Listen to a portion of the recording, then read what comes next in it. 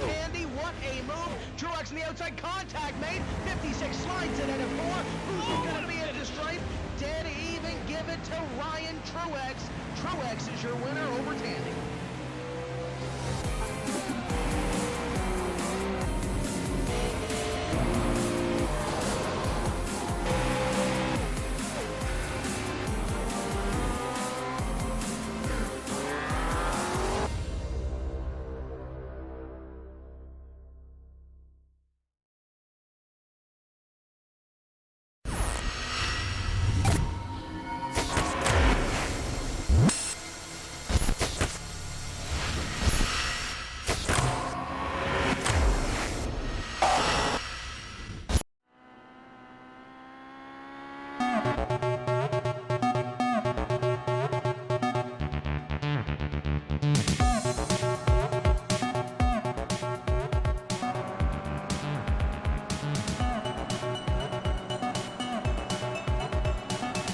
Good evening everyone and welcome to RaceSpotTV for the 5th round of the Spirit of VLN Championship. From the Road America circuit, Andrew Woodhouse alongside Alex Simpson, Ethan McColgan with Hugo Louis on cameras. Alex, welcome. Yeah, hi everyone, good to be here. Love Road America, so it's going to be a great race I'm sure. Lots of overtaking, going into those heavy braking zones. Good mixture of the cars out there again today, so lots of fun in all the different categories out there. Well, will it be another dream race for the Dream Factory McLaren? They won last time out and they are on pole position currently with just a few seconds left of the qualifying session. Alex, they looked really fast last time. 1 second clear of the field here as well. It's going to be difficult to beat them. Yeah, they're looking so fast a minute, like you say. 203.8 is the provisional pole time and 204.8 for the RC UK Motorsport guys out there as well. So they're going to have a massive job on their hands to try and keep up with Dream Factory today. Corsim Racing VLN currently sitting in 3rd place with a 205 flat. So I think that battle from 2nd all the way down to probably 5th or 6th place looks particularly close though. So could be interesting at the very head of the field. Did it well, Alex. And Ethan, you'll be down in the pits for us today, mate. What are you looking for from this race? I'll just be looking out for crashes and good overtaking maneuvers and good fights happening. It's good to be joining you, Andrew and Alex. And yeah, hopefully we have a good race here at Road America. Yeah, Alex, Road America, that's one of your favourite tracks. I know that. What is it about this place that you like so much? Yeah, I just think it's got a good mixture of everything. Like I say, 3 sort of really good overtaking opportunities, long straightaway section, very tight twisty infield section, some long really demanding corners through the carousel there as well, and Canada corner a favourite, very easy to get that wrong in there. So it's just it's a track that really demands a lot from the drivers. You have to get your set up right. Some drivers might compromise for the middle section while others will go for straight line speed, so it really makes for exciting racing. It looks like we could see some of the best racing, Alex, this evening in the roof category. PND Racing pole position in that class, head of Corsim Racing VLN 2, and then also the Kia category looks like it's very packed. Yeah, once again the Kias always do a good show for us. Yeah, Karcher leading the way at the moment with 213, even able to mix it in with the back of the roofs there as well. So that's going to be interesting dynamic again. We saw that the last race as well. So just they all got mixed in and amongst each other and made overtaking particularly tricky. But Team Chimera looked pretty quick, only 0.2 of a second behind for the pole sitters in that class, and then the British Sim Racers guys there as well, just a further 0.1 of a second back, so very close there. Yeah, indeed. And 4-hour race here tonight, all these separate categories doing battle. In the overall standings, it's the SRN Motorsports number 3 Ford Mustang that leads the overall championship. Remember, you've got an individual class championship and you also have the combined series as well. In Class 1, it's the Corsim Racing VLN car, 6 points clear of the Dream Factory McLaren. That could be under threat today. And then in Class 2, for the roof, SRN Motorsports 2 points ahead of SRE, that's Sim Racing Eka VLN car number 75. And then in Class 3 for the Kia, Team Chimera have a 19-point advantage over SimRC.de, and then only 6 points separates them between SRN, 8or80, Phoenix and Karcher. So, I mean, Alex, we did mention the Kia, but we also need to mention the roof. At one point before the last race, there were 3 teams on the same points. It's been very close this season. Yeah, very, very close. And I think this is going to go all the way down to the wire looking at the points as well. Still only 10 points separate the top 3, so anything can happen in this race. Just look what happened last time out as well. Incidents, disconnects and all sorts just at the wrong time. And, you know, we really didn't know who was going to win that race until pretty much the checkered flag came out, because so much stuff was going on out there. People caught up in accidents that they had nothing to do with as well, just wrong place at the wrong time. And yeah, it could happen exactly the same that again here at Road America. We've got some overcast conditions here, mate. Do you think that it'll affect these GT cars very much? I think I don't think they'll have too much of a problem. Just looking at the actual track temperature, I mean, it's quite low. It's only 32 degrees, but I think to be fair, the overcast conditions will just mean that the tyres will last quite long. So I don't think we'll see anybody double stint or anything crazy like that. It'll just be the tyres will be absolutely fine all the way until they run the fuel tanks dry.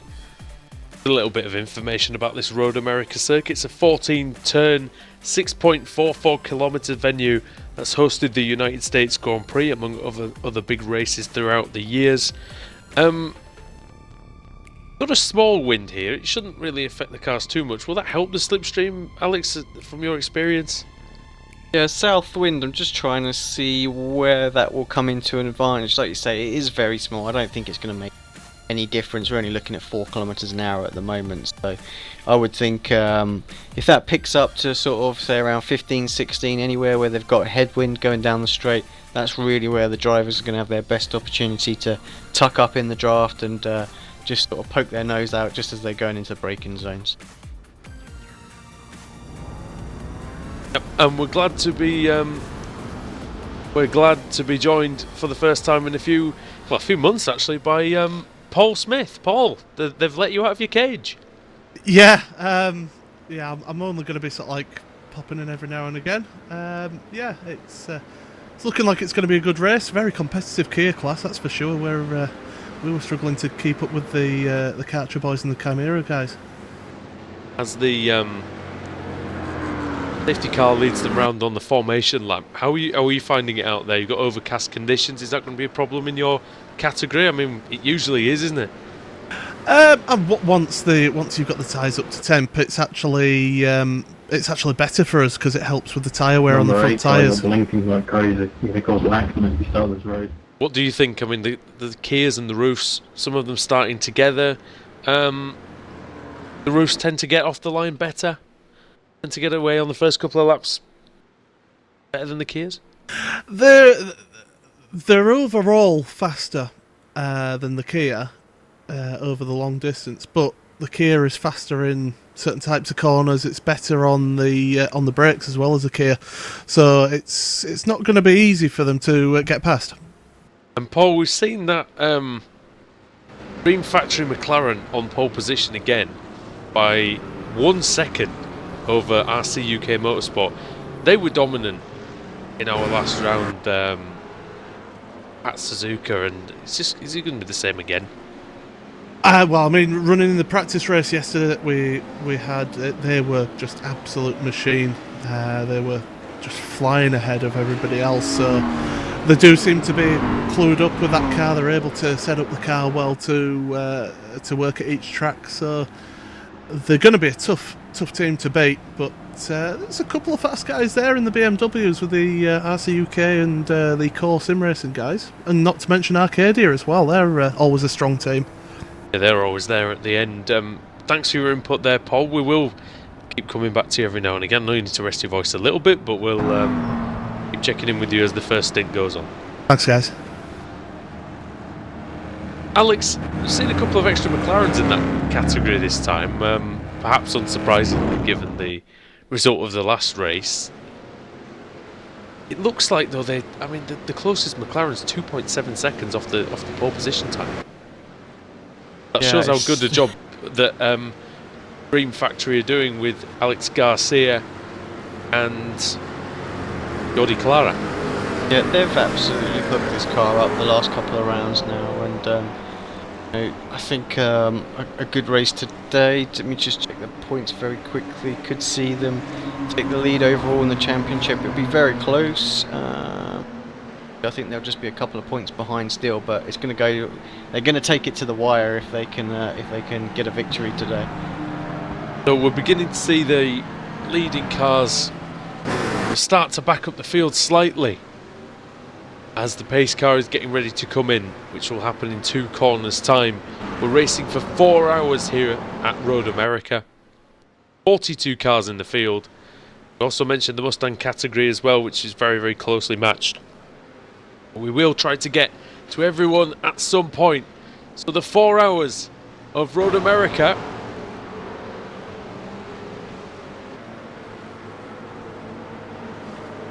will be green very, very shortly. And it will be Alex Garcia that's going to lead them there. It is green now.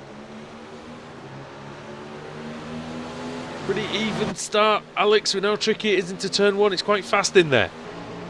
Yeah, pretty straightforward start. Let's see how we go. Turn 1. Everybody seems to be giving each other a room. No one squeezing anyone too much there through turn 1. Just what we want to see.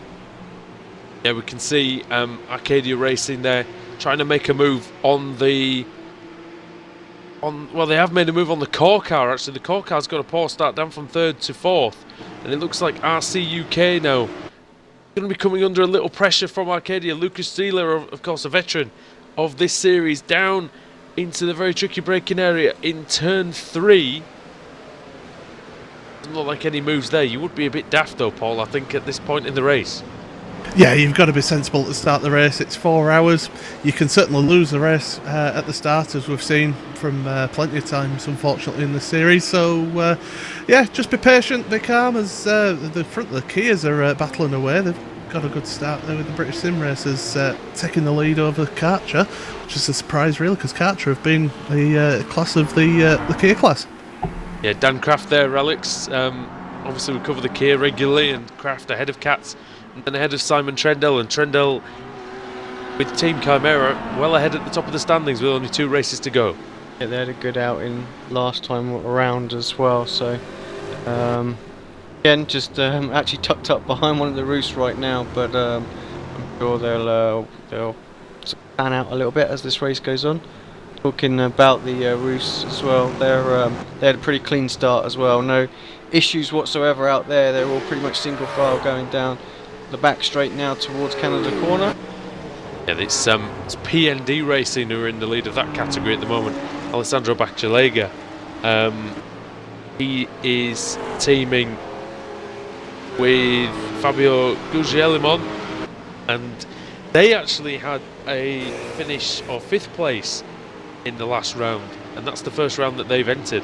And here it looks like they've made a big improvement, Paul, to be leading the category. Yeah, they certainly have. It's really difficult when you're going to be racing late because you try to keep an eye on your own guy. But yeah, it's really good improvement from them to be able to pull out just that little bit of a gap at the start in the roofs with the PNDs. You'll be our official Kia correspondent for a while, if you like. As actually, it looks like Ashley Blake Hood, your teammate, coming under a bit of pressure from Lucas Dolzer, simrc.de there, that Deutsche Post logo on the car, as there's a move for, well, I thought there was going to be a move for the lead. Andreas Katz actually having a look there, Alex, on Daniel Kraft. Yeah, I dare say the tyres are fully up to pressure at this point as well, so now it's just, I think we're going to have some great battling between these guys at the front here in this class, all race long. That Kia's going to run like a dream in this overcast condition as well. Down towards the Mustangs then, and look at that battle, that's a really close battle, even after just 1 lap. It's SRN Motorsports number 3 car, that's Stephen McGarvey sharing with Robert Jackman. And then it's 2 Blackadder cars, the 67, Christian Challoner, partnering driver who's not yet in the session, so I can't see that. And then it's Marco Abate just behind them with Stephen Spantig, his teammate. as a couple of them just go a bit wide coming out of turn 2 onto that long back straight. Alex, once the Mustang gets going, he's got some pretty good top end speed, but it just seems to take a while to get there. I just think it lacks a little bit of torque, really, which just makes it a little bit sluggish. But it's all about momentum, so keep it. Doesn't lack engine size. Yeah, I mean, just to be quick in it is it's still very, very difficult to drive. Just because it's slow, don't anyone go out there thinking, oh, this is an easy car or not, because to be fast in any car is a challenge, and yeah, the real challenge with this car is just got to keep that momentum up, keep the minimum corner speed at a maximum wherever you possibly can. Sounds like pretty straightforward stuff, but actually it's not as easy as it seems. And to be fair, the Sim RC guys have, the SRN Motorsport number 3 been doing such a great job all season, and don't seem to be breaking away as quickly as I thought they would have done. The last couple of races they seem to have built a gap in the first few laps, but looks like the pack's going to be able to stick with them a little bit. Just maybe that draft and the nature of Road America is going to keep the front 3 together, although it looks like Marco just losing a little bit of time this lap for Blackadder Motorsport. We've already got a car in danger of being lapped, and that's Daniel Wolf in the iSimRace.de number 8 roof. Now, I don't know if they've had a problem there. They had a bit of a problem. They were having some connection issues, it looked like, to start with. So the driver who started the race jumped into the pits, and I believe they've changed drivers already. It's the worst time as well to come out of the pits, isn't it, Paul? Because you come out right in front of that snarling pack of GT3s. Oh yeah, for sure. You know, it's never a pretty sight. You know, even though the C-Spec is a little bit faster, you know, than what I'm used to driving. Hello. Lucas Seeler there having a little bit of a problem, Alex. The good thing, Alex, when you're getting lapped in an endurance race usually is you generally don't lose a lot of time, because the other cars can get by you without you having to yield necessarily. Yeah, that's it. The general rule of thumb is stick to your line and let the faster cars come by, but he's moving out of the way right now. He's just doesn't want any part of it whatsoever. So problem is, it's going to be blue flag city for him for the rest of the race, isn't it? Yeah, that's the unfortunate thing. I think even by the time he lets all of this class through, he's actually going to have his own class to worry about, and then that'll be even more trouble. So. Oh, and there, look, you see, you mentioned sticking to the line, but the BMW is so much quicker through that little section there, and that might actually allow Steven Zescher to be put under pressure by Longeridge. Just sorry to interrupt here, but we've had Ralph Loranowski in one of the C-Spec cars has had an accident and have had to pit. I believe it's the Not Enough PK car, just caught the back end of them and they went into the tyre wall just before the carousel. That's the, what number car is that? 75 car. 75. Yeah, there's Ralph Loranowski, into the tyre wall. Loranowski and Scheibe, yeah, they're one of the leading category cars. They're only 2 points off the lead, and that, Alex, after just 3 laps is an absolute disaster, isn't it? Yeah, that's not what you want to do. So someone went a little bit wide, just looking at the replay there, and then who was that just behind them that got into him, just turned them into Not Enough PK Racing yeah. car. Oh, they don't usually get involved in incidents either. Terribly unfortunate there, and had to basically tow the car back as well. So that's it. Not what you want at the start of a 4-hour race. They'll of course get the car repaired. Will they stick with it? Will they park it and call it a night? Who knows? I mean, you know, I know what I would do. It's too early to park it, really, unless it is major damage. I mean, this happened in the last round at Suzuka with our car. You know, it was too early to park it, but it got to the point where it was undrivable, so we had to.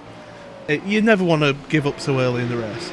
Your team's actually made a position up, Paul. I don't know if you saw that. We've got past the 79 Phoenix Motorsports car, and Ashley Blake Hood is about 4 seconds behind Chimera, who are actually closing on Karcher, who are putting pressure on British sim racers. This is looking like a tasty scrap. It's certainly helping us sort of keep slowly gaining on them, that's for sure. Yeah, it's an interesting battle. I mean, the Phoenix Motorsports car, they're keeping with us, and I think the draft's helping this pack stay together as well. So hopefully we can move our way up and battle for the leading pack. With a race victory, Alex, Chimera would wrap up the championship for the Kias. How would you approach this if you're Simon Trendo? I just think you need to be very patient. You definitely don't. The last thing you need to do is find, just as he puts 2 wheels onto the grass going through there. I just don't think he'll want to lose anything this early in the race. No, and I think, like I say, he can win the championship. He just needs to outscore. Goodness me, he needs to outscore SimRC.de by 2 points. So far, SimRC.de in the 77 car are in 6th overall, so they'll be outscoring them by 8 points at the moment. So, wait, 10. Just seeing a puff of smoke as watching the 53 Repo Moto Mustang? Yeah, Mustang at the moment, and there was somebody else in the wall there. I'm not sure who that was. It's there we go. It's the number 67 car of Christian Challoner. So Black Adam Motorsport 67. Bit of rightness of that. Yeah, he's had some right problems. That engine is toast. That's going to be a half an hour repair at least. See what happened then. Just coming into that little left-hander, and he just lost the car. And he was just possibly 2 wheels on the grass, Alex, but we know that corner well. It's ever so difficult, and it shouldn't be, but it is. Good battle going on with the Kias as well. Car number 22, that's Daniel Kraft. Oh, they've both gone extremely deep into that corner. That's exactly what Simon needed. He's waited for his opportunity. He's just been gifted the lead from 3rd to 1st there. Merry Christmas. And that's exactly what you were saying on the previous lap. And Paul, he's taking a step towards the title here. As the Mustang gets out of the way, that's the one with the damaged engine. I don't know if that's gone completely now. Well, I mean, they're doing a good job getting out of everyone's way, so that's got to be commended. But yeah, they're doing exactly what they need to do to get the title, that's for sure. It's going to be a tough task to stay ahead of Dan Kraft and Andreas Katz, though, because those two are very rapid drivers in this Kia. It's just, it'll just be the final race at Spa, 4-hour race on the 22nd of August that stands between them and, well, the victory of the championship. Mustangs are starting to get a little bit of traffic now as well. Just broke up a little battle, I'm hearing. The 969 car and the 33 car were battling. That's the main PC Mustang and also the Screw Loose Motorsports car, and that's actually positions there changed. Garrett Lawson has gone behind Christian Pinter, but actually Steven Zescher in the main PC BMW has lost a position to Longerich in the NM Academy BMW, Alex. Yeah, lots of change. This stage of the race where there's a lot of traffic and the first lap, that's really where it makes a big difference. Zescher's got the chance to come back now, Alex, as traffic is playing a part for these guys already. Paul, anybody died in the Kias yet? No, but we've had a change for the lead again in the Kias, with the British Sim Racers taking that lead back, and Karcher followed them through past the Team Chimera car. I'll tell you what, this is really helping us catch up. I think we gained about a second on that last lap, so yeah, keep battling, boys. I'm happy with that. That's it. Ashley Blake Cody's about 1 second clear of Phoenix Motorsport, as round the outside goes Andreas Katz, but that's not going to work. Daniel Kraft pushes him wide. Turn 3, and you've got to turn left now, so Kraft will have the inside line, and that'll be job done, surely. And then the carousel, which definitely single file in this Kia. Not the carousel there, is it? I've got the wrong corner. Yeah, just a little bit ahead of yourself. To the left hand, down into the left-hander first. Very tricky left-hander, and then the famous carousel, which punishing on those front tyres, Alex. Yeah, that's the one thing with the Kia with the front-wheel drive. These type of corners just ever so frustrating. You want to get on the gas, but you just can't, because the car's just going to push further and further wide. So very annoying. You can't give up anything though, can you, through it, because you can lose so much time through the kink. Is Kraft going to defend the inside line from Andreas Katz into Canada corner? No movement there, and probably wisely so. Marcy and Phoenix made contact going into Canada. Oh, Phoenix Nieves. Oh, he's over completely. But he's kept it going. Fair play to him. That's going to have some serious damage on that. That was a major contact. Let's see what sort of speed. And that gravel trap did not slow him down whatsoever, did it?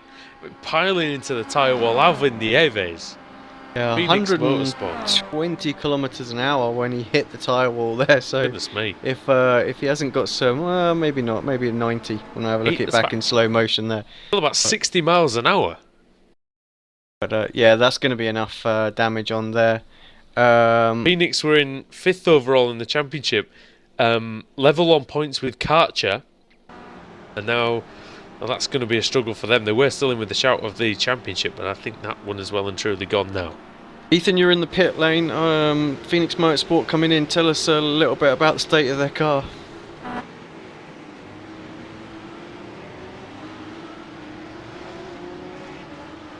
I can assure you it's not good. Our pit lane report seems to have fallen down a hole somewhere. As Oh, there's contact at the lead Kias. that's the sound of a man, Alex, who smells race victory, isn't it? Yeah. It was a big contact under braking. The Karcher boys got turned. Oh, into the lead goes Ashley Blake Hood. He's like, thank you very much, I'll have a bit of that. And but now he's got, unfortunately for him, he's now the hunted. And Alex, did we see what went on there or not? I tell you, sorry. What to actually put in there, happened, Paul? The big losers there is Team Chimera. They've got a lot of damage on their car. They're crabbing. I was about to say. They've dropped back down. Let's have a look properly. Can we get a replay of that, Hugo, and see what happened there? So, into 54. turn 3, and it ended up 3 wide. Inadvertently, I think. Oh, and you know what? I think Cat's just drifting across the line a bit, Alex. Yeah, maybe a little bit there, but yeah. So actually, though, I think Kraft missed his braking point a tiny bit, didn't he, as well? not what Simon Trundle in that 54 car wanted at all, though. Like you say, Paul, big time damage on the left hand side of that.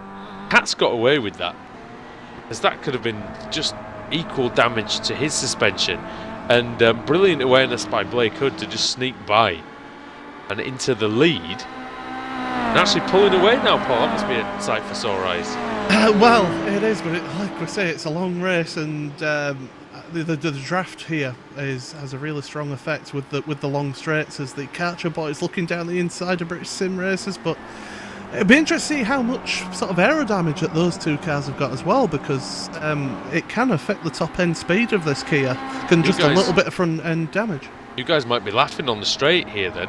This long section, Alex. I don't know if you've got like a speed differential on your screen, anything like that you can garner some information from. Yeah, let's just have a quick look. Looks quite even, but there was a slipstream, of course, for Daniel Kraft. As Cat's making a move now, he's trying to get that second place back from Kraft, and no dice there. SimRC.de again sneaking in. And they're going to have to do this, Paul, if they're going to retain a chance of their title. Yeah, they've got to keep pushing. They'll want to try and get the win. It's going to be tough today, especially with the strength of this Kia field. But yeah, it's a good chance for them to gain on Team Chimera. Hearing words as well from Ethan in the pit lane there that the Simon Trundles had to bring the Team Chimera Kia into the pits to get that repaired. So. Yeah, definitely come off worse there. Not what he wanted. That's going to definitely put his championship hopes have a little bit of a blow there. He really needed a good race today. I mean, don't get us wrong. I mean, no matter what really happens here, as long as they don't retire, they'll still be the favourites going into Spa. So, hopefully they can do it. At the front, there's a 3.3 second lead for Dream Factory over Arcadia. And that's actually stayed pretty neutral, Alex, in the last few laps.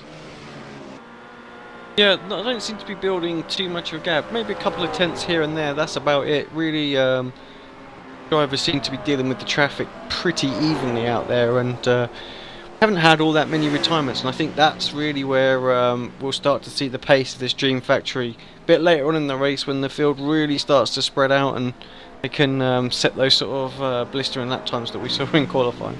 Yeah, Ethan telling us that they've got a lot of front front left damage on that Chimera car. That's going to take some fixing, I think. In the Mustang category, we've got a good battle still on. It's only about 5 seconds between SRN and Blackadder. We've got a load of roofs actually fighting. Who's that? That's not the leading roofs, but that's the ones slightly further down, including Canard PC. Just in front of Canard PC, you've got Corsim Racing, Bit Speed Endurance going side by side, Paul. Yeah, they are. They're all battling away. They were, at least. Well, they were. Yeah, it's quite an intense battle. I mean, we've also got the PK Racing coming back as well to A360. Seems like with the traffic, the ebb and flows really quickly, doesn't it? Yeah, I mean, it depends on where you get the traffic as well, because if you get it in a bad spot, that can bring people behind you right back into the battle. Just like here, there's a car on the inside of the carousel, and it's very difficult for anybody to pick a line and get round. As A360 have been passed, and the Canard PC car turns the Bit Speed Endurance car round. And I think, Alex, you've got to say, their eyes were bigger than the stomach on that one. Yeah, I think you're right there. A bit ambitious, that move. They've survived. I think that's the main thing. I think they also had the opportunity to gain a couple of places, and didn't actually really think about what they were doing. Arcadia have got the gap down to 2.2 now. Lucas Steeler has got down to Alex Garcia. So really good. The 53 car has crashed. I'm hearing from Ethan in the pit lane. 53 Werpo Mustang has crashed, and they're going very slowly. Let's see what happened. Coming through. It's that left-hander again, you know. A little left-hander after it's like turn 4, 5. Oh, and he got hit by one of the roofs by the 70 car Flow Riders, and posited off into the tyres, and that's pretty low on the list of things you'd want to happen in a 4-hour race, Alex. No, not at all. Oh dear. Oh, it's going very slowly down towards Canada Corner. I'm not sure that's the line to be on, Martin Rossler, even with the damaged car. Off he goes, but the leaders come through. He's going to have to be careful, because Arcadia should be there somewhere, should they? Oh no, sorry, that's a different car, isn't it? It's a different McLaren that looks very similar. Oh, that's the Enjoy Safer Technology McLaren, I think. Sorry. Similar from the back. Yeah, they're quite similar in the liveries, aren't they? From a distance, I think. Yeah, from a distance. If you're looking through a set of binoculars about a mile away, yeah. Thanks, mate. It's all right. Don't worry, you've only got enough for 3.5 hours to go. Screw you. Got 3.5 hours left, and you've got to drive soon anyway. Yeah. Our Soul's leading by, well, it was 0.6 of a second. It looks like it's a bit more than that now, actually. Yeah, it's about 1.2 seconds now at the moment.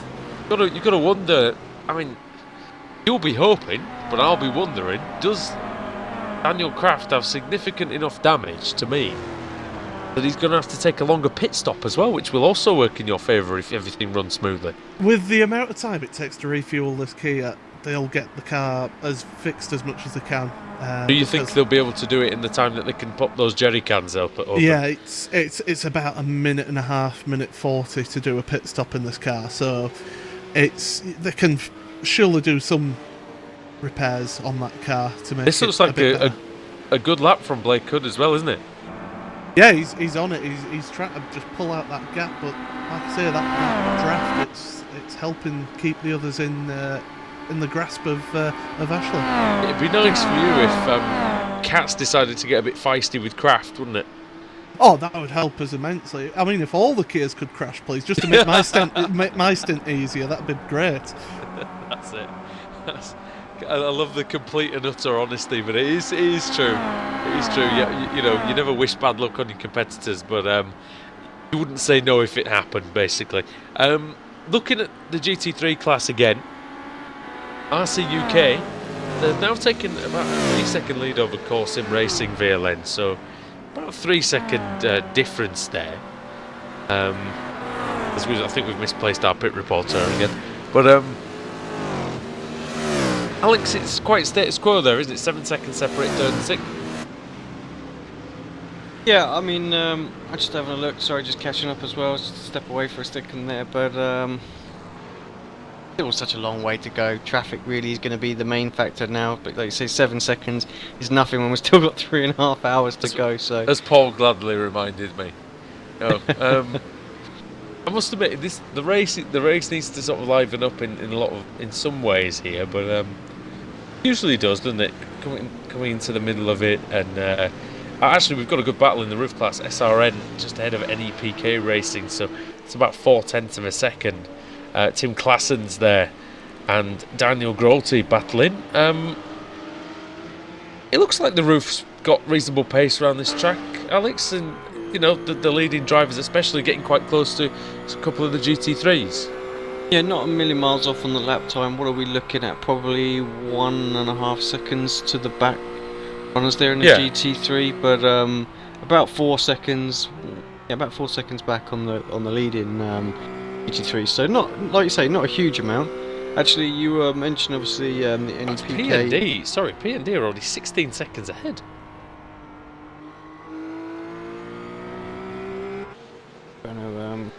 That's a phenomenal effort so far, isn't it? Yep. Yeah. I mean, looking at their lap times, I mean they're the only real guys doing that sort of those 2:11s out there at the moment. So they are absolutely flying. So. Oh, Karcher having a look around the outside of the British sim races, by the way. Oh, they are indeed. And is he going to change that up so he can have a look to the inside? The leader coming through as well. The leader's coming as well for Katz and Blake Hood, and actually Garcia does a really nice job of just staying patient and just staying in, you know, not trying to force a move, which is always appreciated, Alex, if you're in the lower car. Yeah, absolutely. Just look at how much lower the McLaren sits to the Kia as well. The Kia would eat it for breakfast. Yeah, it does, doesn't it? It really does look like it's just... The McLaren's just off. But the Kia's quicker than the McLaren in some of the slow corners, at least. It is amazing how fast people don't realise that this hunk of South Korean metal is actually an all right car to race, and pretty rapid through some certain types of corners. So you know, people mock, you know, and look down at some of the Kia drivers, but it's a good motor car. A quick car as well.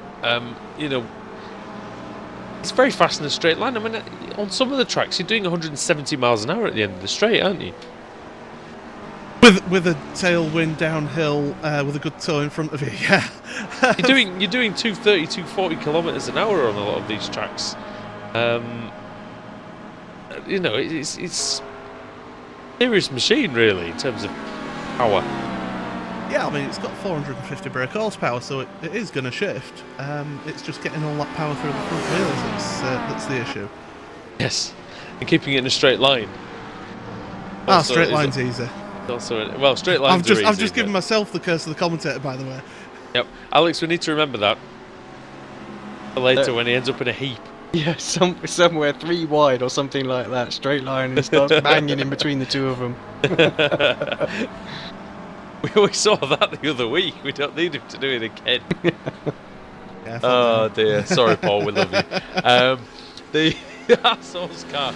Actually, that's not really helped you guys, has it? No, the back markers. The back markers, well, not back markers, but the leaders has really not helped us here. So they might as well be back markers, though. They've held you up in the same amount.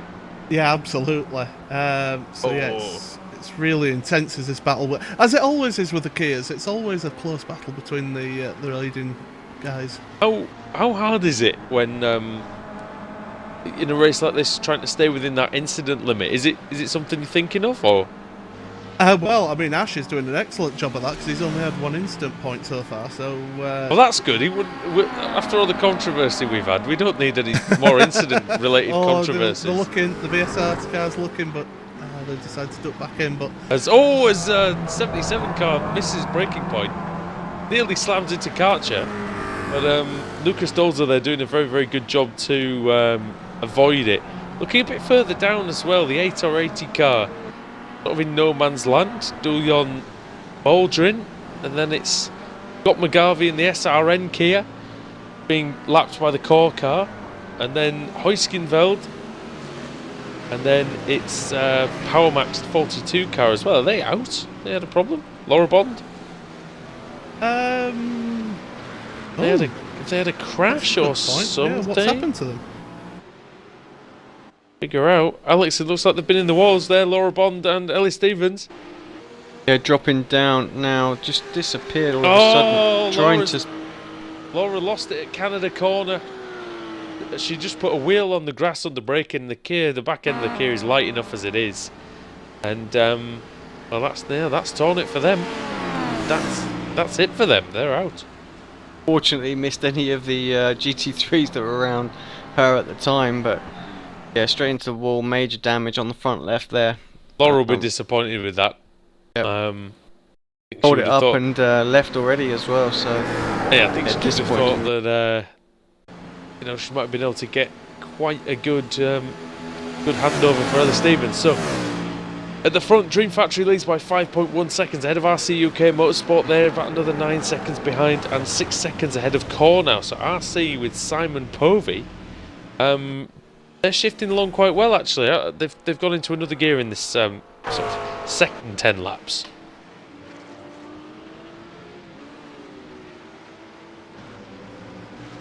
Right, we've just Paul's off to drive the car. Yep, sorry about that. I was just checking up with what he was doing there. So, well, good luck, Paul. You've been giving it in the best of possible places right now. I mean, looks like you got your hands full though. Yeah, it's still going to be fun. Yeah, it's going to be fun. I'm looking forward to it. But yeah, I've got to prep now and start talking to Ashley, seeing as he's been getting no feedback from me. Yeah, good luck, mate. Smash it. No worries. Thanks a lot, mate.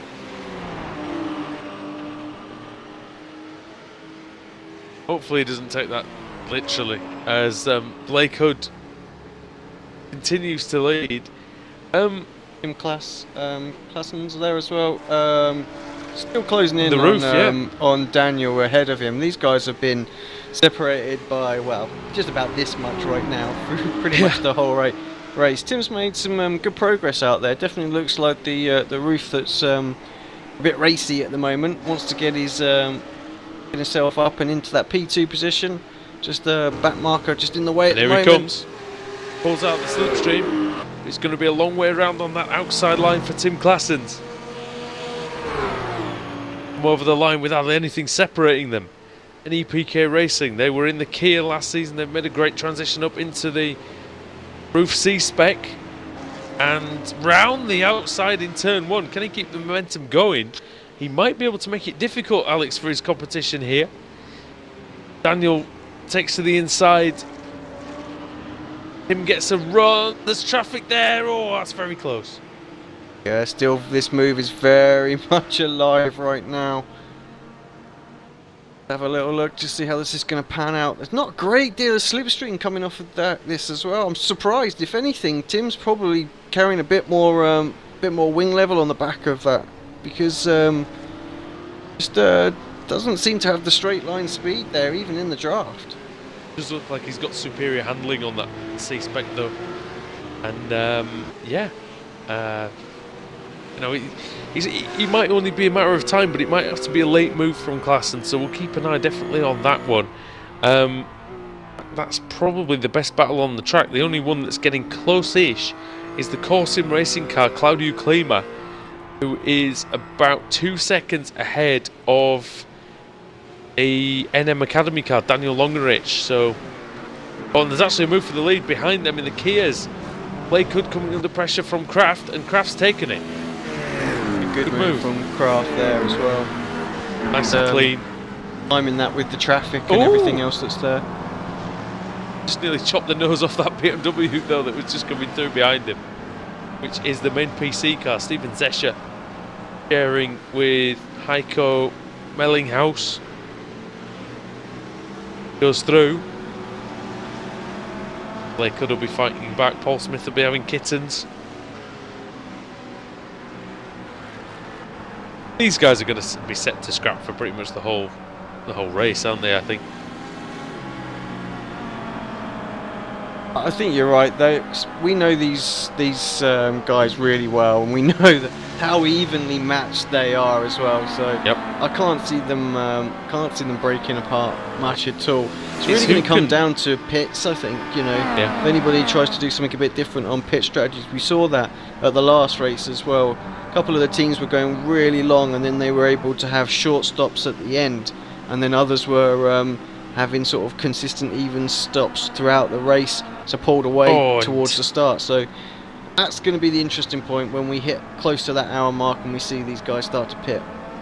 It's going to depend on who's going to be able to remain the closest to their level as possible throughout this 4-hour endurance event. Tim Klassen's got quite close to the SRN car actually of Daniel Grote, but then he came a cropper with some traffic and he's dropped back about 2 seconds, so not the best lap for NEPK. Looking down towards looking in the Mustang category actually, McGarvey's lead is extended to Alex, about 8 seconds. Yeah, 8.3 seconds at the moment. So we're just hearing word of a potential engine gone pop out there as well. So yeah, Tim in the NEPK Racing. Can't see any aftermath, but yeah, we're definitely hearing that we've got an engine failure out there. So disaster. Just moved himself up. Was looking good. A lot of into the. There. Oh, it's just coming out. That's such a weird one. That it was coming out of that fastish right-hander, Alex, and how do you blow the engine there? Yeah, I don't know. Just one of those. He blew it on the exit of the corner. One of those randoms. Is he just not shifted up? Has he shifted down by mistake or something like that? There. Possibly. It's been done. Didn't think you could force it. That was the thing. I mean. Or if the. Yeah. Yeah.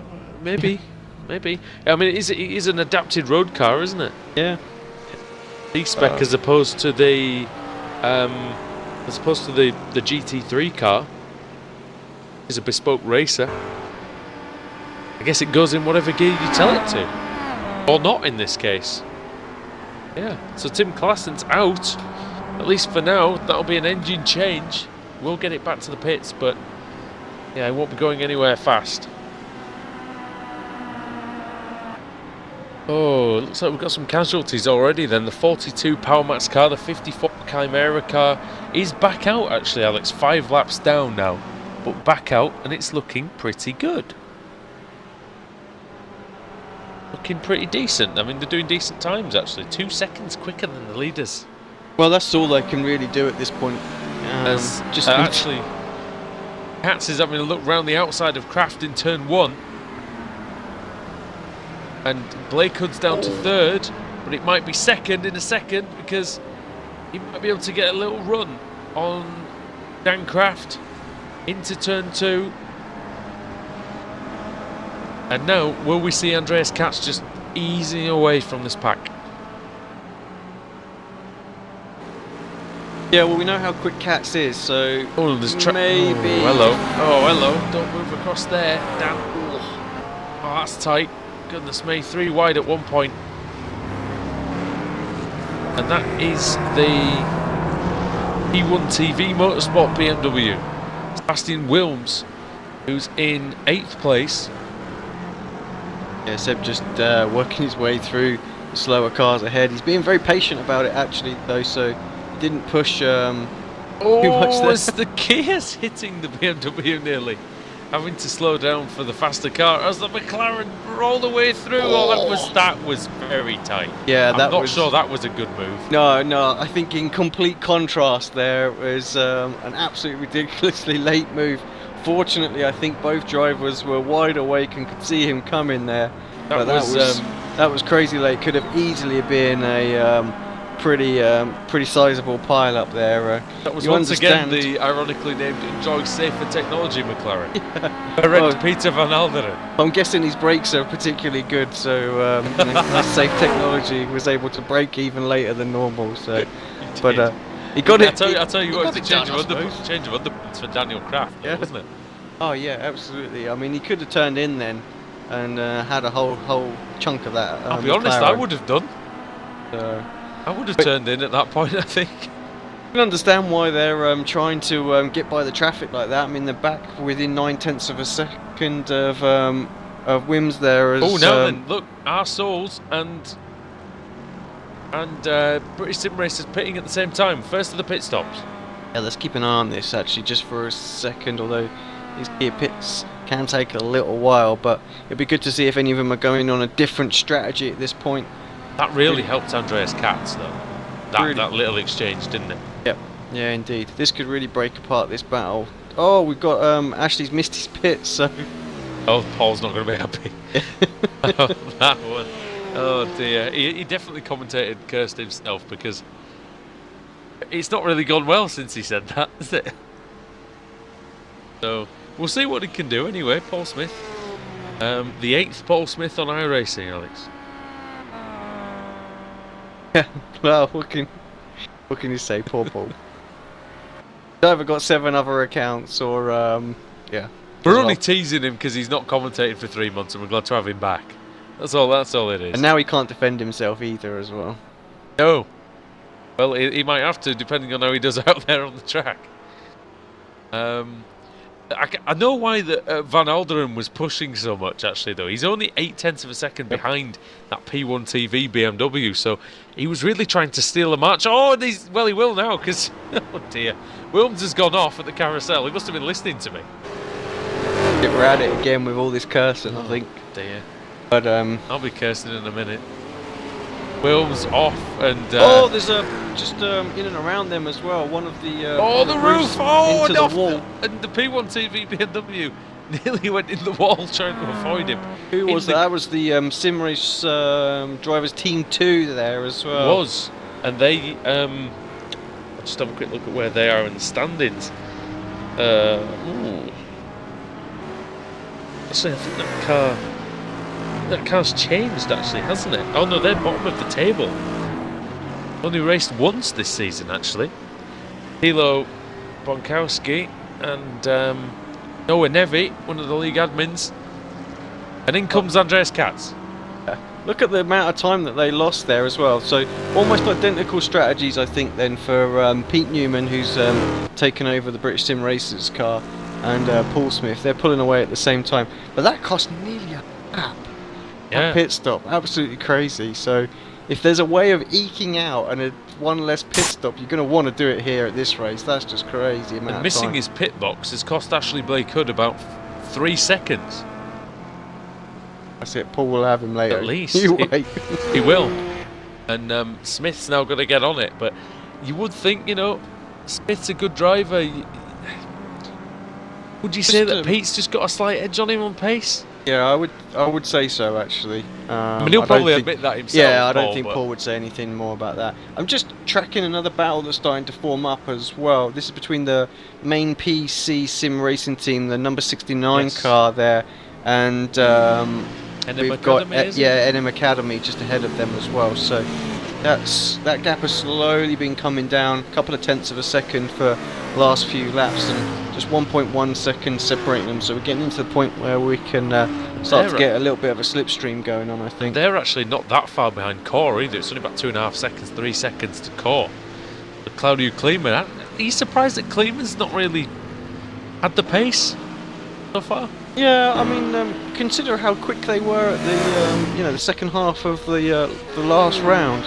I Yeah. really expected to see them flying, but Coming in the pits, is he? Or no, he's not. just going by the That's traffic. that's a bit early.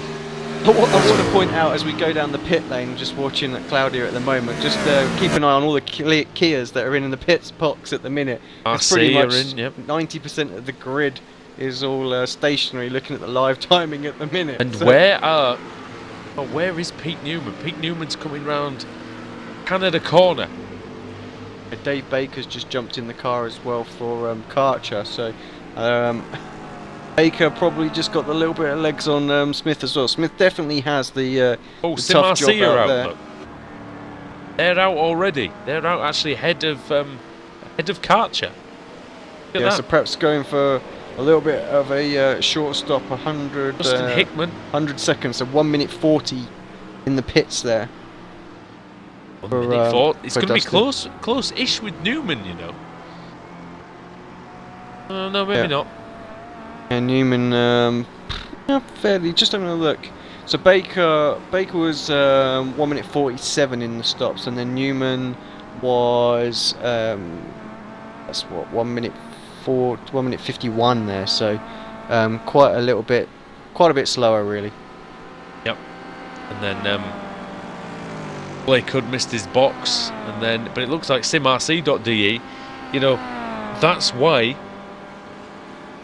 they're in second place in the championship. Because things like that they've really gained here. But they've gone into the lead. But this is that's this unexpected, is what I was saying. They weren't really anywhere near. No, they were 3 or 4 seconds down at least. Yeah, you're right. And this is exactly what I was saying, that there was some teams last race out that pulled some different strategies and decided to go shorter, but a consistent amount of pit length throughout the race. Quicker to as where well. they needed. But what then the likes of Baker, Newman and Smith seem to be doing is going full stints all the way, and then in the last 3 laps they're going to, 3 stints or 2 stints, whatever it is, they're going to have a lot shorter stop. It's great how you can do that, isn't it? It's about getting as big a chunk out of the race out of the way as possible, isn't it? Yeah, exactly that. We were just go back to the battle as well that we were focused on earlier on. Main PC sim racing have caught that 0.8 of a second gap up and are having a look into the turn 1. Going to get a position change here. 3rd or 4th gear corner, depending on the preference. And main PC have done it. Steven Zescher. Good move there, and that's a hard corner to overtake on, isn't it? Yeah, very quick corner, not always easy. Some drivers will try and hold that around the outside, but in the end, Daniel decided that it's a long race and it's probably better off just not fighting it too aggressively at this early stage. You'll just want to try and tuck into the slipstream and stay with Zescher there. Yeah, and I think he can do that. There's not a lot of difference in pace between them. Oh, if he doesn't miss his braking point and nearly run into it, though. That was close.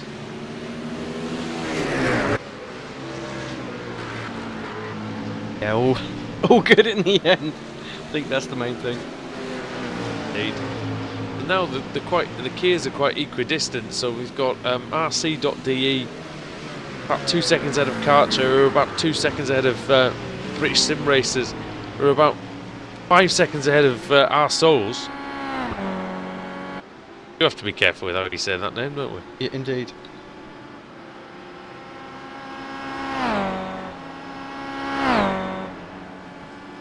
.2 seconds is the lead for Dream Factory over Arcadia Racing, and actually they've got the leading roof there that they've just lapped, overtaking. I think is that the Huiskenveld car? It is Christian Kewitt. So Alessandro Bacilega there, P&D Racing. See where his competition is. Do we know where the next car back to him is, Alex? In terms of seconds, quite a lot. Having a little look. Live timing's just having a bit It's of a SRN, blink that's out for about- me at the moment. So About 25 seconds at least, isn't it? 24.6 seconds at the moment. So That was a good guess. yeah, spot on there. But that's a big lead in 22 laps, isn't it? They're flying out there. They really are, just banging the pace in consistently. Still sort of 0.4 of a second quicker, and their times have fallen off somewhat as the tyres have started to give out on them, but still way quicker than anybody else out there.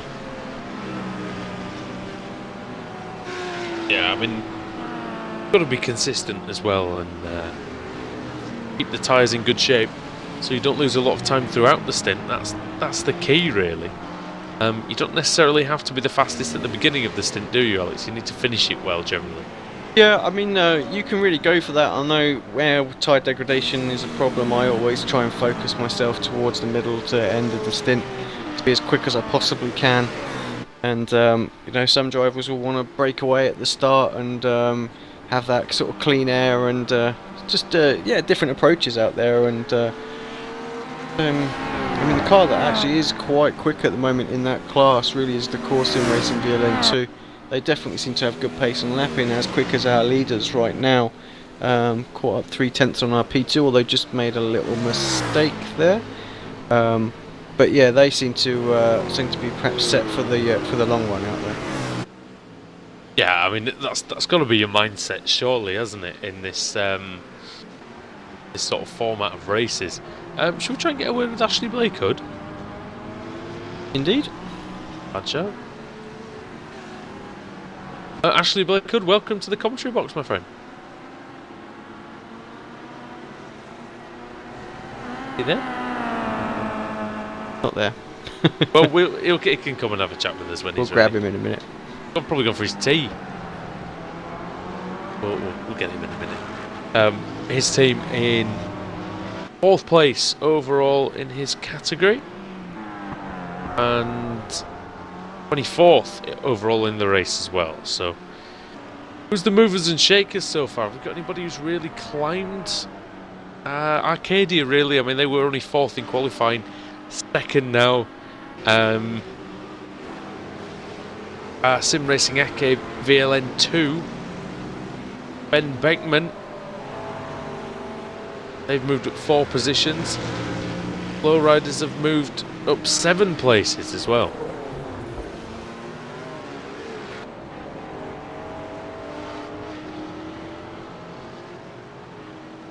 Sorry about that, just getting a lot of information in the background, Yeah, me different too. things.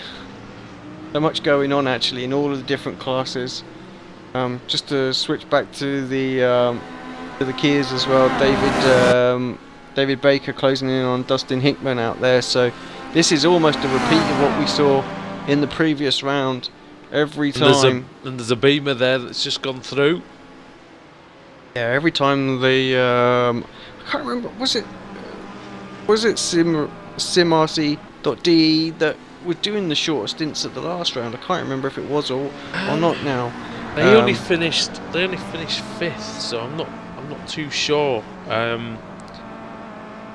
Chimera that did different strategy, was it? Yeah, maybe. No, it was Pete. It was Pete Newman and Dan that were doing it. It almost seems to me like a carbon Or copy was, of it again, though. They were able to. The quicker car was able to catch back up for the first few pits, and then after that it was just a reversal. Baker having a little look into the hairpin, but it's not really. You know, you've got to be somewhere near, haven't you, to make the move there? And you don't really want to. You know, Baker's obviously got a pace advantage. He doesn't want to throw all that away with a reckless passing move. Archer know they've got an opportunity to win this series, but they need to win today and on the final round if they're going to have it. Yeah. And they're going to need a bit of luck as well. Frankly, what happened to Even Simon? if they win this race, they're only going to be. And if you know, Chimera look like they're going to score points. Yeah, as it stands. I'm sure they are going to. Like you say, quite a few laps down, and anything can happen. But right now, this is the best thing for Baker out there and Karcher, because they know that they can close an absolute heap of points. They just need to stay out of trouble. The thing is, this category, Alex, has got a lot stronger, hasn't it, this season? And there's a lot more cars that are up there fighting for the podium positions, and that might just put the pressure on Chimera at the end, because you know they've had such a great season. They've won twice. They finished 2nd last time out in Suzuka. But you know what it's like, Alex. You're going for a championship. It's the final round. You know, you just want to. As Baker's going to come through into the lead here, as we're just looking at this move into turn 1, and the BSRTC champion of season 7. He come through, and yes, he can. Yeah, Alex, you come to the final round of the championship. You're in the lead. You need to clinch it. Not easy, is it? No, not at all. I tell you, that's going to be a really tough race. They're going to know that they've got a job to do in that final race, and again, I think they'll be on a bit of driving with an air of caution all through that race, because they need to be quick, but they need to make sure that traffic doesn't affect them as well. So perhaps going to be moving out of the way a bit more frequently, and that's going to affect their lap time. So. Yeah, let's see how that pans out. They've got to do a job here, though, haven't they, Perth today? I think it's beating football, snooker, tennis. You know, or any sort of motor racing, the last race, round, game, always the toughest one. As we're now going to have Ashley Blakehood joining us. Ashley Blakehood, welcome to the commentary box. Eventful start for you. Yeah, it's not every day I'm racing against Dan Kraft and Andreas Katz and actually. No, it's just every other day. Yeah, you know. But that was, you know, for a 4-hour race to basically start off as a 45-minute sprint race. So it's nerve-wracking, but God, that was fun. Yeah, you got slightly gift-wrapped the lead, but it was still must have been a great moment for you. We know Paul was having kittens in the commentary box. Well. Yeah, I don't know exactly what happened in front of me. All I saw was 3 cars going off, and I thought, well, I'll take that. If you're going to give it to me on a platter, I'm not going to say no. I love a bit of that. You've had good pace so far. What are the conditions like? How's the tyres feeling, and how's the car, for instance, on heavy fuel, as it will be now for Paul? The car feels pretty damn good on full fuel, to be perfectly honest with you, and I think we made a good call with our setup. The 2 in front of us didn't. They're on -2 wing, we're on -1, and it seems to help the tyre life a lot. Give you that little extra straight line speed as well. I mean, you did look like when you managed to get in front of Dan Kraft, that he was having to use the slipstream to even stay with you, but now obviously a little mistake in the pit stop cost you, I guess.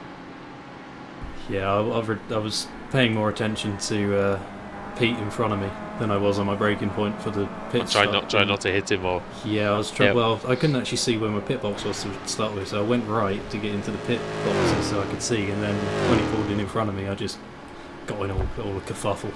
But I think we might have the pace on those 2 over a half-hour run. So when it gets to the end, when we start a half-hour sprint at the end, I think you might see the arsehole's car going a little bit faster than the rest. Currently about half a second a lap off the pace, but I think, yeah, if the tyre life is good, and especially with the fronts round here at Road America, Alex, there's a lot of long corners here, and you've really got to look after them, haven't you? In the name of the game, we were talking about the compromises that you can make with the setup out there as well. Like you say, I think that long carousel corner can be really demanding on this Kia. So any car that can hold on to the tyre life is going to have good advantage at the end of the stint. Ash, what's the plan stint-wise, in terms of a cello? Dustin Hickman, sorry, Ashley just got really sideways coming through the kink, and he nearly went off the track. I think he did, and that's going to allow Pete Newman to come through into second place. Also, just hearing word as well that the leaders in the roof class are into the pits at the moment as well. So P&D Racing, they've done their stop already. They're coming out. SRN are in. They've changed over to Ryan Huff now, and Huff's made his stop as well. So pretty decent stops for those 2 cars, and I think Huff's definitely gained some time. Yeah, who have we got left to pit in that class at the moment? Just the Bit Speed Endurance car really out there now that's taking over a lead. They've got a lot of traffic behind them at the moment, but tucked up behind them is right. Yeah, I was about to say P&D right behind them. And that's the same lap as well, isn't it? Ash, what's the plan for the rest of the race? Is Paul going to do? Are you going to do 1 stint each, or is he going to double stint this one? So we still haven't decided on that. I put the plan forward for him to double stint now, so I can have the half hour at the end to see if I can make something happen. But we're discussing the pros and cons of it, I think. But whatever way it goes, I think the end of this race is going to be very interesting in the Kia class, as it always is. I think you're right. I think that's what predominantly we've focused on so far. So continue to give us some entertainment. Thanks for joining us, mate, and then we'll let you get back to Paul and see how he's getting on. Thank you very much. Enjoy the rest of the race, guys. Cheers, mate. Yeah, they've had a decent start, Alex. It's a shame about that missed pit box, really, isn't it? Yeah, I think Paul perhaps could have stuck with Pete, but he had a little bit of slipstream there. So A bit frustrating for those guys, but still, I think as I said there, they got a good car, so just need to stay in it, and they could be quite quick at the end of the race. So let's see how it all pans out. I think they probably took a little bit more fuel as well. I absolutely completely brimmed it. So Pete Newman did as well in the British Sim Racers car. So. But Baker definitely looked like they were a lot quicker, so maybe didn't quite go with a full tank. So I still think there's lots to play out in that class. Yeah, Baker looks smooth out there. We'll definitely get back to the Kias a bit later on. And now the Daniel Wolf in the iSimRacing.de roof is into the pits. Has it got? I wonder if it's got any better for them. It didn't look like it earlier on, but I think they're slowly picking it up. Let's have a look at the lap times. A bit speed endurance also in as well. So the lap times have been quite decent, actually, I must admit, for them. The last few laps, but we shouldn't just. Who else is in bit speed? Did you say? Yeah, bit speed in as well. I was just going to say, perhaps we should just focus our attention a little bit on the G3s. We haven't really said too much about those. They're really spread out through the whole race, but perhaps should just have a little recap of positions or something right now, because Dream Factory's still leading the way, but they're not flying away as quickly as we anticipated. I think Andrew still only 10 seconds lead from Lucas Zeal there as well. So yeah, Arcadia Racing doing a great job. Out there holding on, and I don't think it's going to be a slam dunk, as Lucas got an awful lot of traffic right now, though. That's going to hold him back and lose him a little bit of time. But also Simon Povey in the RC UK Motorsport car doing a great job as well. No man's land for them, though, isn't it? Well, yeah, but still only 27 seconds back, and that's after just over an hour's worth of racing at this point. So I have to say that's pretty good job, and if anything happens to any damage or any of the cars ahead of them, they're well within striking range. And unlike the last race, the leaders were so far out in front that even if they got damaged, they were pretty safe. Yeah, I think a lot of people before. I mean, the one thing the Dream Factory McLaren has done is they've changed their driver lineup, haven't they? I think it's two completely different drivers from the two that contested at Suzuka, and yet the result is the same. They must have a great set there, and I'll tell you what we'll do. Oh, the leader's pitting actually, so we'll see how this goes for them. Hit the marks, don't get a speeding penalty, you don't want that. So easy to do there as well. That uphill braking, you really want to push it right to the last minute, and it looks like Lucas is in as well. So yeah, they're coming in, so pushed it as far as they can make it. And you know what I'm going to say to you about this pit lane, don't you? And you're going to probably finish the sentence for me. Yeah, no, don't remind me. Don't cross the white line on the exit, because with the yellow line you will get a penalty. Yeah, don't even skim it as well, because you'll get a penalty. Don't go anywhere near it. I've lost a race because of that as well. Important one to the championship as well that I was racing in at the time. Don't get anywhere near the hot lava. Just nicked it on the very exit. It's easy to do just coming out there, but yeah. Yeah, I mean, it's unfortunate, but the thing is, it's tricky, isn't it? Because it's not that much wider than your actual car, is it? No, it is quite narrow. Well, somebody nearly just went over it then. That's the thing. You've got to be so close, just an inch over the line on your rear wheels. And that's what I had, and yeah, they'll have you for that. And you don't want a black flag round here on the pit exit, I tell you, because that's 45 seconds just in the pit lane there, just serving that. All the GT3s, all in, all at the same time. So fuel, mileage, everyone's just about even. No one can really go any longer. So pit lane is absolutely chock-a-block right now with GT3s. Dream Factory out. Double stint for Alex then. And nowhere near the line, which is good. Yeah, the McLaren looking really, really good so far. And I think it's about time we take our first commercial break of the evening. Been an eventful start to this 5th round of the Spirit of VLN-series.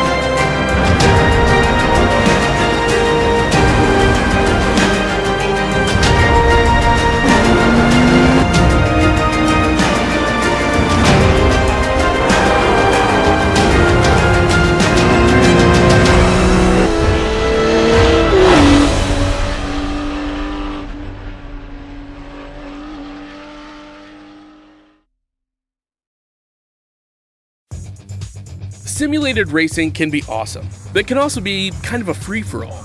Interestingly, auto racing faced the same problem in its earlier days.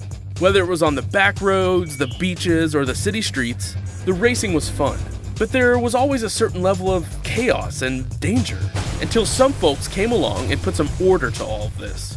Stuff like official racetracks, regulations about weight and equipment, and enforcement of standards. That's what gave us high-speed excitement, fast-paced action, and photo finishes. That's when racing became racing. The guys over at iRacing.com have made the same transformation in the world of sim racing. Sure, they've got the most accurate tracks and realistic cars out there, but that's just the start. See, iRacing analyzes the performance and results of each driver in every race, so you can be sure you're always placed in races where the competition will be tight, and that those reckless drivers who ruin it for us all are kept in the pits. Not to mention that with over 45,000 active members already in their vast community, you can find races day and night, so you can always get in on the action. You can even join a league of your favorite series. And since updates are always automatic, you don't have to worry about software and can focus on the track. Zip up your fire suit and check out iRacing.com.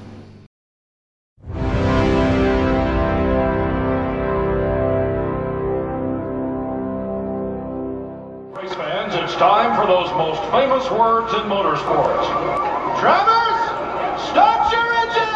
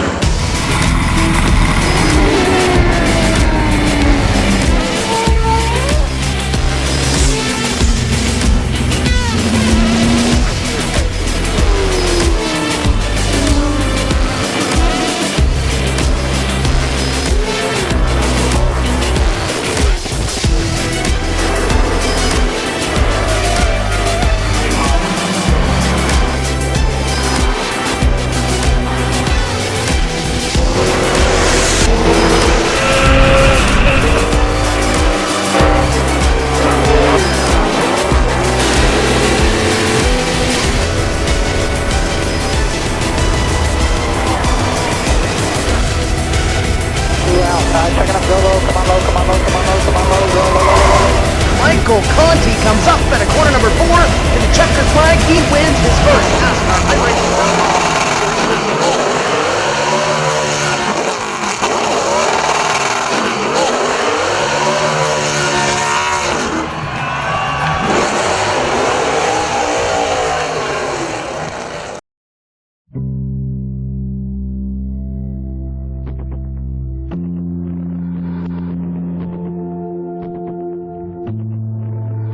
We're so excited to be bringing the Nürburgring to everybody. It's by far the most requested track that we've ever had. I've been with iRacing since the beginning.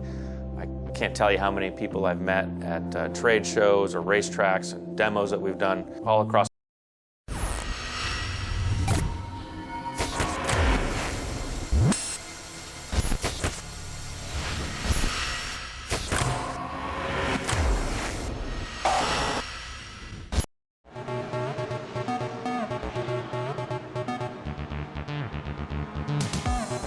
We're back here on RaceSpotTV from Road America with the Spirit of VLN-series. It's round 5 of 6 at the full course here at Elkhart Lake. I'm Andrew Woodhouse alongside Ethan McColgan. And Ethan, it's been an interesting race so far. Mainly the GT3s have been spread out, but there's been some good racing in the Roofs, the Kias and the Mustangs. Yes, there has been good racing. Sadly, I've missed quite a bit of this, but I've been watching it, of course, on RaceSpotTV. Yeah, it's great racing between the Roughs especially, I think, and the Kias. The Mustang racing, not much, Andrew. Yeah, I think the Roofs and the Kias definitely the most competitive classes in qualifying, and now that's definitely coming out like that in the race. We're seeing here that PND Racing with Fabio Gielmon, they've just made, I think he's just come out of the pits. He's actually going quite a little bit slower than his teammate was, and he's actually being caught by Ryan Huff. Now, I'm not sure, Hugo, I believe they're on the same lap. Would you be able to confirm that for me? I haven't got the timing here properly.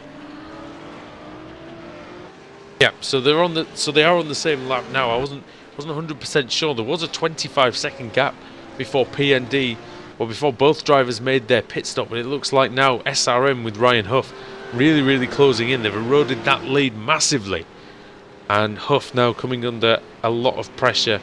Huff now putting Gugelmon under a lot of pressure, and Gugelmon goes wide, and that might allow Huff to have a run through the carousel, Ethan. Yes, it might. This is good racing.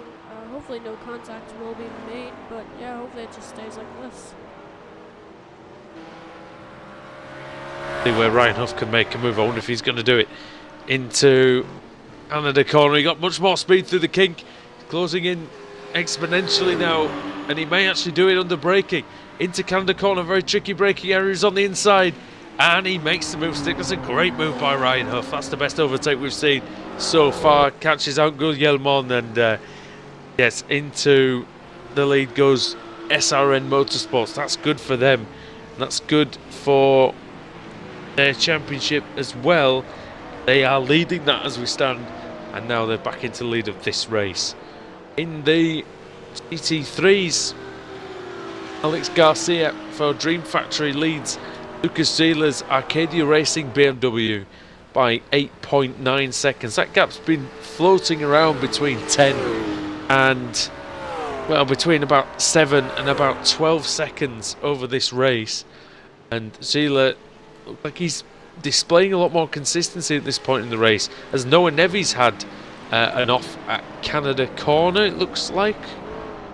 Oh, it's when he's just letting the leader through. He just went a bit wide, letting the leader through there.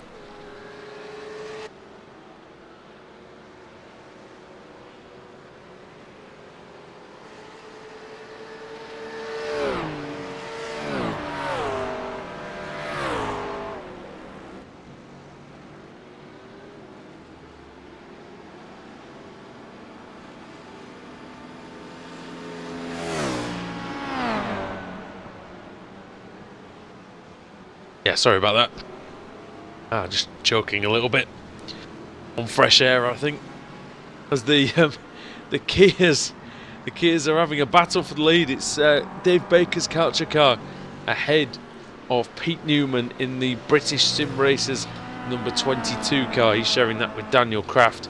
Baker has retained the lead, regained the lead. SimRC.de were there, but they've had a couple of issues in this stint. Now it's Baker ahead of Newman. Pete Newman, who runs his own team in the BSRTC, but here he's running under the banner of British Sim Racers. And to put a little bit of pressure on Dave Baker, but we know Dave is quite unflappable. He never really makes any mistakes, and that's probably the commentator's curse now. But down to Canada corner, Newman, he's just, well, he's closing in slightly, isn't he? But he's not really close enough for a move at this point. We've had 1 hour and 18 minutes gone here at Road America, and this 4-hour race in the spirit of VLN-series. 4 different classes doing battle: the GT3s, the Roof C-Spec, the Kia Optima, and the Ford Mustang. Speaking of the Ford Mustang, then we go down to we go to Screw Loose Motorsports, who are actually in the lead of that category at the moment. Jarrett Lawson. Now, they were down quite a few positions off, but then were a couple of accidents. One of the Blackadder cars has been in the wars. They're out of the race. Actually, Werpomoto, who were in third, they too came a cropper at that very same corner, as there's been a big crash apparently for the number 9 car. As finding out there, they've had a big one, and that's the Enjoy Safer Technology McLaren MP412C. And is that the last corner? Oh, it is. And last corner? No, it's the second corner. Oh, Thomas Kroll. Oh, and he smashes into the PK Car Sport McLaren. That was a battle for position, and it looks like that. Oh yeah, Thomas Kroll He just braked with a wheel on the grass, and that was enough to send him into Norbert Sass. And Norbert Sass never seems to have any luck here in VLN-series, and yeah, it continues there. Massive rear right damage on that McLaren, and on the McLaren of Kroll. Like, yeah, he's on his way now. Actually, it doesn't look too bad, but he's definitely going to have to pit for repairs. That was a big crash, and I think we've seen the replay there of that. It was a big one, and that's going to be a big one for the GT3 category as well. PK Car Sport, they were in 4th overall, and well, they're going to struggle to score good points here. They were on 37 points. They still actually had a very slim chance of taking the title. That won't happen now, but it looks like they'll be consigned to 4th place after that. So NM Academy look like they're in a position to overhaul them, as do RC UK Motorsport, with the absence of TNT Racing, who we didn't see in Suzuka and we're not seeing today. Well, like PK Car Sport, they might only drop 2 positions.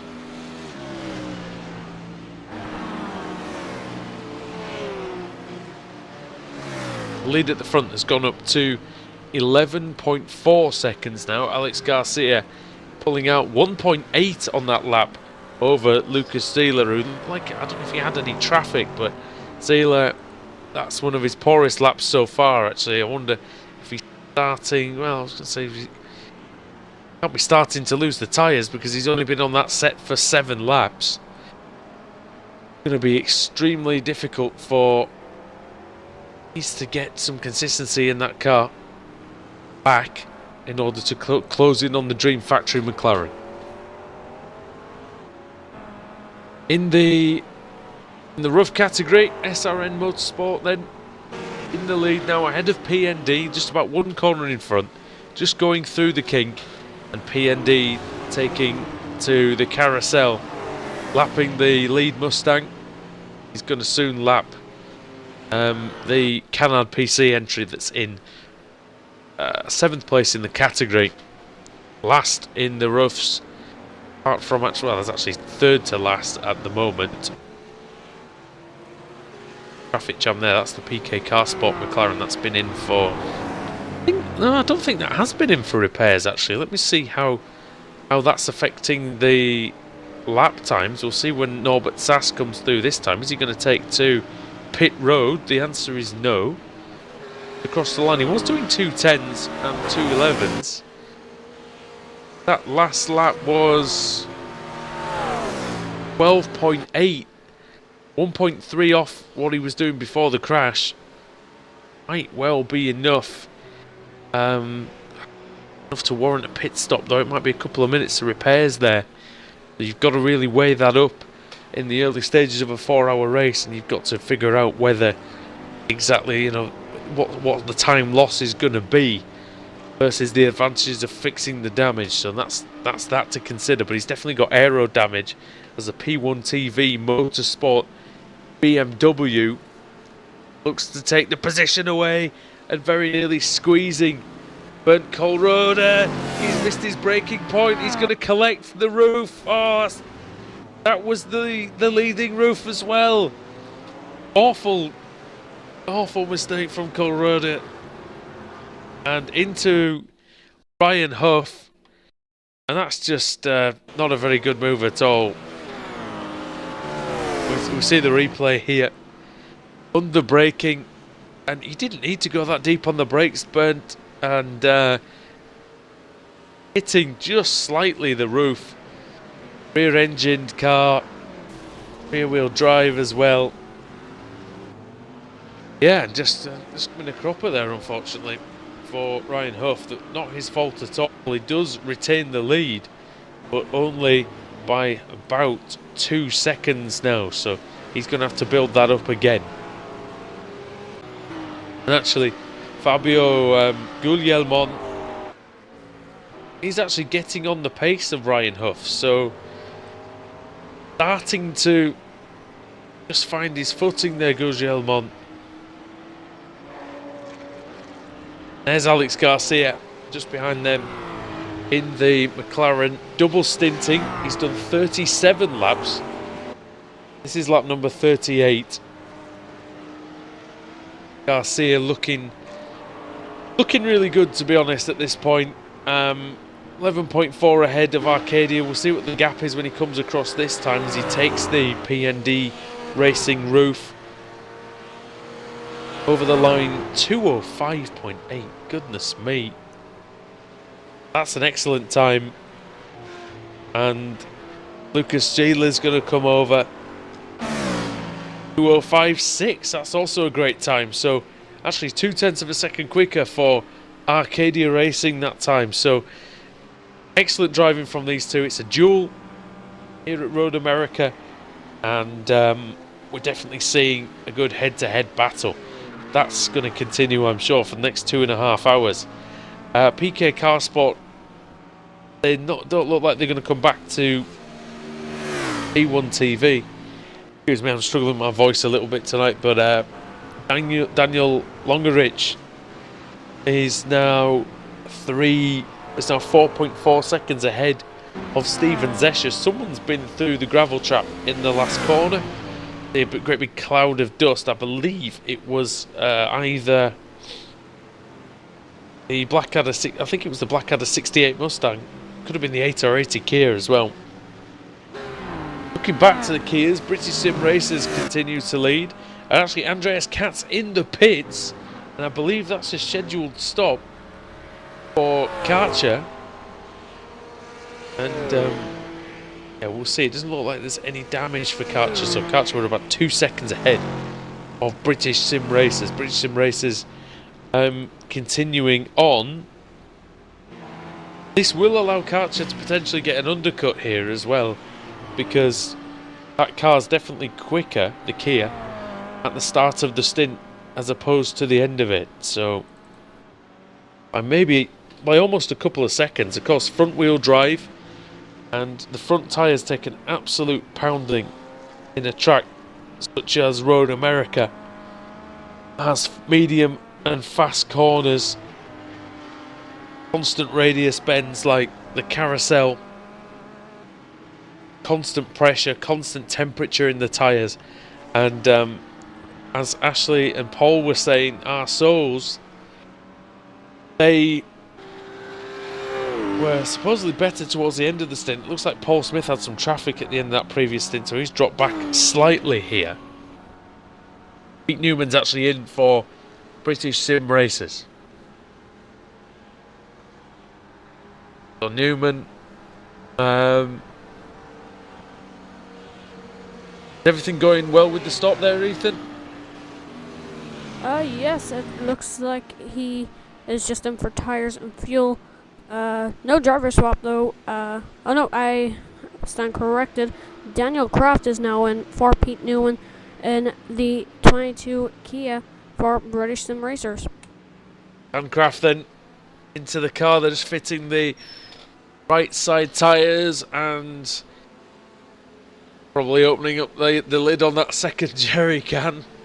Trying to get that one filled up. It's a long fuel stop here. It's not designed for endurance racing. Is the Kia Optima. They tend to fill the car up manually with cans like you would if your car breaks down at the side of the road. And yeah, British Sim Racers there. Hopefully they haven't broke down in the pits. But yeah, they seem to be going 8 or 8 here in as well. And also the SimRC.de machine, the Deutsche Post car. Roy Anderson's in, SRN Motorsports number 2. I think we've got a retirement as well. It looks like oh no, it's not. It's just a driver change. Heuskenveld completely disappeared, and yeah, they're in the pits. Well, Newman's still taking on tyres and fuel. Karcher coming up to Canada corner. And yeah, it's going to be close, I think. It's a long pit stop though here, isn't it? And 2 minute lap, a 2 minute pit stop 20 pit stop in this Kia Optima. So just waiting for it to pour the fuel in. It's excruciating. And trying to get that full tank in. Where Riccardo, they're coming up the pitch straight now. British Sim Racers are going to have to get on with it. And they do go. Riccardo over the line to take the lead. So Karcher into the lead. And I'll leave you in Ethan's capable hands for just a couple of moments. I'll be back in a minute.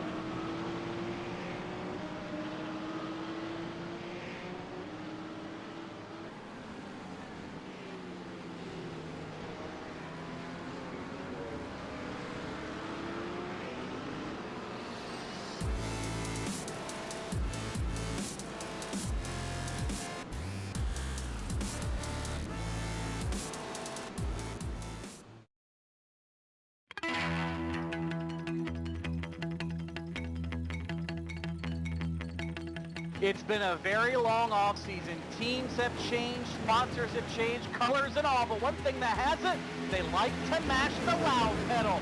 Green flag is out on the 2015 NASCAR Peak Antifreeze Series season. iRacing is the ideal platform for these broadcasts because we have the best racers, the best online racers in the world, and we have such a variety of racing, from NASCAR to Grand Prix style racing, sports car, endurance racing. We do it all. Since 2010, the iRacing.com World Championship Grand Prix Series has been the absolute pinnacle of road racing in a simulated form. Great start then by Yakoda from the front. They're packing up behind number one. They're going to be 4 wide as they come down into turn number 1 for the first time. Will they make it through that first corner? You can see them funneling through the center S's. It looks as though everyone is just about made it through. We have got ourselves some contact though, Rachel. Side by side going into turns 3 and 4. Humpy's got the advantage, but Ottinger's not going to... Oh, he got into him! Ottinger gets into the 58, turns right into him, and that ends Ottinger's run.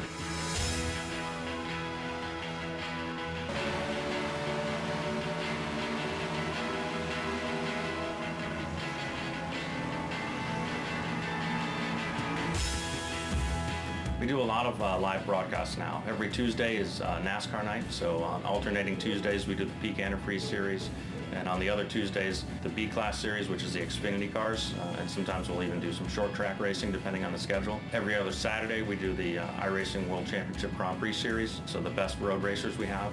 And we also broadcast some special events, including the Endurance Championship, which is part of the Road Warrior Series. So we broadcast the Daytona 24, the Sebring 12-hour, we'll do the Watkins Glen 6-hour, several other races along there. And then, of course, the iRacing Pro Racing Champions, which is usually our biggest and most watched event of the year.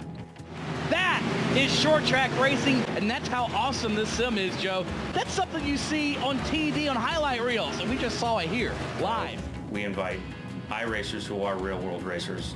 They compete every December. Guys like Alex Gurney, Justin Wilson, Scott Speed, Ron Capps, the list goes on. Really some big-name drivers from all major forms of motorsport. It's really neat to see them get together and race together. See Laughlin up top, down to the ball, gets turned! Laughlin gets turned! Caution is out foul at the front of the field! The easiest place to find the broadcast is on our website, iRacing.com/live. So you can find some of our races on fanschoice.tv as well. A nice place to find iRacing broadcasts.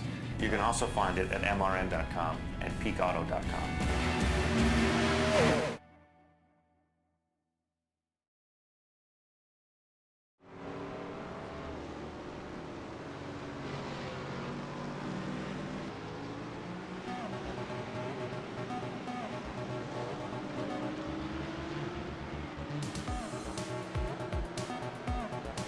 Welcome back to Road America. It's the Spirit of VLN-series round 5 in 2015. My name is Andrew Woodhouse. This is RaceSpotTV. We've had some great battles throughout the field here so far. The Dream Factory McLaren is now 21 seconds ahead of Arcadia Racing. Arcadia Racing have been in the wars over the last couple of laps. They've severely damaged that BMW Z4, and didn't quite see where that happened.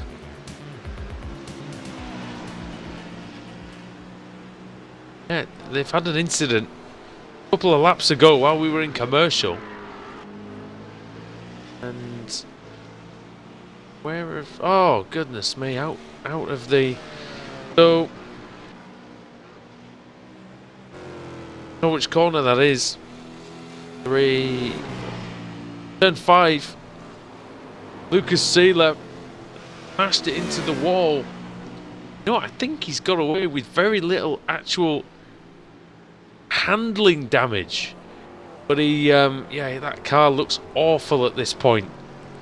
And they weren't, you know, I'd maybe get that fixed, I don't know. But he did a 2:07 2 laps ago, he did a 2:08 a lap after. Let's see what he does this time. He's had an absolute, had one of those mistakes that you just don't want to make in an endurance race. Small mistakes, yeah, they're frustrating, but the big mistakes can end your afternoon or very much cost you the chance to win. And Seeler, 2:07.7, that's not quick enough at all. The Dream Factory car's going round. Well, they did do a 2:08 on the last lap, but got to think there's more pace in that McLaren MP4 12C.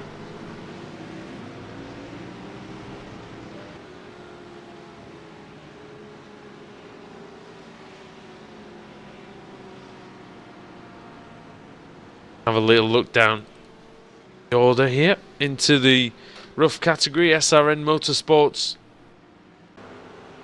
they are now 2 corners ahead again of PND Racing's Fabio Guglielmon, just behind Ryan Huff by about 10 seconds. But Huff has recovered well from being hit off the track by one of the BMWs. He does have a little bit of damage.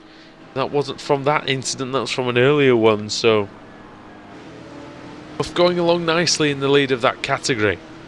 As you know, they were quite outclassed in the first stint by excuse me, by PND Racing's Alessandro Bacilega. And then in the second stint it looks like Ryan Huff has really turned on the style. He's really reeled in the gap to PND Racing, and now looks to have a commanding lead. Corsim Racing VLN are in 3rd place in that category. Dominic Engel, we haven't even spoken about him so far in this race. Dominic Engel partnering with Nietzsche Malmgren. So that's the combination there, and they're in 3rd. They're ahead of Bit Speed Endurance. Donatas Kasparovicius is in that car, the Lithuanian driver. Number 32. Going pretty well at the moment, it has to be said. Kasparovicius, who at Suzuka, he put in a very good stint. He was faster than his teammate. And the Flowriders car has crashed. The number 70. They've come a cropper. That is Carlos Donati. Where's he gone off? Ah, turn 4. Once again we see... Oh dear, well it's only minor contact with the wall, but once again we see turn 4 claim a victim. Did he even do anything wrong here? I'm not even sure. Oh, actually, yeah, he got a wheel. He got one wheel just off that concrete runoff area, and that's what you do. You know, the track, the concrete really isn't supposed to be used. Go further along than that, and you get punished because that's outside the track limits. So, you know, that's what you want. You want the track to punish the drivers when they try to just eke out that little bit too much. There's a battle for 3rd place as well. RC UK just 1 second clear of Corsim Racing, but in the Mustangs in 969 and the 33, the main PC Mustang and the Screw Loose Motorsports car still going at it. They've been going at it for the whole race. Pablo Silveira, he's in that screw loose car, sharing it with Jarrett Lawson, Victor Tanaka, and then Jeff Jacobs has climbed into that main PC Mustang, sharing with Neil Senkowski. Senkowski had a crash earlier on though, and that set them back. They're one of the leading contenders in that category on a fairly regular basis, it has to be said. They're second overall. It's the SRN Motorsports number 3 car. Robert Jackman and Steve McGarvey. They're running away with this race. They're running away with the championship. They can claim the title if they finish the race today, and that will be a great achievement if they can do that. To be honest, even then, they would have to, the main PC Mustang would have to win their category if they were to have any chance of taking the title, as the screw loose car kind of chops off Kasper Dovicius in the pit speed endurance roof. One of the Kias coming through as well, Dujon Baldrin. You can see there, that was the illustration of how good the Kia is in the slow corners. It's really got one of the best low speed handling of any car on this. In fact, it probably does have the best low speed handling of any car in this race as we approach 1 hour and 3/4 time. Now this battle now for third place is intensifying.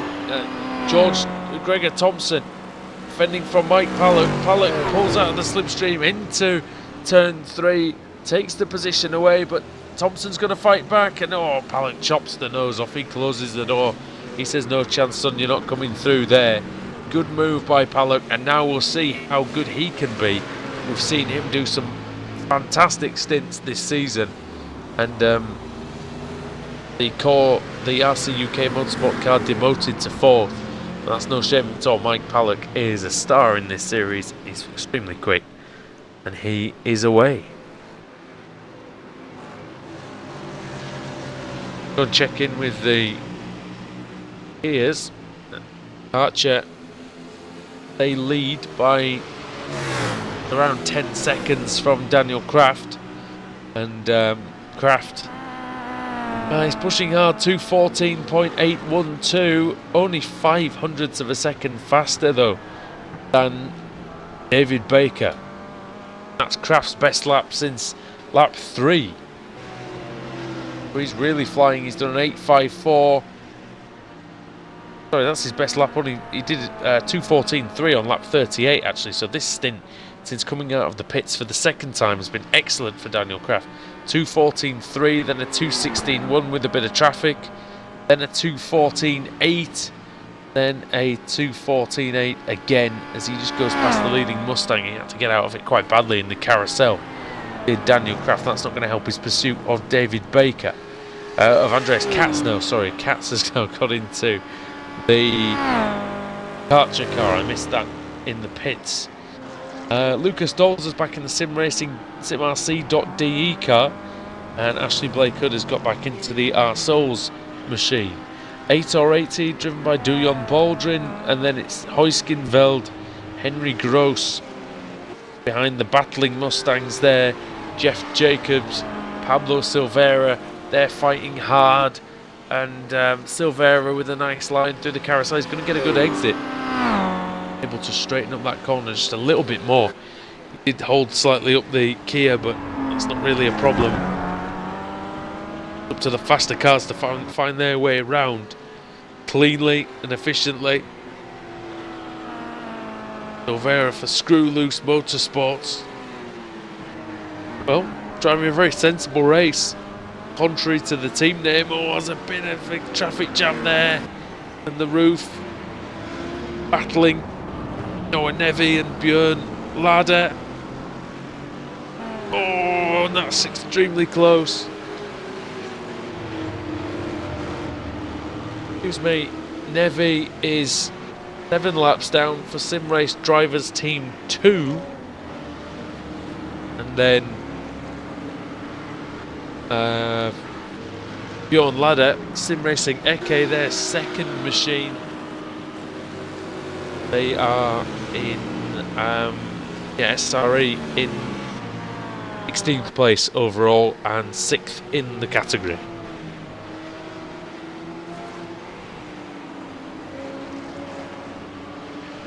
A bit of a cakewalk at the minute for SRN Motorsports number 9 car, Robert Jackman now.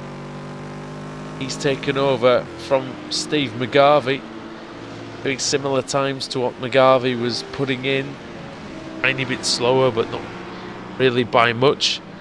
Bring Paul Smith back in again. Paul, how did that stint go for you, sir? It was hard work, was that? It was, yeah, it was tough to try and keep up with those guys. Unfortunately, I didn't have the pace of Ash. He seems to have that extra second and a half over me.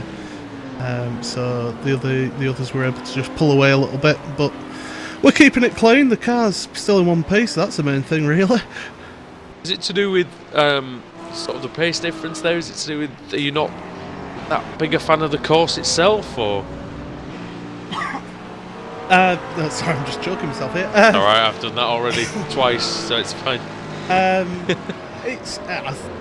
think it's just Ash has a better feel for the car, and he's better driver, basically. Let's just say that. You're quite evenly matched on Thursday nights, though. I mean, is it just like maybe? I think it's the longer stints exacerbate. You know, it just shows it over the longer, because it's what I'm doing, a 40-45 minute stint here rather than a 20-minute sprint race. So. That's true.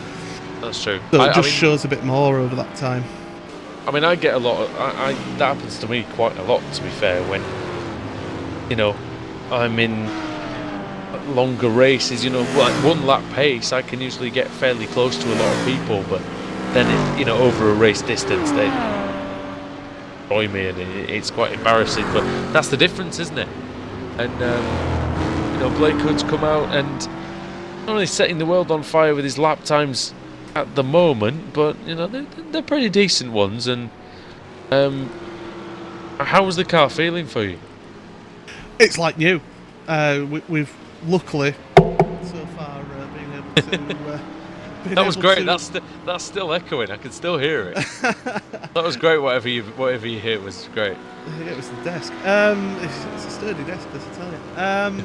Yeah, we've managed to stay out of trouble. We've not had any contact, so the car's still in one piece, and we're sort of not aggressive over the curbs either. So it's been careful on the car that's helping, and the tyre degradation has practically been nothing really. It's not been noticeable this race. If you can't put a bit more fuel in it, isn't it? Yeah, I would like to do an hour stint on this, but unfortunately the fuel tank ain't big enough. But the overcast conditions really do help the Kia today.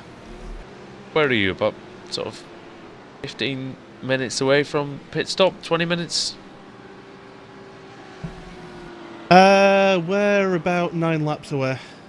9 laps away, so we'll keep you for about another 10 minutes, and then that should be. Will you be joining us later on as well? I'll see what I can do. It's quite difficult actually to commentate and team manage at the same time, because effectively I am the team manager of this team. So. Moving up in the world. Yeah, I think I'm more suited to team management than driving. 32 car. The 32 car has had a spin somewhere. Let's see where that was. It's the pit speed endurance car. Oh, it's down at it's down at turn 5, turn 6. Sorry, again. So many people, Paul, go off there, and it's a tricky corner, isn't it? With those rear-wheel drive cars like the Rev C spec, it just seems to want to break away there. Because we've seen the Mustangs go off there as well.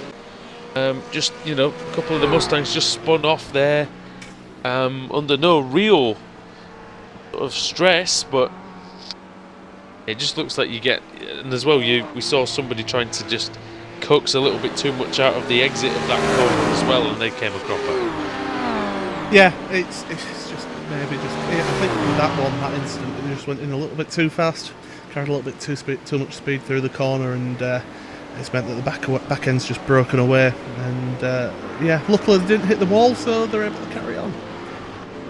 Yeah, we've seen a couple of people just slightly brush the wall, and hopefully be able to continue on. Where's the battles now then, really? I think you've got to look at the closest one, really. Still the 33 and the 969. So that's True Loose Motorsports, Pablo Silveira, and the 969 main PC Mustang of Jeff Jacobs. Now Jacobs has done a smart thing there, Paul. He's allowed that BMW to get through a little bit earlier, try and close the gap a little bit. Yeah, it's really difficult with negotiating traffic here. I mean, with the BMWs and the McLarens, they do catch up on you pretty quickly on the lap, and it's just knowing where to let them through. Silveira made a mistake coming out of turn 2, and that's going to allow Jacobs a great run down the straight, and he's surely going to have a chance now into... Oh, he's going to just drive straight by him, Paul. It's like another lane on the motorway. Absolutely. He's still alongside, though, so they're still battling away. He's got the overlap there, though. And late on the brakes, and beautiful. Will they get the cutback, though? That's the question. Will the 33 car go for it? Now they're not a long enough they're staying straight, behind. really. Yeah, they're just going to tuck in behind. But the thing is, tucking in behind, you're going to end up using up less fuel. You know, using the draft, so it may help you in the longer run. Arguably less fuel and maybe more tyres if you're in slight dirty air. It's not too bad with these cars, but there will be a little effect, won't there? A bit of more heat through the tyres, especially on a track like this. Yeah, but it's not too bad, to be honest. I mean, we've been trying to just follow cars wherever we can, just to grab that little bit of tow, to help the fuel. As I hear a car going. Oh, the 9 car has crashed again. Thomas Kroll. Oh well, that's a mess, that one. What's happened? They've just hit the grass on the right hand side, and that's unsettled the car, and then gone into the grass on the left and into the wall, and with the back end of that car, that's going to. You wouldn't be braking at that point either. You wouldn't think just touching the grass would even make a difference to that car. I mean, the thing is, they're 14 laps down, so they've obviously had an incident. I mean, I apologise. I've been concentrating on my own thing. So no, they had a crash earlier on, where it was almost an identical crash. It was coming into turn 1 or turn 2, I think. He just got a wheel on the grass and did exactly the same thing and took out the PK Car Sport car. So. I mean, absolute nightmare in that car, Thomas Kroll. Probably safe for technology. Not really, at this point. It's not very safe. And we've seen this. This is the pattern with them, unfortunately, I think, isn't it? Look at the state of that. I've never seen that McLaren MP412C like that at the rear end. It's look at that. Yeah, it's pretty second-hand. You wouldn't be taking that back to the forecourt, would you? You can see the innards.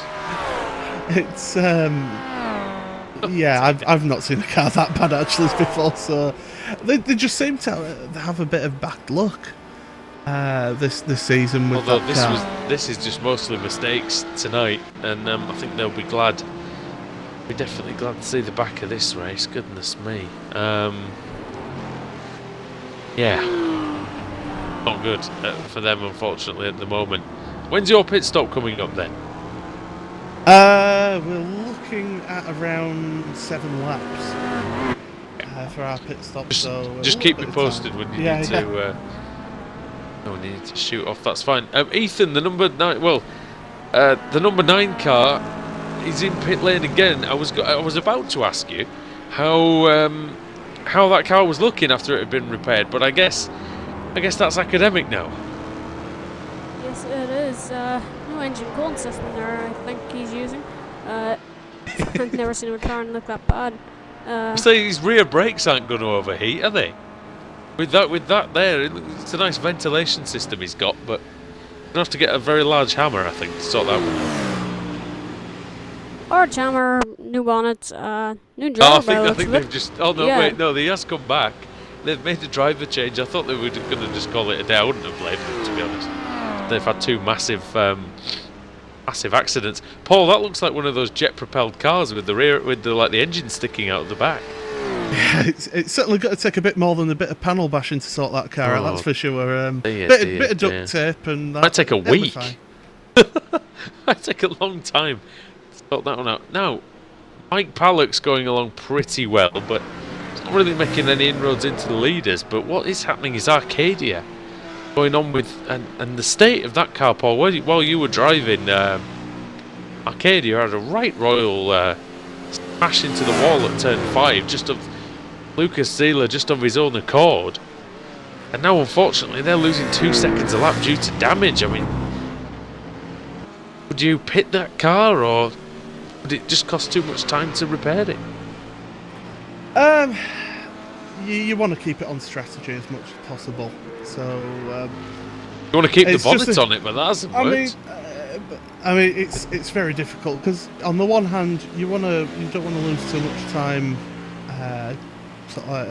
with that damage, but on the same front, you don't want to lose too much time in the pit unnecessarily. You don't want to make an additional stop.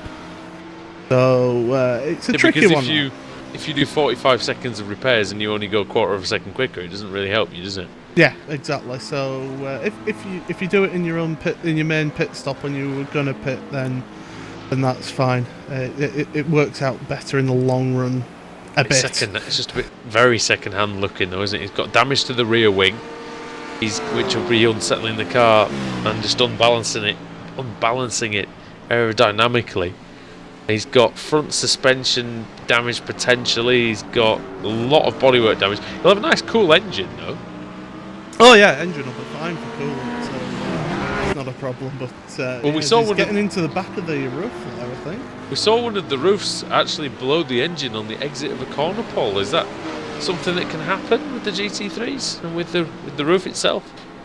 I've not got enough experience in the C-Spec, to be honest. I've not seen that happen before on the exit of a corner. On the entry, yeah, but not on the exit. That's a peculiar one for me to come across before. Still only a couple of seconds between, less than that, maybe one second and a bit between in PC and Screw Loose Motorsports, the two Mustangs battling. That's definitely the best battle out there on the circuit at the moment. They've been scrapping for ages and ages, and this is over a podium position, Paul, so it's over those 16 valuable points. And for main PC, I mean, they're almost in a lose-lose situation here, because yes, they have to try to finish above Screw Loose Motorsports, but they have to win this race to have any chance of taking the title in that class. Yeah, I mean, what's the gap between them and the leaders? They're 20 points, and then about 30 seconds at least. Yeah, so it's a big ask, is that to SRN's coming into turn 4. They're coming over the finish line. Yeah, that's a lot more than 20 seconds, isn't it? It's about 40 seconds. So yeah, so it's a big ask in that car to make up such a difference. Well, especially when you consider that they're so evenly matched, these two cars, that even though main PC probably took that position 10 laps ago, they just can't really get away at much of a rate. Yeah, it's to be honest, they'll be just wanting to pick up as many points. I mean, they've got a little bit of damage on the front of their car as well. So. But your car coming behind them as well? Yeah, it is. Yeah, it's coming up to lap them. So hopefully we don't disrupt this battle too much. Your stint was 18 laps. Ashley's done, 1, 2, 3, 4, 12 laps now, so he's still probably, I would guess, about 10 minutes away from the pit stop. But, I mean, what's your plan when you're getting in this stint, looking at where you are in the race? We seem to be in a bit of a bubble here. Yeah, we've got 15 seconds to the next Kia in front of us, and behind we've got about 16 seconds. So, yeah, we're in this sort of phase. You're definitely closer to that MRC.de car, though, I think, than what. I think it's only, maybe 11, 12 seconds. I think you have caught up quite a bit on that. Yeah, we've caught up a little recently. Bit, but I'm about to get into the car, so that'll soon change. So the 41 cars in the pits. That's the 41 roof. That's the SRN Motorsports car, the leader. He's in for their scheduled stop and so is PND as well from second place. They've really fallen down. It looks like they've actually had a bit of a crash there. Not looking too clever, the front of that roof, is it? Who's that? Sorry, just getting messages from a teammate there. It was the PND Racing roof. Yeah, so they're just in the pits now, aren't they? So yeah, it looks a bit battered, does that car? So it's a bit used, but I'm sure they can carry on and keep going. They're in second place at the moment, so yes, that's all right. It's still running strongly. I mean, what lap times have they been doing compared to the bit speed? So they've been averaging mid 2 minute 15s. Bit speed have been averaging, similar times really. Anything between that and the low and the high 14s with Kasper Avicius, but he's now got out of that car, and it's now Marcos Silva going to step into that car. Paul, thanks for joining us, mate. You're about to go off and do your second stint. Good luck with that, and good luck with everything, and hopefully get back in one piece. Yeah, absolutely, and thanks for having us again. All right, mate. We'll see you at the end of the race. I'll see you later. So Paul's going to go off and join his Kia Optima there, and we are going to go for a quick commercial break here on RaceSpotTV. We're at the halfway stage of the 5th round of the Spirit of VLN. You're on RaceSpotTV, the home of the iRacing.com World Championship Series.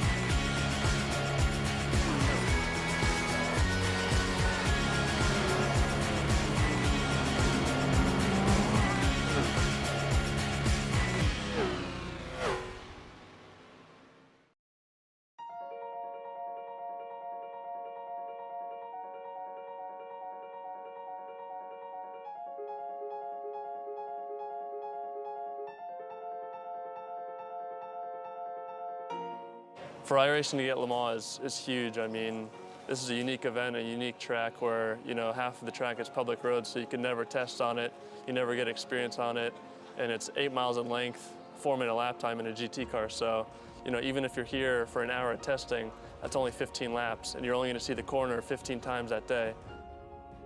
The first section going through the Dunlop area is pretty unique. You know, it's got elevation change and off camber. Then you go down Mulsanne into the chicanes, and you know, the straights are unbelievably long. It's a tricky track, and you know, every year I've come here, this being my 4th year, you learn something new every time. We've wanted to add Le Mans to iRacing for a long time, and we've really been working hard towards it for the last 5 years. But really, things only came together in the last week leading up to this race, so it was a real scramble to put everything together. The majority of Le Mans is public roads, so when they're preparing for the 24-hour race, it's really the only time that we can visit to laser scan and photograph the track so that we can recreate it in iRacing.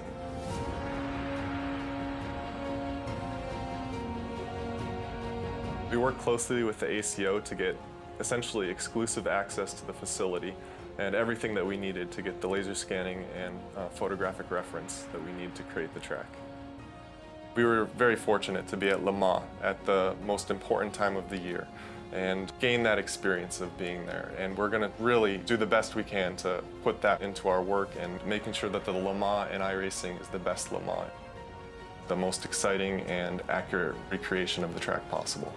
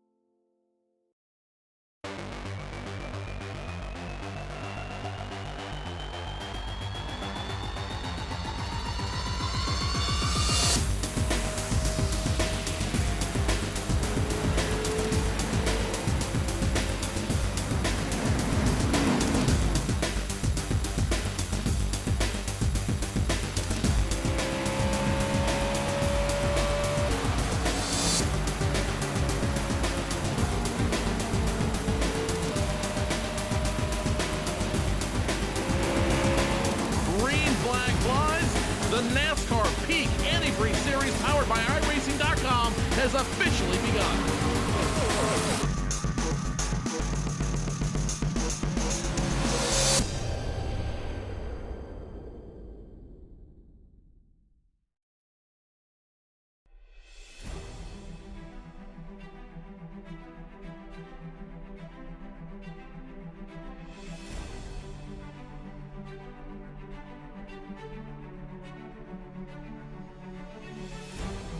So the Mazda Shootout is a competition that Mazda Motorsports puts together to find the best up-and-coming road racers in America and give them an opportunity to further their careers. iRacing's involvement allows sim racers, presumably with not a lot of real-world seat time, the same opportunity. This year, iRacers who compete in the Season 3 iRacing Mazda Cup will have the opportunity to go to the shootout this fall. Last year was the first year that iRacing was involved, and we sent 2 iRacers to the shootout. Evan and Steven, they did great on track. They were really fast in the car and represented sim racers and iRacers very well.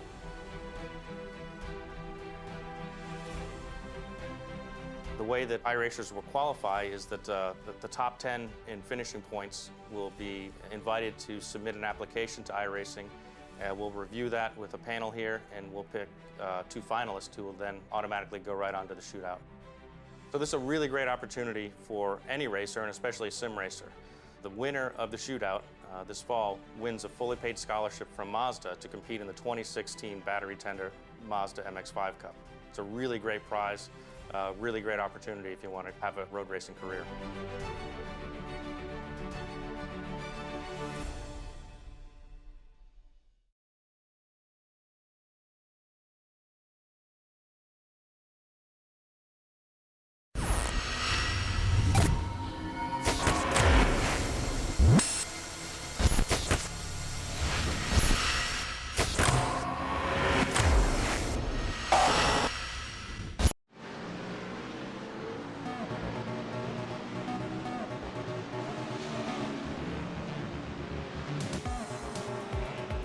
RaceSpotTV is hosting the Spirit of VLN-series here in 2015. We're here at Road America.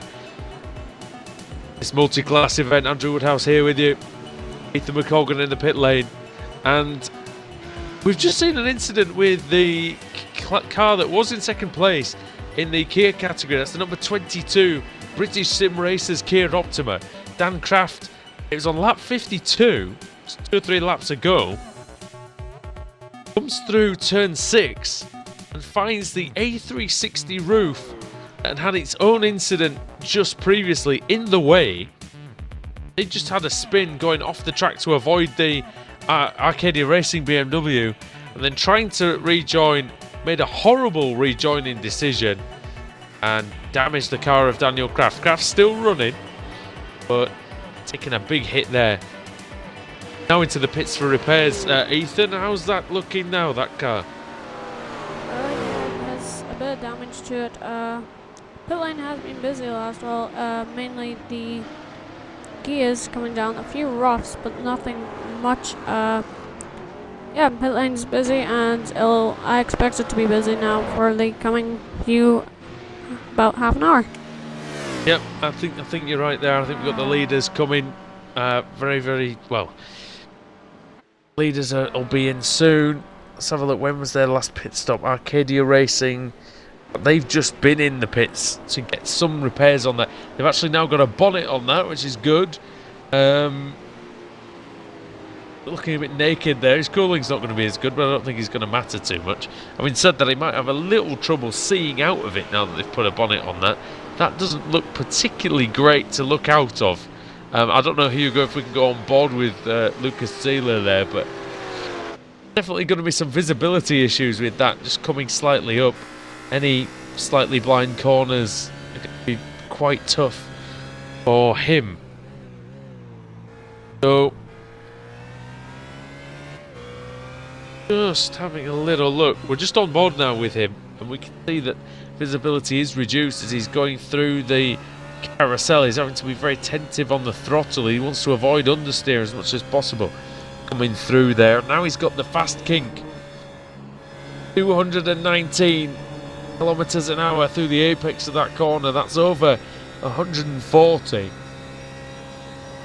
On the run down to Canada Corner, he's struggling a little bit for straight line speed. On the brakes through Canada Corner, using that runoff area. It's pretty easy in a GT3 car through there.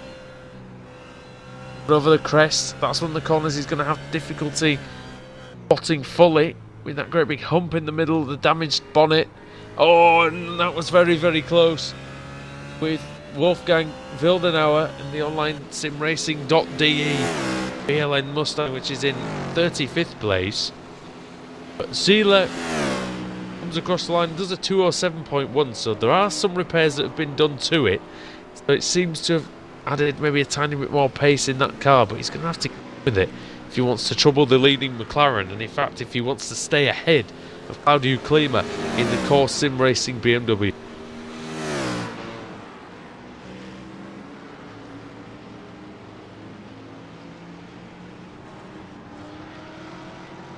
There's about 6 seconds as well between the NM Academy car and the main PC sim racing BMW.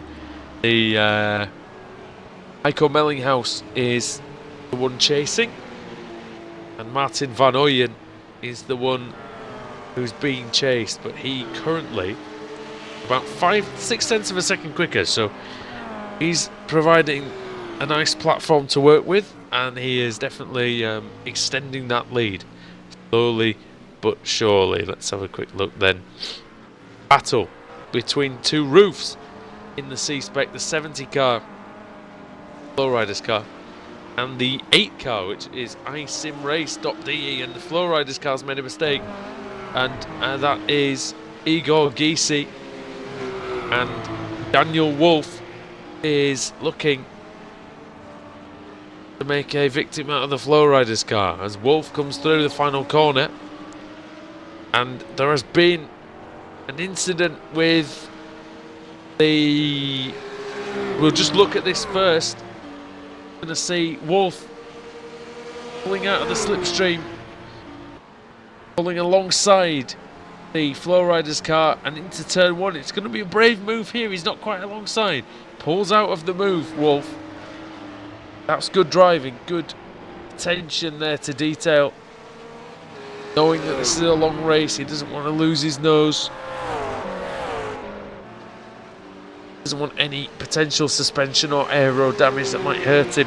108 Kia has a lot of damage, we're hearing as well. The R Souls Kia, that's Paul Smith. Paul Smith, our RaceSpotTV colleague. Let's see what happened there to him. Like it's pretty early on in the lap. Very early on in the lap. Oh, turn 1. Let's see what happens there to Smith. I don't know if we've got the replay there, but... Oh, good grief, that's a big one. A big one. It's only the slightest mistake from Smith. He gets a wheel on the AstroTurf, on the grass, sorry, we've seen that so many times. And he hits the wall so hard. As Alex was saying earlier on, you see the force of the impact there. 150 kilometers an hour. Head first into the tyre barrier. And he's lucky he didn't get any more damage than that. He's in the pits now. And he's not going to be very happy about that. I wonder if we can get a word with him later to just get his thoughts on that. But that's not what our colleague wanted whatsoever.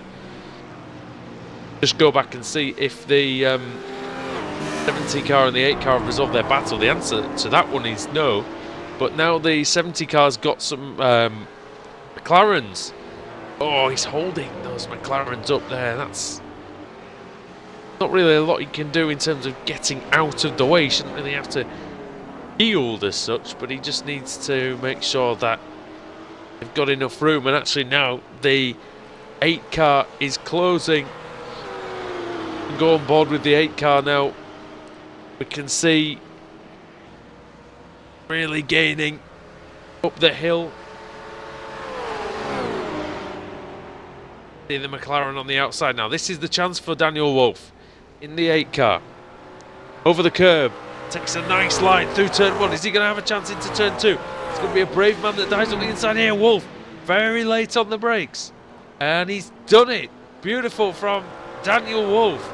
But he might be... He's going to be under a lot of pressure.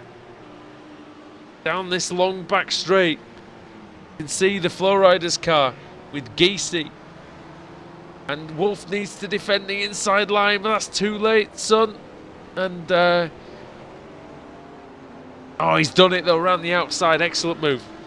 Excellent defensive move to keep that position. Igor Geesey couldn't come back on him. And Daniel Wolf up into 16th place. And that is 6th overall in his category, so good for him. We're seeing a battle now potentially forming for 2nd place, and Lucas Seeler's pit stop doesn't look like it's done him many favours at all, really. Excuse me, looking at the lap times. And the Core Sim racing car of Mike Paluk, Claudio Klima, we've now changed drivers again. Klima is closing massively, and he's within 2.3 seconds of that Arcadia racing machine with Lucas Seeler at the wheel. And Seeler, well, he's done the entire race so far actually in that car. Gonna have to make a driver change fairly soon, you would think. Not violate the rules. 60%, of course, is the most that one driver can actually do in the fair share system. Klima was only 1/10 of a second quicker than that last lap, but he's got more pace than that in that car, you would think. Can he show it though, as they're lapping the Blackadder Motorsports Mustang that is in 2nd place? We haven't seen a lot of Stefan Spantig, but they're doing a good job there in 2nd place. It may not prevent SRN taking the title though in this meeting. Core Sim Racing then. They are looking racy, looking feisty. They're behind the 70 car now. That's interesting. There's a bit of a traffic jam there now. Or at least there was. Is the Core Sim Racing car going to clear both? I don't think so. Oh, it's Sealer. Yeah, Sealer's made his braking point. I thought he'd gone a little bit deep. Okay. Lima wants to clear this roof as quickly as possible, but his nose cut off slightly.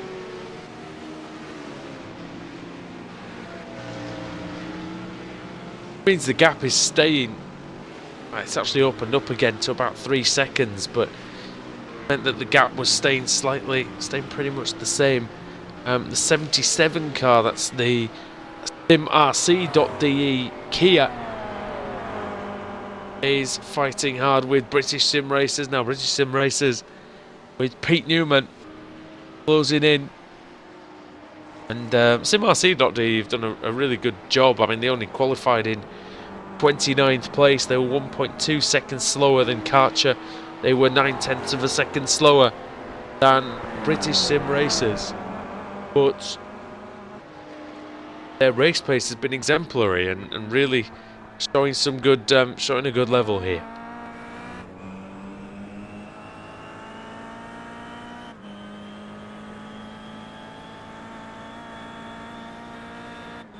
See what the lap times are as they come across. 2:16.5 for SimRC.de, and for the 22 car 2:15.8. So he is nearly, well, he's 0.6 of a second quicker. Oh, and now he's quicker because Hickman's made a mistake, and that was easy for Pete Newman in the end. He didn't even have to really do anything to get that position. But Hickman's going to make a nice line through turn 2. He's going to have a look then down the back straight. Very, very long back straight. Look at this now. Really closing under the slipstream. Newman defends. Hickman trying to challenge around the outside, but good traction from Newman. Even though he wasn't on the ideal line, didn't really lose a lot of speed through there, and Pete Newman goes up into second place overall. Karcher, Dave Baker's got back in that car.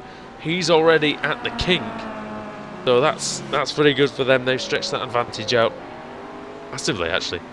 880 are now moved into 4th. They've been, they've been going along pretty decently, it has to be said.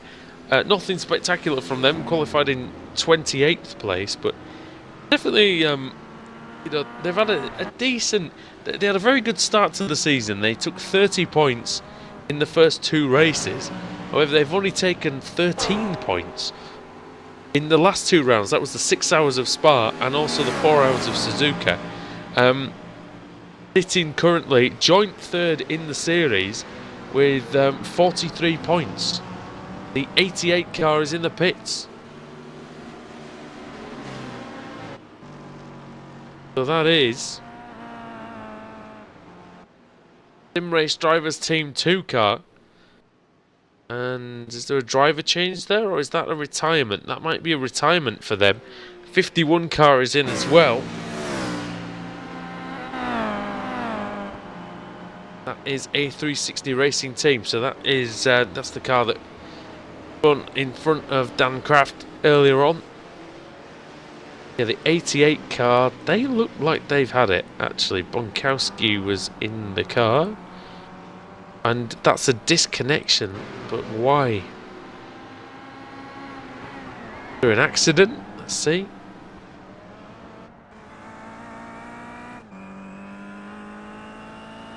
Bear with me now, I'm just having a look at the footage. I think that is... Oh, well. Oh, it's a crash, yeah. So, coming into turn 2 on lap 55. Oh, dear. A really bad rookie error from Bonkowski. He thought he was clear of the main PC Mustang. He wasn't. He came across the front. There's only one thing that's going to happen to you in that situation. You're going to meet Mr. Fence and say hi. Yeah, no fault but his own, unfortunately, on that one. Nothing that the main PC Mustang could do there, who is... they're actually down now in 5th place in the category. Or Neil Sinkowski, who has picked up from Jeff Jacobs. He's running nice lap times as well.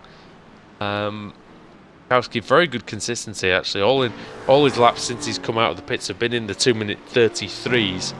2-minute 33.9 was his previous time. He's going to come around this time. I think he's going to have lost a little bit of time because of his little incident, but we'll see what this lap comes up as this time. It's going to be 2:33.2, so excellent driving from Sinkowski. Really, really good consistency coming there. There's a battle in the roofs between the 20 and the 7:23. Now that is the PND racing car and the Corsim Racing VLN car. So Nietzsche, Lisa Malmgren, the Scandinavian driver, is coming under pressure from Bacilega, Alessandro Bacilega, and he was the star of the first stint in this category.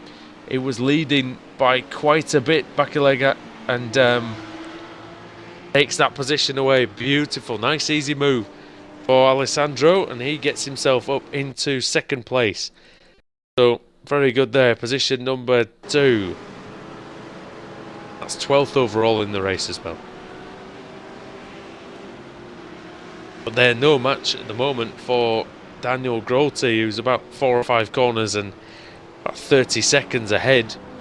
SRN Motorsports, despite being knocked off the course by a BMW earlier on in the race, Daniel Grote and Ryan Huff have built up a sizable advantage. And yeah, I mean, they don't look like being beaten, even though there's still an hour and a half left of this this race here at Road America. Thanks for joining us here in RaceSpotTV. It's the 5th round of the Spirit of VLN. Drew Woodhouse with you.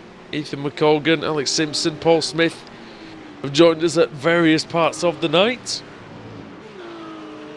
And been a good event so far. I mean, we've seen some good battling out there. It's not been the closest. Been the closest one. I've just seen an accident, I believe, there, and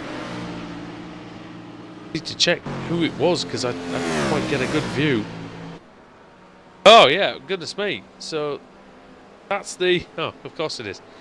That's the Enjoy Safer Technology McLaren. Oh dear me, another one. Is that the same? Is that the same mistake? Not really. Just got a couple of wheels off that runoff area as well, over the curb. It hits the grass, tries to correct it. The front end bites and yeah, into the wall again. Not a good day for them. They are 36th. They're 21 laps down. The laps down are only going to increase now. They're in the pits. They are bringing it in for repairs, so they are going to keep going. But with fair play to them for keeping going. But an absolute poor one for them. Speaking of fairly poor races, Arcadia have started off really, really well, but that accident for Zila has really handicapped them. Because now he is only half a second in front of Claudio Klima, and you would think that Klima at any point soon is going to make a move on the iRacing man.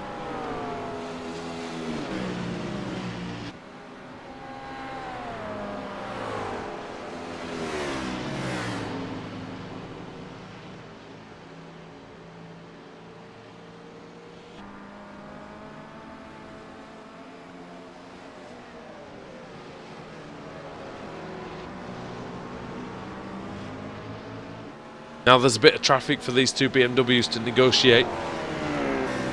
SRN Kia in there as well. Oh, and off goes the SRN Kia. Into the wall, Troy Anderson. Troy Anderson has binned it.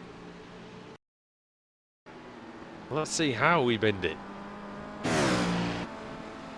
Through Canada corner, no danger in that one. And then it's overtaken by Arcadia, gets overtaken by... Oh, it's just a crash. He's just crashed on his own. Hard one into the wall. To be honest, that's the best place to crash if you're going to do it, because you are right next to the pit lane. You only have to go around a couple of corners and then up that hill, and you're in pit road. So that's disappointing for Anderson, who's sharing that car with Scott McGarvey, and they were doing okay. They were in 6th in the category, and that's just put paid to that, really. Battle between the Flowriders car and the 31 rough, which is the Canard PC entry. Flowriders going backwards, Canard PC very much going forwards, and Mathieu Wisset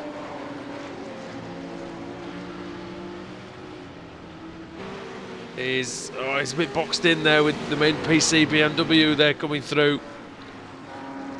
Mathieu Bosset is on the prowl in that pink Canard PC entry. We've seen Canard PC we saw them do quite well last season, really. It's not really translated this season to many good results. I mean, they're 5th in the championship, but they've only... The highest finish is only a 6th place. So they're there through attrition more than pace.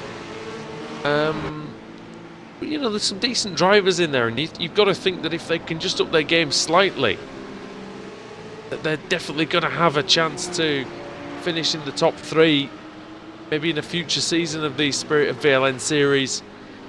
Flowriders there, still defending, still hanging on. Igor Gysi with that distinctive green, red and yellow helmet that you can see through that windscreen on that purple car. Bosset with the blue helmet. And look at... Oh no, you're not going to... No, surely not. Surely not into the King. 180 kilometres an hour. They're over 100 miles an hour. You're not going to go for it through there. It's almost impossible to overtake in the King. It's not impossible in Canada corner. And Bosset going for the inside. He gets it stopped, but nice driving by Gysi. He saw that coming. And good anticipation. Oh, lovely run from Bosset though. Through the penultimate corner. Is he going to have a go into the final corner? Oh, he's trying his very best. He gets it onto the curb nearly. He takes such a nice tight line. And now there's a lapped car coming. Oh, it's not. It's actually a car that's leading them. It's a car that's 2 laps in front of these. The Corsim racing car. They need to be careful not to take that car off. If they have a bit of a battle, there's a Mustang there, and decisions have to be made.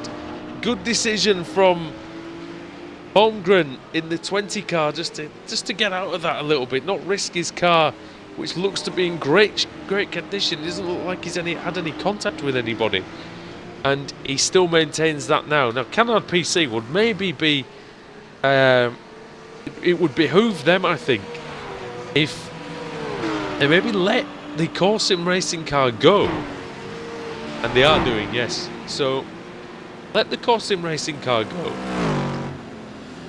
follow it through. You've got good pace, and then take advantage of the 70 car when it comes to them being lapped by the 20 car. Because at the moment, Canard PC not really that much slower than Corsim Racing. Bosset was actually running about a second a lap faster than Malmgren, but Malmgren did a 2:12.9 2 laps ago, which was really, really good. So definitely see how this all shakes out. That was actually the quickest lap out of that anybody's really done recently. Basha Lager is 2:12.7, but apart from that, to be fair, this is the these two cars are pretty fast in the grand scheme of things. Almgren dragging Boisset. Oh, and and I think that's, yes, no, oh no, there's a Flowrider's car, lost it, and then, oh no, oh, he didn't hit him. Oh, I didn't see it properly from that camera angle I had, but actually no contact was made, and that was actually pretty damn good driving by both men to avoid the collision there, and now the battle resumes almost at the identical gap to how it was before, as there's still a couple of cars in the pits. Our Souls are still in the pits. Oh, sorry, they've come out now with Paul Smith. Team Chimera are now 10 laps down. Well, it's not gone particularly well for Simon Trendell, Jamie Wilson. Also in the pits is 880 car. They've just emerged, I believe. Leandro Schmidt is in that one.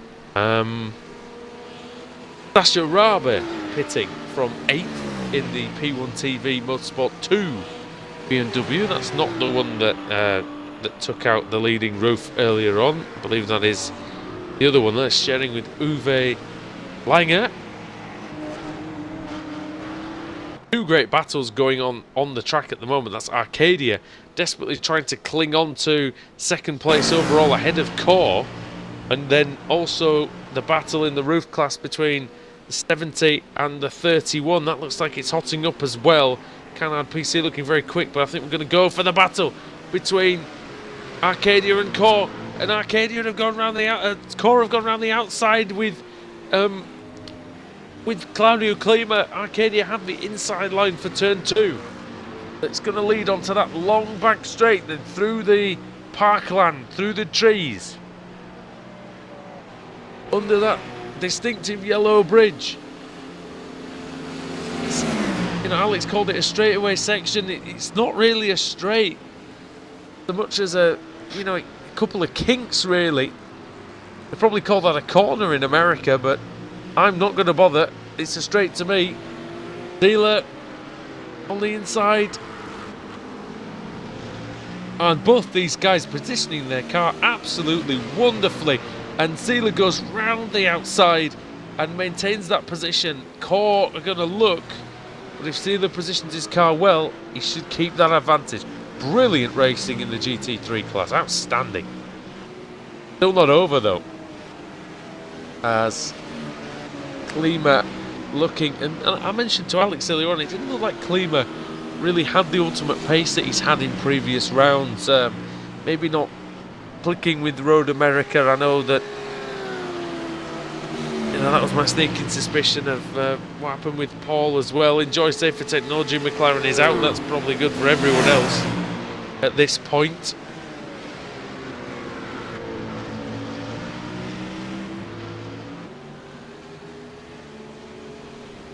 Dealer defending for all he's worth. There's still, tell you what, he's got to do a lot of defending if he wants to keep this second place, because there's still an hour and 20 to go here at Road America. It's the Spirit of VLN.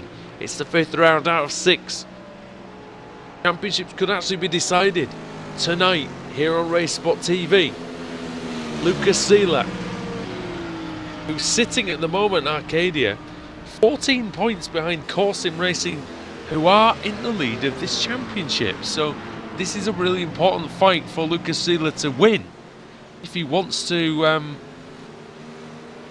have a chance coming into the 4 hours of Spa-Francorchamps. It's going to be on the 22nd of August.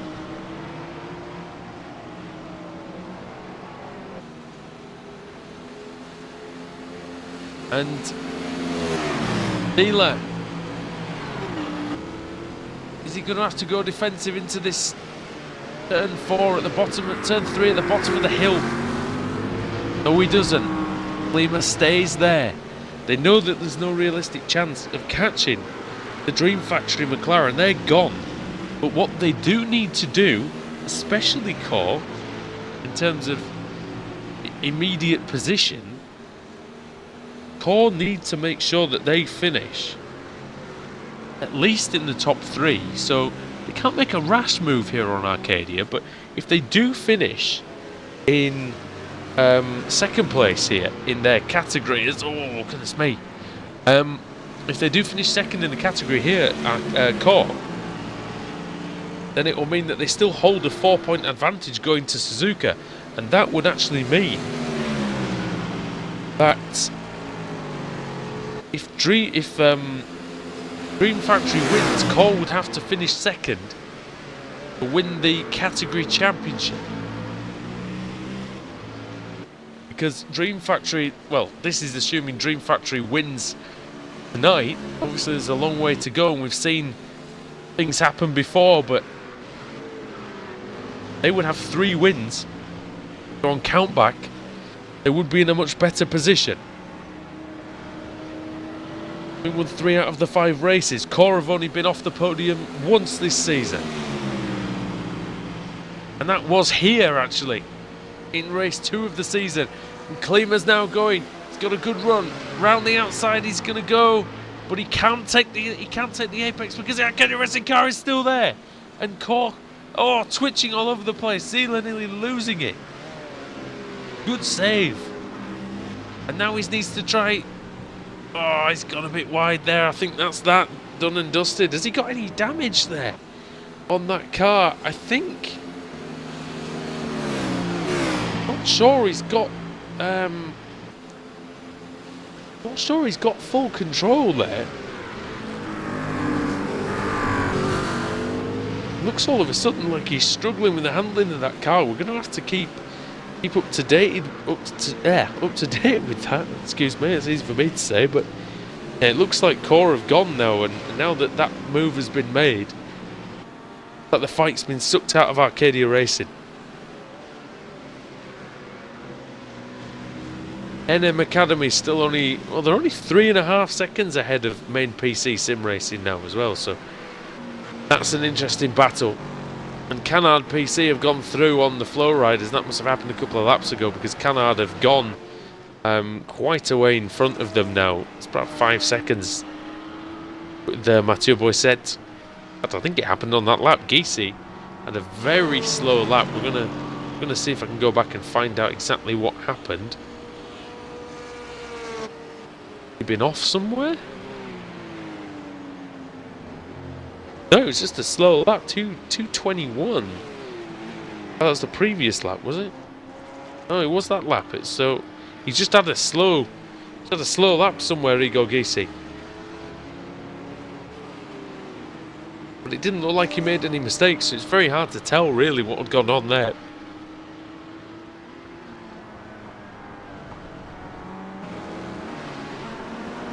Arcadia now 2 seconds behind Core already.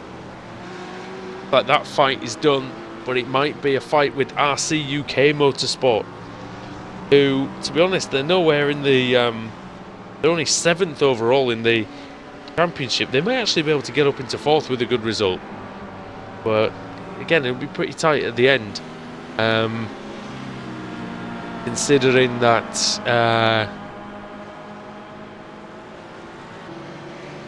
NM Academy is still going very well as well. And again, the TNT Racing Gold car, you know, we've missed having you know, Dave Williams and co around. Troy Schultz was in that one as well. You know, they were a great addition to the series, won the title last year, and yeah, you know, they weren't at they weren't at Suzuka last time out.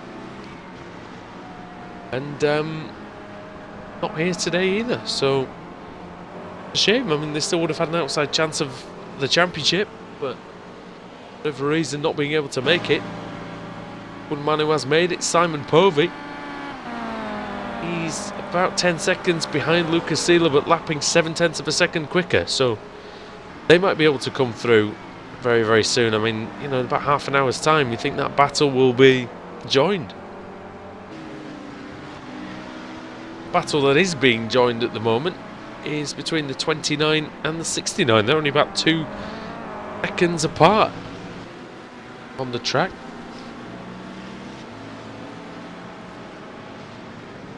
And it's really a battle of 1/10 here, 1/10 there.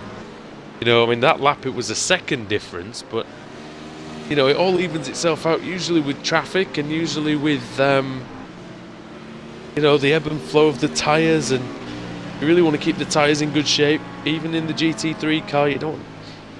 The tyres start to go, you're going to be in a lot of trouble. I think most of these cars actually get away pretty well with the tyres in these conditions because it's not really that warm out there, but you still need to be careful. iRacing's tyre model quite sensitive to it. If you overheat the rears, if you spin them up, if you slide them around, you can build up definitely temperature in the tyre, and sometimes you can come a cropper with that. I've seen that many times, especially in the iRacing Grand Prix series and the World Championship series. That's the cause of many of the accidents there. And yeah, look at this now. Van Ooyen coming under pressure. 208.6 for him. 207.2 for Heiko Mellinghaus, who's doing his first stint of the race, and it's been a very good one. Actually, his car, now that it's quite light on fuel, he's obviously looked after his tyres well, because his car is actually getting quicker as we get towards the end of the stint. So very good from him. Very good from main PC.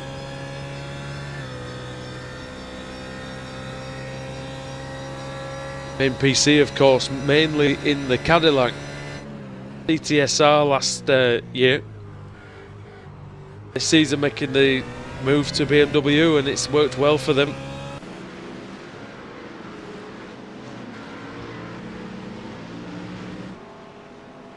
Actually, no, it hasn't worked out that well for them. Actually, they've only got 27 points, but they're improving all the time, and that's the thing. They got their best result of the season, which was 5th at Suzuka, and you know, they've got slightly better every time. You know, they've got a they only got 4 points in race 1, 4 points in race 2, 7 in race 3, 12 in race 4. So, and they'd be on for 10 here. But if they can get ahead of NM Academy, that'd be another 2. So they'll be up to 12 again. So definite improvement. It's taken them a while to get used to the cars. Look at this traffic now that there is in front. Mellinghaus as well. I believe this is the first time we've seen him this season. And look at all that traffic in front of them. There's a BMW, there's a Mustang, there's a roof. Oh, and goodness me. Main PC car having to take to the grass. I'm not sure that was the greatest decision ever to try and overtake the Mustang on the outside. Because now look at that time he's lost. All those, that last couple of laps he's spent getting closer and closer. I mean, he's just yeah, that's all gone with just one slightly dodgy piece of judgment. Arcadia actually are hanging on decently to core. They're only 2 seconds behind them, so Lucas Steele's found a bit of pace on the light fuel load. RC UK lapping around the same time, but still 10 seconds behind them at this point. NM Academy, yeah, I mean, this is better from main PC. They managed to close up a little bit again using the slipstream off the SRE roof. Through turn 3 they go. Van Ooyen going pretty well, as it seems.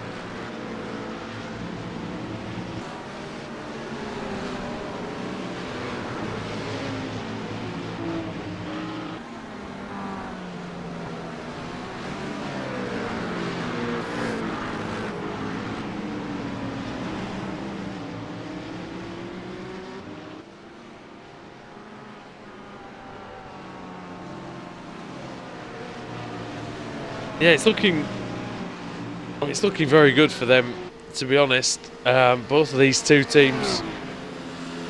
Oh, and once again, I tell you, the traffic just playing a big part for NM Academy, and one of the arts, we always say this here in Spirit of VLN on RaceSpotTV. We always say that the main art of endurance racing is to you know, the art of navigating through the traffic. And you can make 30 seconds to, you know, maybe a minute throughout a race of this length if you're just marginally better through the traffic every time. At the moment, NM Academy is managing that, but it often happens when you are the first car to come up on the traffic, because they'll see you, might not necessarily know where the second car is. So it's always an advantage if you're the first car. And oh goodness me, there's a car coming out of the pit lane there, and that could have been nasty, but fortunately that was the True Loose Motorsports Mustang that was coming out of the pits and did see that gaggle of cars coming, so that was good from them. SRN still leading in the Mustangs, by the way.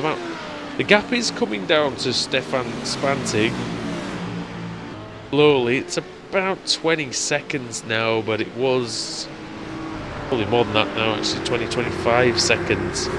But oh, as those BMWs come through again, but McGarvey doing an excellent job sharing that car with Robert Jackman. Two Canadians there doing an excellent job in America. The R Souls car's back out. Paul Smith 12 laps down. They're 1 lap behind Chimera, and they are 6 laps behind Karcher now. So yeah, Smith going along pretty decently, but that car's got some damage on it. They've done well to even get it back, to be honest. In that sort of shape, it was quite a big shunt that Smith had. Not really a lot he could have done about that, as actually the leading Kias are now in the pits. So Karcher are in, British Sim Racers are in as well, and SimRC.de, so all of them in at once. And this is the strategy playing out now for these teams, although Karcher quite a way in front now of British Sim Racers. So Baker's been doing mid-15s, and Newman was doing mid-16s. So yeah, Dave Baker just stretching that advantage out. That's why Baker's a champion. He can knock those laps in consistently. It's a bit like what Paul Smith said earlier on. That's the difference between the very good and the great drivers, is they can just do that lap after lap after lap. There's a battle heating up in the rough category though. It's the 8 car and it's the 31 car. It's the excuse me, it's the iSimRace.de car and Canard PC, and it looks like Canard PC are going to go through straight away. Oh, that's the core. That's the core car. But the thing is, these two cars are battling for position, and they don't want to give an inch here. Canard PC around the outside. Boisset. Daniel Wolf trying to fight back, but Boisset is about 3 seconds a lap quicker. But Wolf, well, maybe 2 seconds a lap quicker on a regular lap. And there's the there's the Arcadia Racing BMW. Goodness me. The end of a long week. And Dan Wolf there, he needs to try and stay in the slipstream, because it's possible that the Canard PC car may be lapped by the BMW in the next couple of corners, and he might be there to pounce and maybe take back his 7th place in the category and his 16th place overall. So it would be 6th place in the category. Yeah, Canard PC forced a little bit wide there. This is what the traffic does. And that's actually SRE VLN-2. And they're actually a couple of laps. They are the next car on the scoreboard from these two, but they are a couple of laps in front. So while these cars were in position order for a moment, this isn't actually a battle for position. So Björn Ladder has just taken over that one from Ben Beckman. So Ladder just come out of the pits and yeah, getting on with his stint here. Oh, and Giese is spun. Getting word that Igor Giese has spun the Flowrider's car round. Oh, what a surprise. Is that down? Oh no, that's actually down at turn 3. Have a look, he gets on the brakes. Oh, he's just locked the rears, I think. I think he's just locked the rears, and that's have a little look at that back. I want to see for myself really what he's done there. Has he locked the rear wheels? Has he broke just a little bit too hard down the hill? And no, I didn't see any rear locking there, so it just looks like, really sure, looks like he's just lost it. Maybe he's got his brake balance set slightly too far back, braked pretty much in a straight line. I think pretty unlucky with that one. I don't know if Hugo's got any ideas of what would have caused that spin, but it looked a bit odd. Maybe it was a brake bias issue or something like that. 723 cars pitting. Yeah, that's what I was thinking. So slightly too much rear bias with maybe quite a heavy fuel load. I'll just see when he last pitted. No, it's quite a light car, so maybe it's just getting lighter on fuel. The back end's dancing around. In fact, you can see it there. He's coming through some of these medium speed corners. So pitting then is, well, the 880 car's been in. Actually, the PND racing car's in as well. Fabio Guglielmo. Not exactly sure how to pronounce the name there, but apologies to Fabio for that. Yeah, we're going to have a little look back in the ET3s. We're having a battle. It's the 29 and the 69 having a scrap. That's the NM Academy and main PC sim racing cars. We've got back to that battle. Echo Mellinghaus with Martin Van Ooyen in front. Is Van Ooyen going to have to go defensive into this turn 3 then? No is the answer, at least for the moment.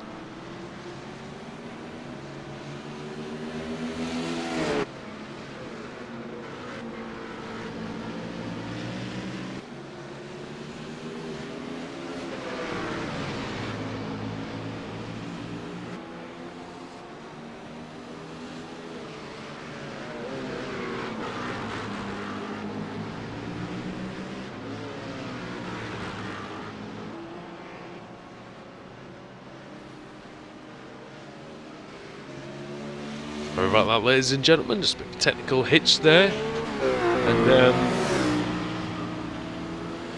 Van Ooyen, though, he's still defending hard, isn't he? And that main PC car's not going to go away, and at some point it's going to get quite tiring for Van Ooyen having to defend for long periods of time, and this could be it now.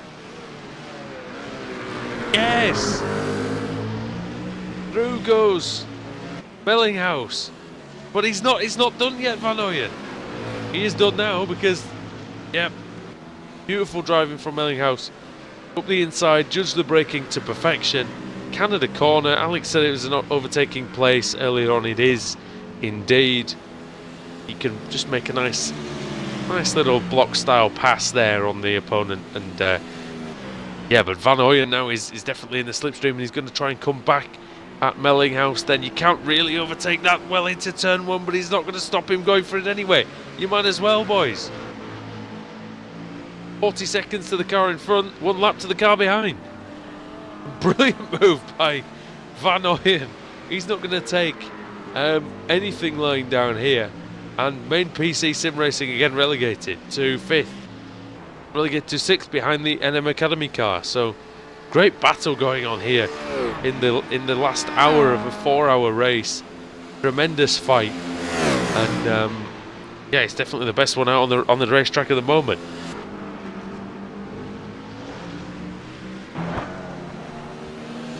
So realistically, Van Ooyen doesn't really have a lot of a chance of keeping NPC behind him, but if you place your car where you can and you get good runs out of the important corners, you get good traction, for instance, out of the... you get a good run through the carousel and down towards Canada, well, you know, you've got a good chance of hanging on to the position. If you get a good drive out of turn 2, got a good chance of hanging on down there as well. But you can see that Main PC's just got a much better handling car at this point in time in the race. Oh, good lord. That was really close. And Main PC just about made the corner. That was really, really tight there. I didn't even see that car coming up. That's a slow-moving roof.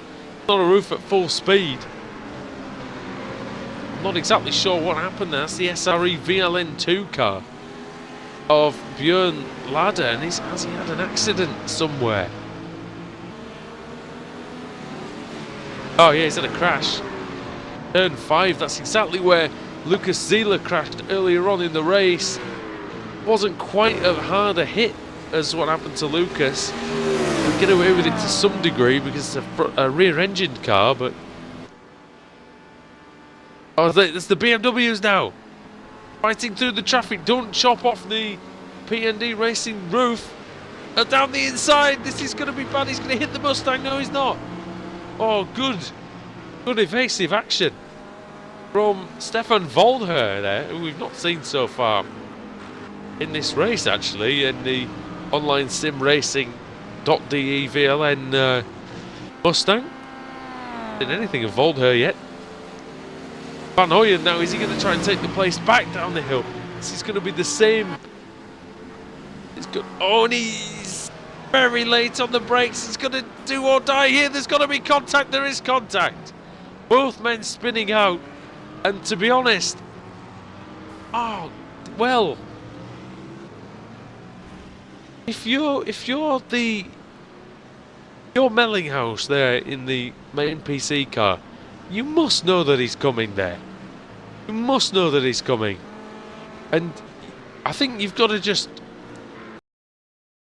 take an early braking point and undercut him, because he's never going to make it. Never going to make the corner in a million years. Have a little look again. I just want to have a little gander at this. I don't think he was going to make the corner. I think the only way he was going to make the corner is using the Main PC car as a brake. Yeah, not sure about that.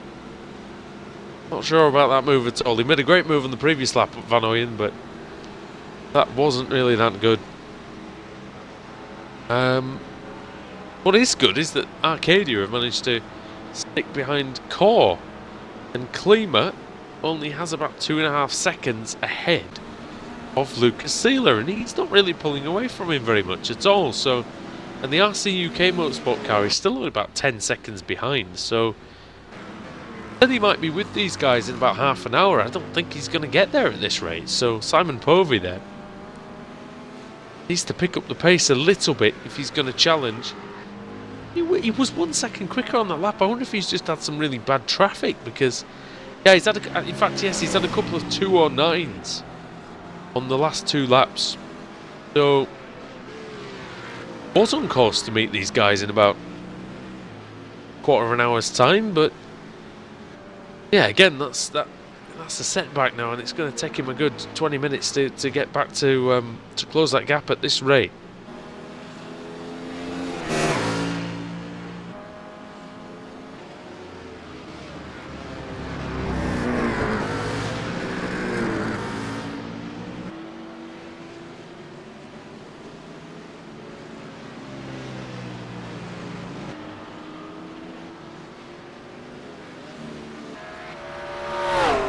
Definitely seen some great racing though so far here tonight from Road America.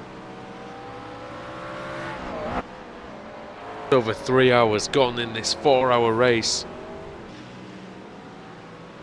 and we are going to take our final commercial break of the evening. We'll be back for the exciting conclusion to this Spirit of VLN Round 5 from Road America.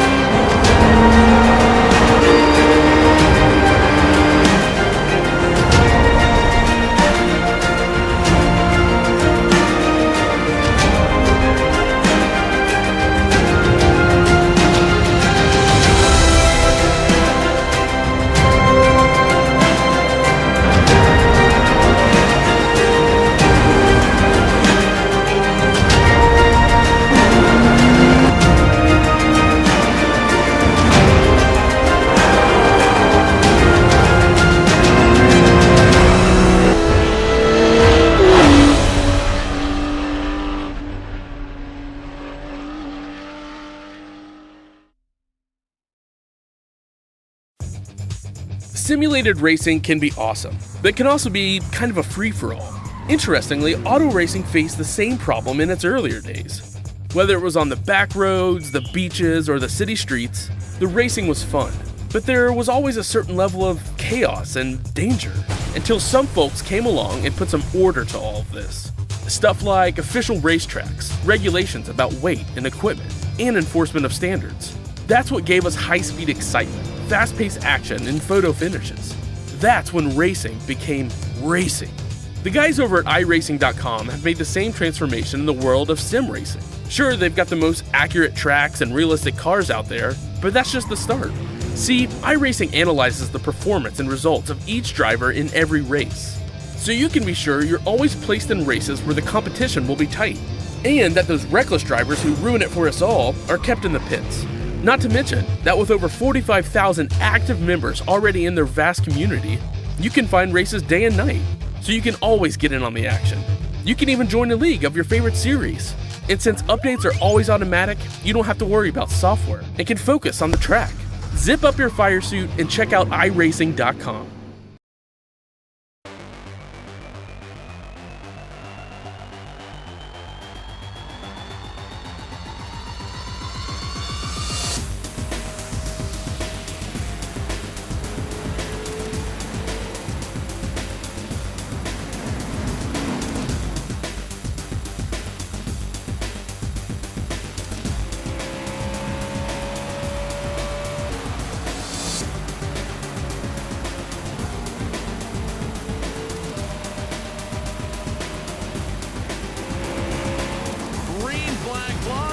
The NASCAR Peak Antifreeze Series powered by iRacing.com has officially begun.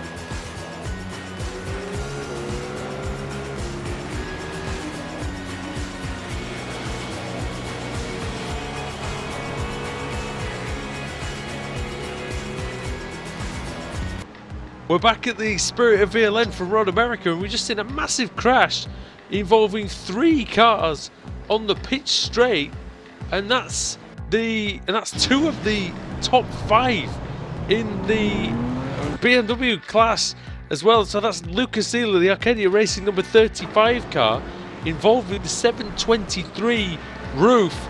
That's the P&D Racing, and then the RC UK Motorsport BMW. So 2 of the contenders here. Look like, did Zieler have his own? I think Zieler had his own accident, and then Simon Povey, no, sorry, Gregor Thompson arrives on the scene. He finds a roof. Has also had a bit of a collision with Zieler, I believe, and yeah, he slams into the wall, and there's 3 cars having to take tows back to the pit lane. Goodness me.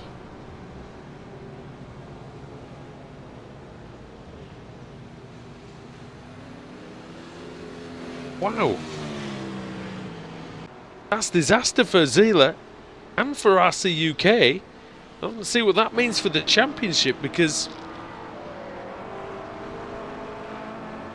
RC UK, sorry about the crackling on the sound there, but yeah, RC UK are they're out of it. It means now that Arcadia, their championship chances are gone. They're out of the window, surely now.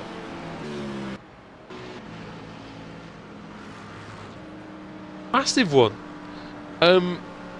Hugo, I don't know if you caught the start of that. On mine it didn't spool up the start of the crash, so I didn't actually see the cause of it.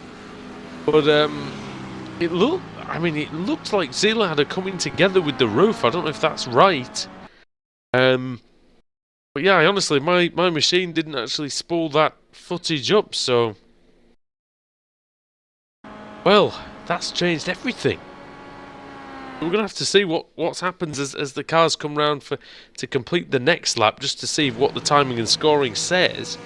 But it looks like the Dream Factory car now has a 1 minute 52 second advantage over the NM Academy car, who is in the pits now, is in second place overall. NPC Sim Racing are in the pits. Force Sim Racing are coming round. Where are they? They're just coming out of turn 3 and into 4.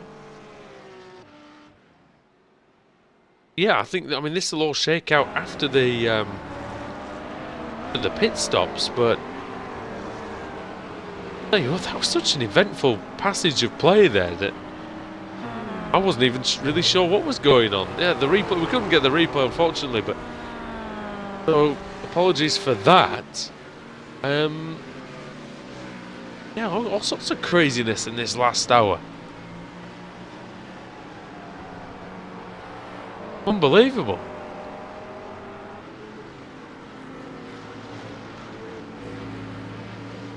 And I bring Paul Smith back in. Paul, did you get any of that? Did you see that? See what? Sorry, There was a massive 3-car crash between Arcadia, RC UK, and the second placed Roof. I'll be honest, I didn't see that. Let's have a look at back on the route. It was just a couple of laps ago. It was on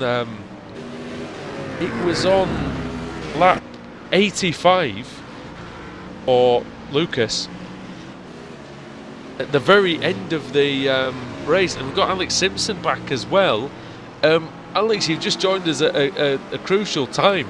Just had a big crash involving 2 of the GT3s and the second place Roof. 3-car melee on the straight. Oh, it's I haven't seen it unfortunately yet. Just loaded myself back in, but we haven't either. My computer didn't spool it up. Hugo couldn't get the replay, and Paul wasn't here. So I'm just looking through. I can't really see anything here. It's just kind of like what I said earlier on, though, isn't it? I said you just got to be careful all the way to the end of the race because you never know what can happen. And yeah.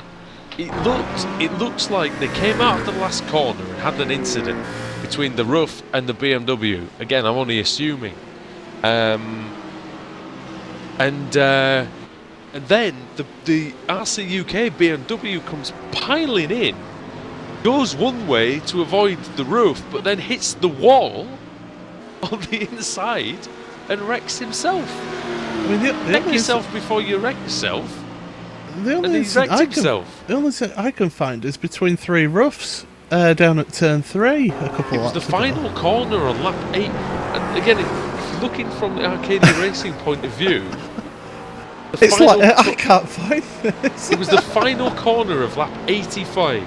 Right, let's find this.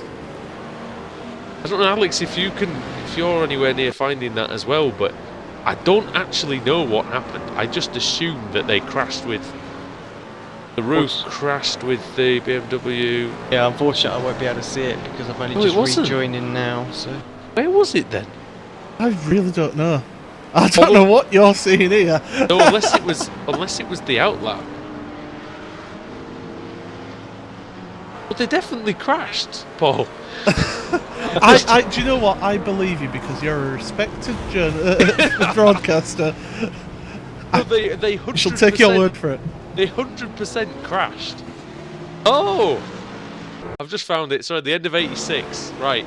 So this well, do you know what? That comment about you being a respected broadcaster. No, I was just looking at the times and I couldn't figure it out. Right, there was a 5-car pack. The BMW of Zila goes wide, going round the 8R80 car. Oh, and the Mustang. Right, okay. So he tries to go round the Mustang as well. He can't do it. The Mustang moves across. He goes wide to Zila. Oh, and then he comes across and he doesn't notice the Roof because he's tucked up behind the Mustang and he's got a Kia on his right hand side. He comes across and actually hits the Roof and the Mustang, and then coming barreling in is the BMW. I don't know. Have you got it now? Oh yeah. So, oh god, that is a mess. Oh yeah, that is. Yeah, the BMW hitting the wall was the worst one, I think, but I don't know what you could have done, really. But I tell you what, they were lucky that a few more didn't get involved in that. So now the battle... well, yeah, there could have been 5 or 6 car pile-up, really. The car that was the sensible one, Alex, was the one that went into the pit lane. Yeah, gets out of the way of trouble straight away. But that now means that the NM Academy main PC sim racing battle, which was going on for 6th and 7th places, is now for the podium finish. And this is exciting because main PC have had the pace over NM Academy for the whole second half of this race. But they had a fantastic scrap. Positions were exchanged 2 or 3 times on consecutive laps. Brilliant. And then there was a clumsy moment down at turn 3 where Mellinghaus was trying to go... Van Ooyen was trying to go up the inside into turn 3. And the main PC car did not see... Well, he could see that he was coming from a long way back and he was going to try an out-braking move. Still turned in anyway and ended up getting spun round himself. So now the battle, funnily enough, is about 2 seconds apart again, which it was before. But just a question of whether main PC can come back, but it looks like actually Paul Van Ooyen was 0.6 of a second quicker on that lap. Yeah, it certainly was. Yes, really close battle there between those two. I've just been sort of keeping an eye on my teammate because we've actually got a battle for position, which is incredible. Well, after the curse of the commentator given by myself. Yes. I knew There's a first for everything, and it had to be you, didn't it? Really. I mean. Oh, and he's gone off actually. Like, that's a long way off as well with the carousel. The thing is, it's not Daniel Kraft that we're battling; it's Troy Anderson behind Daniel Kraft. So that's actually a battle for position that we've got on catching up there. then, is he?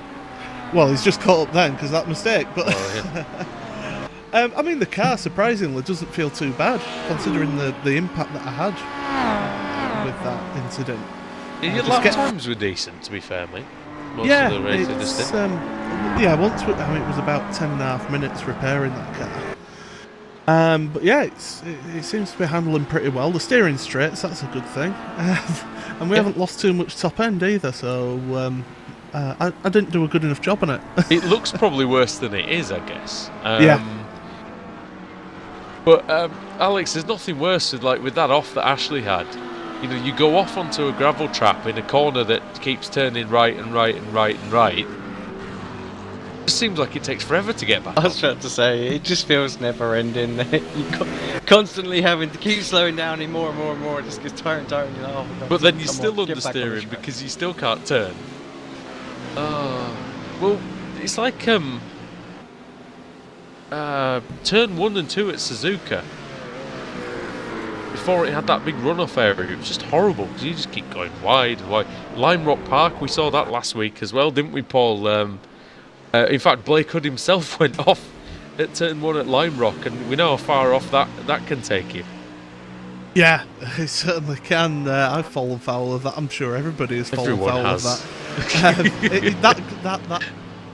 That run off the grass, it just seems to just suck you in. As soon as you put a wheel on it, that's it, you're gone. Yep. At Lime Rock, and takes you about 10 minutes to get back on.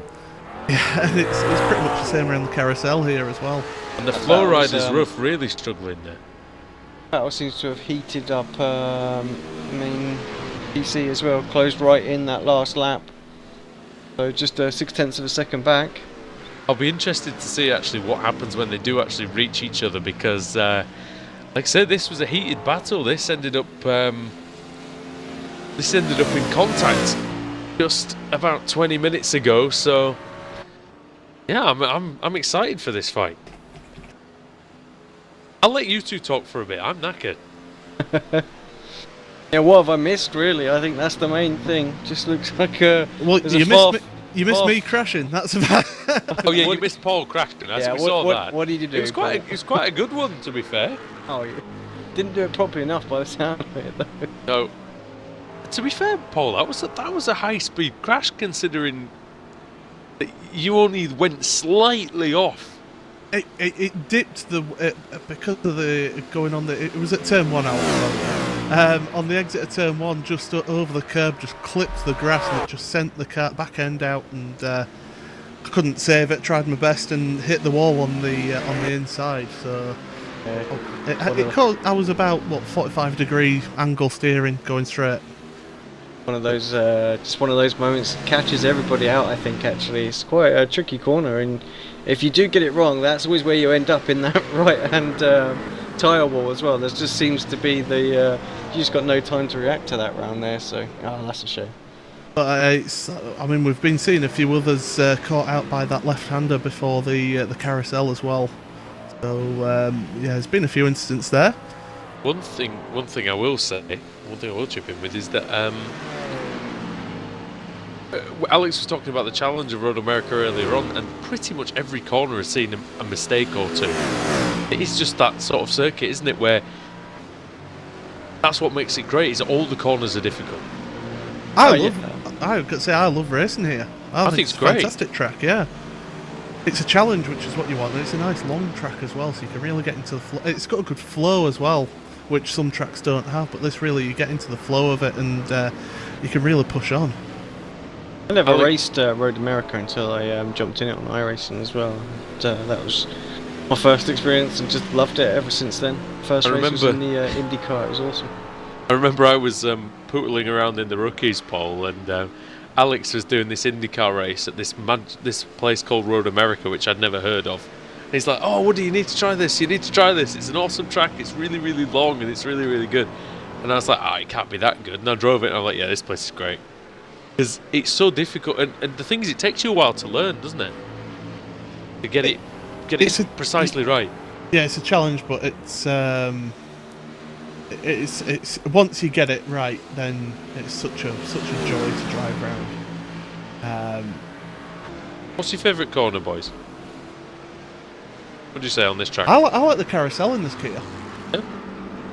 If you can just modulate the throttle right, you can just nicely just keep it on the inside as you're going around that corner and get a nice launch out of it to go towards the kink. Did the carousel for you, Alex, in the Grand Prix car? Yeah, maybe a few seasons ago it would have been, because it was easy flat, but not so much now. You know, the one I like actually is what they lumber up as turn 5. We know it as turn 3. You nail that right, you can just gain so much time. Yeah. Absolutely great just to come screaming down there. For me, you know, close to 200 miles an hour and just hammer the brakes on, ripping through the gearbox and just trying to catch that apex perfect. You get it foot wrong to the inside, and it's like a massive dip in there that just seems to have been sort of dug away or something like that, and the car just gets all sorts out of shape. So that's awesome corner. It's quite a fast corner in the Formula 1 car, isn't it? It is pretty quick. I mean, sorry, we just have to say goodbye to Paul quickly.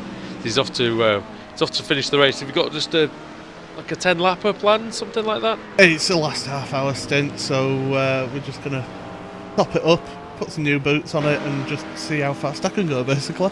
All right, all the best. All the best, yeah. Champion teeth. Yeah, sorry, mate. You were saying? Yeah, no, I just think second gear pretty quick. It's not even just in any car as well, in the Indy car and things like that. It's just a great corner. So definitely plenty of overtaking goes on down there as well. So what I like about this track myself is that there's lots of corners that if you put them on any track, you know, you wouldn't think too much of them, but here they're very tricky. I'm thinking of the one just after the turn 3/turn 5. The uphill left-hander. Little nasty little left-hander, because you never... This one that the BMWs are coming up to now, like, you would just never seem to know how fast to go through there. Very tricky, and of course the ideal braking point is just when the car gets a little bit light as well. There's lots of traffic around here. This could give them an opportunity. The main PC Mustang helping out its colleague there, and that's the Heuskenveld car, is it? I believe. And the leader's coming through as well. Yeah, just closing in on these guys. So I do apologise as well to Alex Garcia, Raul Diago, and their teammate as well, Dodi Clara, because we've barely spoken about them, we've barely seen them all race. They were that good. Ear off. You know, I think you know, when you got a 51-second lead, that's what you get, isn't it? You just you do. They want a lot of chat. Then you make the race close. Do you have a quick word with Lucas, Alex? Yeah, let's grab Lucas up. Oh, hello. Hi Lucas, welcome to the comms box. You have to forgive me. Just tell us a little bit about the race so far, how it's gone, what's happened, highs and lows. Yeah, it was a really good race till about 10 minutes ago. The car was alright, the pace was really good, and yeah, I was able to keep up with I wasn't able to really keep up with them, but I was running like 7 or 8 seconds to the Dream Factory team for the first 2 stints. Sorry, there was almost a very late move into turn 2 by the main PC sim racing car. Sorry about that, Lucas. Oh, fine. Very close to contact. Hopefully all survived. Well, for us it was really, like in the second stint, I realized that my teammate would probably not show up, and yeah, then I just, started to hunt down the times and started really pushing hard to catch up with the Dream Factory car, just have some fun with them, and yeah, then sadly I had that little incident where just like, I don't know, I had just a brain fart moment and spun the car into the wall. And yeah, luckily did not have too much damage, so I decided to continue on, and yeah, then I had a really fun fight with Claudio in the third stint, and yeah, then he passed me, and I thought about like putting the car away and retro perspective, is that a word in English? Yep. I should have put the car away there, but yeah, I decided to go on and wait for the next car to catch up with me and try to fight them for as long as possible. Yeah, and then I got into this really, really awful like chain reaction there when I was following the Dream Factory car when they decided to pit. That looked quite. That's the 8 or 80 car. I don't know if that was caught on camera, but the 8 or 80 car absolutely lost it under braking into Canada corner. And very nearly took out. I don't know how he didn't take out the main PC car there. Yeah, that just give them kittens. Surely, just hammered on the anchors there. I was like, what is going on? That's not the first Kia we've seen embedded in the tyre wall at Canada corner there. So in exactly the same fashion as well, with just getting a little bit onto the grass there. I think it looked to me as if he was going to move over to the inside to let the main PC around on the normal racing line, but the BMW was already there, so they jinked back to the left just a little bit too far, heavy on the brakes, and yeah, the rest of it was is history. Yeah, not the finest hour for Dulion Baldrin there. Yeah, Lucas, his box as well to just compound the problems. Yeah. What can I say, really, unfortunately for him? Yeah, Lucas, you came out of the final corner. Well, sorry, you came into the final corner. Yeah. And you saw all sorts of cars around you. I think you took a Kia on the inside, and then there was a roof, and then there was a Mustang just sort of hovering, wasn't there, in the middle of the road? Yeah, the problem was I was just like sticking to the Dream Factory car and tried to stay on its bumper. And the Dream Factory car was going around the outside of the Kia and the Mustang. And then the Mustang did not realize that I was just behind the Dream Factory McLaren and went out to the curb, and I just had nowhere to go and had to go down to the grass, leave the track. That was just a small misunderstanding. He just didn't see me, that's fine. And yeah, well, I got back behind him and waited a little bit, and I wanted to pull out, and I had no idea that the roof already had caught up with us again and was about to pass us, and then I sadly clipped his rear end just a little bit. I'm awfully sorry. I already wrote to them. I'm really it's a shame that I got taken out there, and also the RCUK car then as a result of that. I'm really sorry about that. It was definitely not on purpose. The issue was that I'm driving with the Oculus Rift and I don't have a virtual mirror on top, so it's so you would have had to look in the the real mirror, I guess. Yeah, the rear mirror in the BMW is like the smallest thing I've ever seen. Really can't use it at all. So basically, I'm only using the left mirror. That's working quite well. But well, normally I have a guy spotting for me, like saying, "Okay, you got a roof coming up," and that would never have happened. But because the teammate. I mean, is it just a no-show or just? I don't know. He said technical problem or what? I don't know. I hope he's all right because he said he'd be like racing and. When I called him like half an hour prior to the race and he was not picking up his phone, so I really hope he's alright. Is that Alex, is it? Yeah, right. Yeah. So, well, yeah, we do. We hope he's alright. It's one of the things about sim racing though, Alex, isn't it? You know, we get these technical failures and we get no-shows and things and people going off for barbecues when they should be racing. Well, yeah, absolutely. But it's... But, you know, a good barbecue. But, you know... in the same token, obviously we do hope Alex is alright and everything, but it's just one of those unfortunate things. Do you remember we saw at Suzuka, we saw a guy, I think it was Norbert Sass when he was driving in it might have been when he was driving in the Kia. He did 3 hours, Lucas, on his own, and then he came into the pits because he knew he couldn't do any more. Yeah, he did 2.5 hours and he knew he would go over the limit, and you just saw him sat in the pits waiting, and nobody came. It's awful. I remember that. I actually remember that. Yeah. But I've done it in a team race in a Kia. I drove the first stint, drove my arse off, got absolutely fired up and everything. Alex knows. And then my teammate had connection issues, couldn't get into the race. I was absolutely furious because it was. I felt like I'd used all that energy up. But you know, if you have fun out there, that's the main thing, isn't it? Yeah, I think after all the entire race was really fun, like trying to chase down the McLaren in front of me, and then also the fight I had with the Corson racing car, Claudio Klima, when he caught up with me, and I tried to defend my position for a couple of laps, and I just like tried to save myself through the traffic and then taking the inside line and actually managed to keep him behind me for a couple of laps. But then when he passed me I wanted to put the car away. It was a really fun race after all. I really enjoyed the time. Yeah. Good. I mean, yeah, we enjoyed watching you. Just one thing I've been wanting to know. What is the correct pronunciation of your surname? It's Sheila, actually. Like. Oh, right, yeah. Yeah, okay. just Sheila. Oh, I got it right then. I'm quite happy with that. Yeah, I was impressed. I'm rewatching the broadcast and someone was saying my name right. I'm like, what? I thought it would. You know what? I took an educated guess and it worked this time. So there we go. I'll chalk that one up. Thanks for joining us, mate. I do appreciate your time, and look forward to having better luck, I guess, in the next round. Yeah, thanks for commentating as always, and yeah, have a nice evening. Thanks, mate. Take care. Got a message from Paul Smith actually saying that Karcher might have underfueled the car.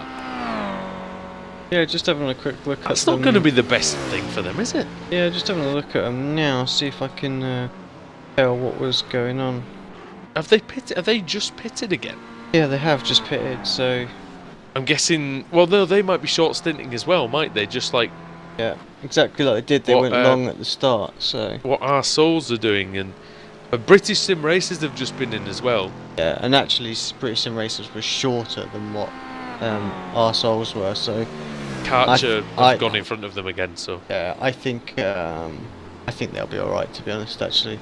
It's very similar to what happened the last season. We thought that... the last race. Yeah. Where we thought, you know, people were going to have to have an additional stop, but they're not. They were just run into the numbers, and that was it. Feels like a long time ago, doesn't it? It's not quite last season, but it does feel like a long time ago. It's 4 or 5 weeks since the last one, so... And we've got Darren down below as well that we should be able to bring in for an interview. Go for it. I'll rest my voice again for a few seconds. Hi Darren, welcome to the comms box. You there, mate? Hello Alex, how you doing? Hello, yeah, all good. Just having a quick look at how your team's getting on at the moment. Just struggling a little bit out there today. Yeah, it's a bit of a shame really. We weren't running too bad in all fairness. Running third, obviously, would have taken second because I do believe Lucas would have been disqualified anyway, because he'd run obviously over the 60% for one driver. But so second, could have had second today of the BMWs, but wasn't to be, unfortunately. Yeah, we were sort of discussing it just as I come back from my little break, what had gone on. So crazy incident there, and it looks like you guys have pulled up now as well. You were out there for a minute, but you just come into the pits a few laps back there. Yeah, Gregor's put it in. It's pretty much undrivable. Even with all the repairs, it's hooking to one side, plus 3 or 4 seconds a lap slower. So quite difficult to drive. So we just decided to call it a day, unfortunately, and park it in the pits.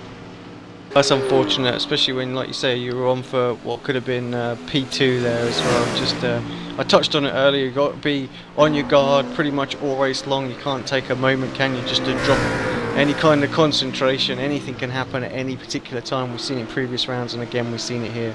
Unfortunately, yourself just caught up in that. Yeah, it's I mean, it's one of those things of racing, isn't it? So it was just unfortunate it kind of happened where it did, because obviously as you're coming up start finish straight, it's, as I'm sure you know yourself, it's pretty much a blind summit as you come over the top, and Gregor had kind of got no time to make a decision, because unfortunately the driver in the rough was struggling to keep it in a straight line after contact with Lucas, and Gregor decided to go to the right, and unfortunately the rough decided he was going right as well. Well, because from the TV camera, it's one of those things that it sort of looks a bit clumsy, doesn't it? But when you're actually in the cockpit, that is such a steep hill, isn't it? I mean, most people don't realise how steep that is. I bet if you tried to walk up that, you'd get in a bit of a sweat on. I should imagine you would, yeah. I mean, it's very much the same sort of steepness of the hill going up to the first corner of Koto. I think it's quite a steep hill. I mean, let's face it, when you're coming up just over the top of that hill, you're sort of getting your tail end of fifth, just about to snatch sixth, so you're not hanging around anyway, you know, you sort of, and when you all of a sudden see a car, I mean, with the closing speed of probably getting on over 100 mile an hour, I should think, it's a very quick decision you've got to make, you say, but unfortunately, by the looks of the rough, I think he'd got damage to the rear, so he was sort of crabbing all over the road, and Gregor kind of had no, like you say, no decision where to go. It looked clumsy because it looks like you've just driven straight into him, but it's not, you know, once a car's parked in the middle, you've kind of got a 50-50 chance of whether you're going to fly by or get taken out, and unfortunately on this occasion Gregor got taken out, so a bit of a shame. I'll be honest, on first viewing it looked like he'd just driven into the wall, but we all know it's not so cut and dry like that, is it? So no, I mean, it wasn't a very big touch either, that was the thing. No. But at that sort of speed, it doesn't take a lot to send you catapulting across the track. So it was a shame. I decided not to drive. I mean, I was originally going to be doing the 4th stint today, but I am a lot, you know, a good second and a half slower than both Gregor and Simon. And as we could see, there was the possibility, you know, of well, at the very best getting third, if not possibly if we had the luck that Mayak had with the traffic in the first stint, we possibly could have caught him and gone for second overall, first of the BMWs, because the Maccas are in. I mean, apart from Lucas, I don't know where he's managed to get the speed today. The Maccas are in a class of their own on this season. They've driven very well, haven't they, this season? I mean, we made the comment at Suzuka, I think. Sorry, Woody, just battle going off as well into turn 5. Couldn't quite manage to get the nobody might do it now. In this tricky left-hander, we said very, very easy to get that all sorts of wrong. It's very, very easy to hit the car in front as well, just understeer on that bumpy entry into that little left-hander. And no, Darren, we said at Suzuka that McLaren just looks planted, and it really does. Oh, in the hands of the Dream Factory, at least. Yeah, I was going to say, in the hands of the Dream Factory. I mean, today, I think they qualified, was it 3 3 seconds ahead hello. of the next. Sorry, mate. Just quickly. The NM Academy car just got a little bit balked through the carousel, and now they're going to have to defend down to Canada corner, Alex, this time. Yeah, you can see the run here as well. Just needs to get a little bit closer. Already going defensive. Needs to go more defensive still than that. Leaves the door open a little bit, but just not quite close enough to get the move done on the brakes there. Yeah, sorry, Darren, carry on, mate. No, that's quite alright. I mean, yeah, I mean today, you know, I mean, the Dream Factory have driven that car fantastically. I mean, and today, I think they qualified 3 seconds in front of the next fastest McLaren, which is phenomenal. 1 second quicker than the BMWs. Yeah. I mean, it has been untouchable all week. I mean, we've been, you know, in quite a few rooms this week. Sorry, just quickly. Quickly, we've got a move coming now from Mellinghouse up the inside into turn 1. That's a tough move, Alex. He's done well there. Yeah, that's been coming. He's closing this gap up and needs to hold on to it here though. Annoying. To be fair, half moves aren't going to get it done, are they? He needed to set him up properly, I think, through turn 2, and now he's going to see if he can close up in the slipstream. It's looking good for him, Alex. He's got a good closing speed there. Yeah, you must be looking at a replay or something, mate, because he's made the move. Yeah, but the BMW, the NM Academy car was coming back down the straight. Oh, sorry. Yep. I just didn't think he was going to be able to close in there. I mean, he was closing up, but I just couldn't see getting close enough. And actually, already,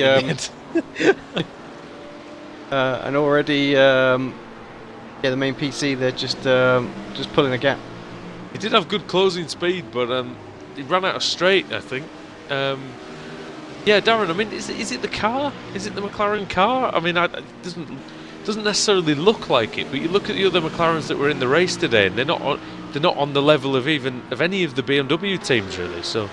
No, I mean, the McLaren does seem faster this season, I have to say. I mean, I think it's had a bit of a rework, and it does feel very nice to the point of I wish we were in the McLaren, not a BMW. It is quick. It is quick this season. There is no two doubts about it. But I mean, that's not saying much really for the other McLaren cars, then, is it? It's not to take it away from the Dream Factory, though. I mean, the Dream Factory are driving absolutely awesome. I mean, the title is definitely theirs for the taking. They've just been. I mean, their lap times. Yeah, phenomenal. Yeah, I mean, we saw. Was he going to have him into the first corner? I think. Have a look. A run, perhaps late on the brakes. Get side by side. And, yeah, actually, I have to feel there. Didn't want NPC there. Didn't want to take too much of a risk. Incident this late on in the race, so just give enough room there. Aaron, you might as well stay with us for the rest of the race, mate, if you like. No problem. Bit of commentary, will you? Why not? You'll be like the 7th commentator we've used today. Well, why not? I must admit, I've been sat twiddling my thumbs most of the day. Well, I wanted to ask you, especially since your car ended up in the wall, you haven't really had a lot to do, I guess. So. No, pit strategy. Well, not really much. You know, just making sure everything's refueled and tyres going on, and finding the biggest hammer you can. Well, yeah, needed one for that, didn't we? So I just want to ask you a question about the championship as well, because you're in that sort of area of the points at the moment, which is ridiculously close. 4th place, 37th. You were before the start of the race sort of in 7th place in class, of course. Just the 3 points behind as well. I mean, no TNT, obviously NM Academy out there involved in this race and this battle right now, but they've closed up again. It's closed up, yeah. They seem to have so much more grip through the carousel, Alex. I'm not really sure. Do you think they've gone for a slightly higher downforce setup? It does look like a slight difference in sets there, so yeah, maybe. I'd say so, yeah, definitely. It seems to be the Arcadia car Academy car, definitely seems to be catching on the straights, but losing through the corners, doesn't it? Is there much you can do, Darren, with the aero on the BMW? Like, as in, can you balance out a good set that has more straight line speed, or is it like the F1 car where there's an advantage to running more downforce? No. I mean, on the BMW is very tunable on downforce. Well, it is the whole car, but definitely on downforce. You can, I mean, it's just leaving him there on the straight, isn't he? Yeah, it's a big difference. I think you can almost make like a, I think it's a 9 point different change on the rear wing. You've got 9 different positions you can run it in. Yeah. So obviously you can have one that's super slick in a straight line. All we're going to see now as he comes down here. It is finding a balance, really, and depending on what sort of car you like. I mean, clearly Lucas today, possibly for the likes of myself, that car would feel very loose on the rear end around the corners, but in a straight line it's gone. You know, it's absolutely disappeared. So there is a big amount of difference. I mean, these GT3 cars are so tunable. Oh, hello. Anyway. Sorry, that red McLaren nearly copped one. Getting out of the way there. Yeah, just got out of the way there quickly. They're Where so is that tunable. car sat actually in the... Where's that car sat in the standings? Is that Sim Race Drivers team? It is, yeah. Friedrich Laditz and Ralph Barth. Sorry. Yeah, overall. Here we go again around the carousel. Yeah, look at that downforce advantage. I think is that... Yeah, there's no real way through there though. No, not at all. It's not a nice place to be on the outside of the carousel, I have to say. No, we saw Ashley Blake could go the long way around, and it took him a while to get back. I mean, one thing I've noticed, Darren, I mean, there are some drivers in real life, some of the best drivers in the world who do prefer an understeery car. I mean, Alonso is one that really does come to mind. Is you know, his old Renaults used to have so much understeer, but he used to make it work. I prefer an understeery car, but most of the great drivers, the difference between us and them is, and Alex is one, you know, I tried to drive his sets, I always have to put a little bit more wing on because it's just that maybe we're not quite as good at that balancing act, you know, as some of the greats. Yeah, I mean, Simon, again, I raced with Simon, you know, Simon, but I mean, both Simon and Gregor, in all fairness. Look at that, he's right under his rear. Yeah, he's got him here. But he can't pull alongside. That Academy car, I'd say, is definitely running less wing. Got a nice cutback, but he's not going to get there in time for turn 2. He's just going to have to set him up here, Darren, and get the nice run through the through turn 2. Has he managed it? Yeah, well, not really. I mean, the only hope he'd got there really was to park himself underneath that rear wing and get Academy to pull him down the straight, really. Yeah, he needed to be really close because he is catching. But he needed to be very, very close. Oh, hello. Has he missed? Oh, he's missed the corner slightly. Yeah, he's missed the apex there. But not quite enough to... but again, this is the part of the course, Alex, where in PC just seem to just be much better. That's exactly what you'd expect if he's perhaps got just a little bit more overall downforce on the car as well. This is really where this section of the circuit is going to come into huge effect. So. One thing that people don't realise, you know, on a more regular basis is the more downforce you have, the better your braking is. Yep. It's an underappreciated fact. Yeah, it definitely. I mean, look at this now. Here we go. Always going to hit the traffic just at the wrong time, I think, as well. Yeah, but it's for both of them. Oh, it switched as well. Could be 3 wide here, boys. As Van Ooyen, yeah, that straight line speed though. I mean, oh, he's missed. Has he missed Canada? No, he hasn't. He's got it turned in. Thought he braked very late there, Alex, but he got it stopped. Yeah, car looks good actually. The thing is with these is, I mean, there's so much, like we're saying, there's so much you can set on them. It's not just the rear wing. Obviously, you've got your cambers and your anti-roll bars, but one of the big things on the BMW that you can really play around with for turn-in is you can change the diff preload. Right, yeah. Which obviously more diff preload will give you more turn-in. It can make the car a little bit oversteery, but it definitely gives you more turn-in. So if you can balance that with the wing, which is what I'd almost say Lucas had pretty much nailed today. Pete Newman there just in front of this. It is close and that's a much better position to be in, Darren, there. Yeah, park right on his tail. Now, theoretically, does if have he's an running, advantage. if he gets in, Academy's gone to the inside, so it's covered the corner. Put him back there, and he didn't get it right. You can tell the difference actually. As soon as he pulled out from the draft there, actually looked as if he went backwards. So Yeah, main PC needed to make that stick. He needed to be on the inside for that for turn 3. Am I right, Darren, that you can change the different traction control presets and things like that you can play around with? Oh, that was close. But that's the PK Car Sport McLaren. They're actually running P6, which is not bad to say. They got absolutely clattered. Oh, by the way, Alex, the Enjoy Safer Technology McLaren had another 2 big crashes after you left. So it wasn't really the best day. Wasn't that safe? Actually, talking about the PK, just to sort of bring back to a point that I was said to Darren earlier on. You guys are in pretty close battle in the championship. You've obviously got a round to go. I mean, what's the focus going to be going into Spa? Finish should be nice. I must admit, we've had a pretty rubbish season this time. And we finished last season. We finished 2nd overall, but we kind of fell into that a little bit. But you know, obviously, you've got to take it if it's there. So it'd be nice to finish. We're going to Spa, which is, I have to say, I'll tell you what, he completely chopped the Mustang driver there. Yeah. That wasn't showing a lot of respect, to be honest, but that's the main PC Mustang, and that is still running in 2nd. The Blackadder 68 car now leads that class. I think it has for a while, to be fair. We didn't see the lead change on camera. SRN still leading the rough category. Karcher still ahead of British Sim Racers by about 2 corners. SimRC.de not too far behind either. Aaron's gone off. Interesting line through turn 2 there. I'm not sure it's the most efficient, but looks good.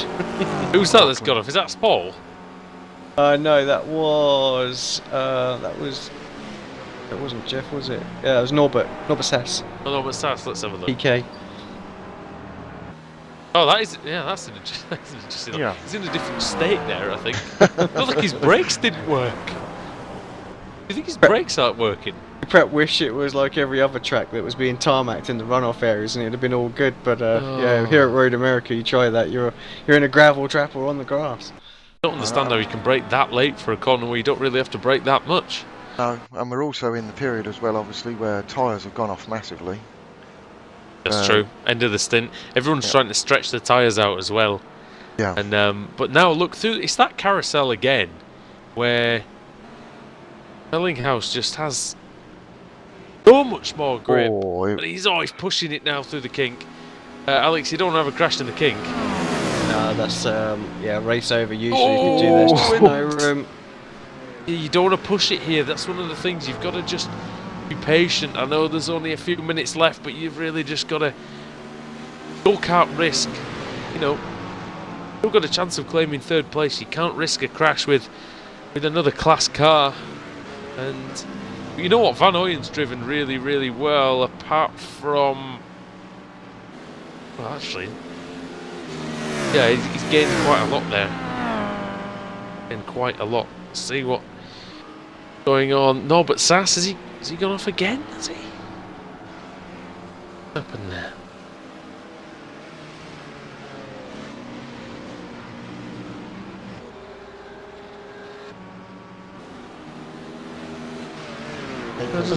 Look, see if there's any other battles going off. I'm looking at 18th and 19th starting to get pretty close to each other as well. That's the SRE VLN-2, and it looks like his teammate as well. So, well, I wonder if there's going to be team orders there or wherever they're going to go at it, because it's just 1.5 seconds apart. I've just been advised, independent advice, watch Norbert Sass going off from Paul Smith's point of view. So I'm going to do that now. Apparently it's quite funny, but we'll have to have a little look. See what Paul sees. Actually looks like... Oh dear, yep. Oh dear, yep, there it is. Have you seen that? Yeah. It's like he appears and then he's gone. We've got Poor one Paul's just there, and there goes the McLaren just off. Oh, this is getting a bit dodgy now. Main PC. Yeah, I mean, the thing is it's this point where, I mean, Alex, I know you haven't done much endurance racing, Alex, really, so I shouldn't be asking you so much, but, well, you've done the Neo, I guess, but you've got traffic in front of you, you're battling for position, what do you do at this point? You've got a lap to go, I mean, it's still very hard to, still don't want to lose the car and retire. I think at this stage of the race, yeah, gotta go for it, haven't you? You can't afford not to. Darren, it's a very difficult. Well, yeah, it's a very difficult one. I mean, if you was perhaps 5 seconds between, you'd settle for position. But when there's less than a second, the racer inside you, that red mist has descended. To say, you know, I'll stop in this position, just almost doesn't enter. We're not that far away from the white flag. I think we might get that this time. Yeah. We'll have to see, but there are 4 minutes on the countdown timer. So. Oh, is there? Okay. Fair enough. 4 minutes to go, so we've got 3 laps left. Apologies there. I don't have the actual race time then. It seems like it's just settling into a pattern, doesn't it? Of, you know, NM Academy, very quick down the straights. And it's always the case, Alex, you see it so often in Formula 1, we'll probably see it tomorrow as well in Hungary, is that there'll be a car that's so quick down in the twisty bits, but just can't get through on the straights, and it just happens so often in motor racing. Yep. Yeah, exactly. I think the thought of the long picture really, because or the big picture, because there are cars trimmed out now and they can pass pretty efficiently, and our main PC really struggling. They're quick through the infield, it might give them slightly better lap times overall, but if you can't get past, then help, although they're very close at this point. Yeah, It's great, but it got understeer through the kink. This is where it can come in best with the extra downforce, definitely. The tyres are gone. He's going to have to throw one, isn't he? Catching him. No, he backed out of that as well, I think. I thought he might have slung it up the inside there. A couple of laps left though. Darren, I suppose he thinks, you know, if he can do it on the last lap, if we can get a slightly better run through the kink next time. Yeah, I mean, it is one of those, do you go for the move now, or like you say, do you leave it to the last lap so you've got no chance of the other driver coming back at you? Because you know Van Ooyen has got the straight line speed that he could go by into turn 3. Definitely, or even possibly coming out of the last corner is going to be a bit of a drag race if MPC. Oh, this is going to be dodgy into turn 1. No, he's all right, but yeah, if Van Ooyen makes a slight mistake though, you know Mellinghaus is going to be he's ready to pounce, there. isn't he? He is poised to pounce, definitely. He's got. And the thing is he knows now. He's been following this car for so long. This battle's been going on for well over 2 hours. Oh, okay. With about this gap separating the two. Oh, really? And he's letting him know he's there. And the thing is he's going to know now where he's strong and where he's not. These two drivers are double stinted the second half of the race. Okay. But they've been directly in competition with each other for the last God knows how many laps, and. Yeah, Alex, we're into this part of the track again. It's interesting to see the lines through the carousel, which you can, in a second, where Van Ooyen goes in quite hard into the corner and then he brakes in the middle to get the car turned. Whereas Mellinghaus, he tends to roll the car on the throttle a little bit more, and he just lets it go through the carousel smoothly. There is 2 definite distinctive ways of taking the carousel, I must admit. Oh, this is going to be interesting. Because you've got one with a compromise line through the kink and the other one having to slow down so they didn't run into the back of the roof. And in that's the end, another they lap. just pretty much stay, exactly as they Another are. lap gone by. It's going to be the final lap as well. Where is our leader? Are we going to get just one crossing more? the line? Yeah, so we're literally where this next lap will be the final one. He'll have an opportunity for then. White flag for Dream Factory, as in front of that. I just want to see, is that a battle for position? No, I don't think it is. That's a lapped That's the leader in the Mustang class lapping the third place car. So what's going on with that one? Oh, that Kia's crabbing well. Oh yeah. Oh dear, that's let him close right up. That's RC got the I don't know what's happened to them. Down the And now we're outside. side by side.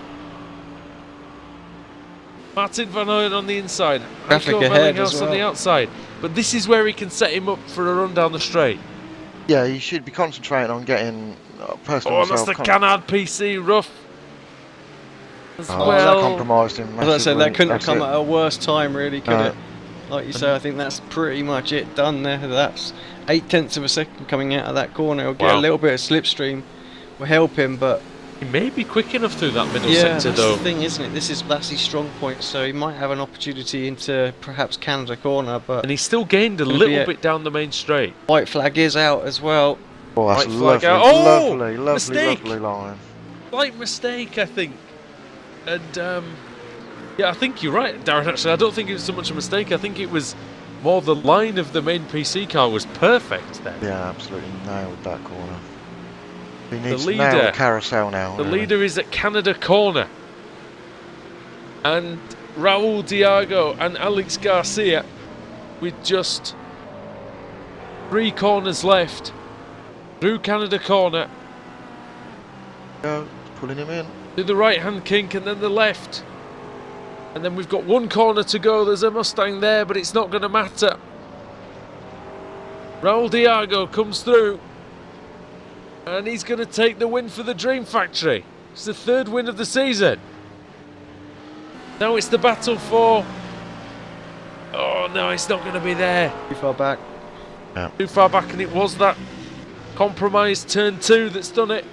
Unless he can have a go into the last corner, it's possible. Oh, he give it everything. He nearly was going to run into him there, but yeah, brilliant battle. That is one of the best battles I've ever seen in an endurance race.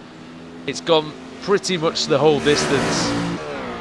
NM Academy 3rd, main PC 4th, and actually we're going to get Corsim Racing coming across. That's one of the quirks of endurance racing. 2nd place finishes after 3rd and 4th. Cora are going to come through there. Mike Pallett, Claudio Klima. For once, they didn't really have the pace, Darren. No, it was, I say, unfortunately, in that first run that Gregor had against Mayak, we really did struggle with traffic. Quite amazing, really, how it happens in endurance racing. We just had no luck whatsoever. But like you say, they've not been the quickest car today, which is quite, apart from Darren, obviously. Sorry, Derek, just want to interrupt you for a second. As David Baker's just come across the start-finish line as well to take victory for Karcher out there in the Kia class, so awesome job for him. And Ryan Huff's going to come through to take the rough class as well. And he survived being hit off by one of the BMWs to take what's been in the end a very, very dominating win for SRN into the final corner. The Blackadder cars come through already as well for the Mustang. Sorry for missing that. Yeah, good work from them. And SRN takes the rough class, and there have been some championships decided tonight, boys. SRN Motorsports, well, they have taken a big step towards theirs. The Dream Factory have now gained to within 4 points of Core Sim Racing with 20 to play for at Spa-Francorchamps. And in the Kia class, that's where it gets a bit interesting, because Karcher were 25 points behind Team Chimera. Now, Karcher will have picked up 20, so they'll have 61. Now, Chimera were on 66. They've picked up 10 points, so 76. 15-point gap going into the final race at Suzuka. Sim RC have gone, I believe, into 3rd now in that one. And then for the Mustangs, SRN Motorsports, they clinched it. Need to double check that. The main PC, SRN had 76. They're going to pick up 14 for 90. Yeah, they've clinched it, I believe. Blackadder Motorsport, they're gonna have 69. Main PC are gonna have Main PC have got 74, so they haven't clinched it just yet, but they only need 5 points in Suzuka, I believe. We'll get the official results, of course. But I believe that's right. Alex, does that sound about right too? Yeah, sounds about right. I was trying to do it on the fly and trying to not make a mess of it at the same time, but yeah, I believe that's the case. I don't think anyone take us through the final standings. Yep. So the Dream Factory McLaren takes the win by 1 minute and 4 seconds from the Core Sim Racing VLN car, with NM Academy in third, Main PC Sim Racing in fourth, P1 TV Motorsport 1 car in fifth. Then in the rough class, the SRN Motorsports car took the win by a lap over Core Sim Racing, who got a pair of second places. Well done to them. Bitspeed Endurance were third as well, ahead of Canard PC and the Flow Riders. Karcher took another win in the Kia class. That's their second win in a row. They still have a chance of winning the title in Spa-Francorchamps. British Sim Racers were second. They move up the table. Huiskenveld Engineering in third, ahead of SimRC.de and the 8 or 80 car. Our colleague Paul Smith finished down in P7. In the Mustangs, Blackadder Motorsport 68 car, they took the win, and that was a very good one for them. And then Main PC were in second, OnlineSimRacing.de third, and there's all sorts of Kia chaos going on the main straight, boys. Wouldn't be the Kias without it, would it? Definitely not. Yeah, that was really, really good, and I think we could have a word with Claudio Klemer, Alex.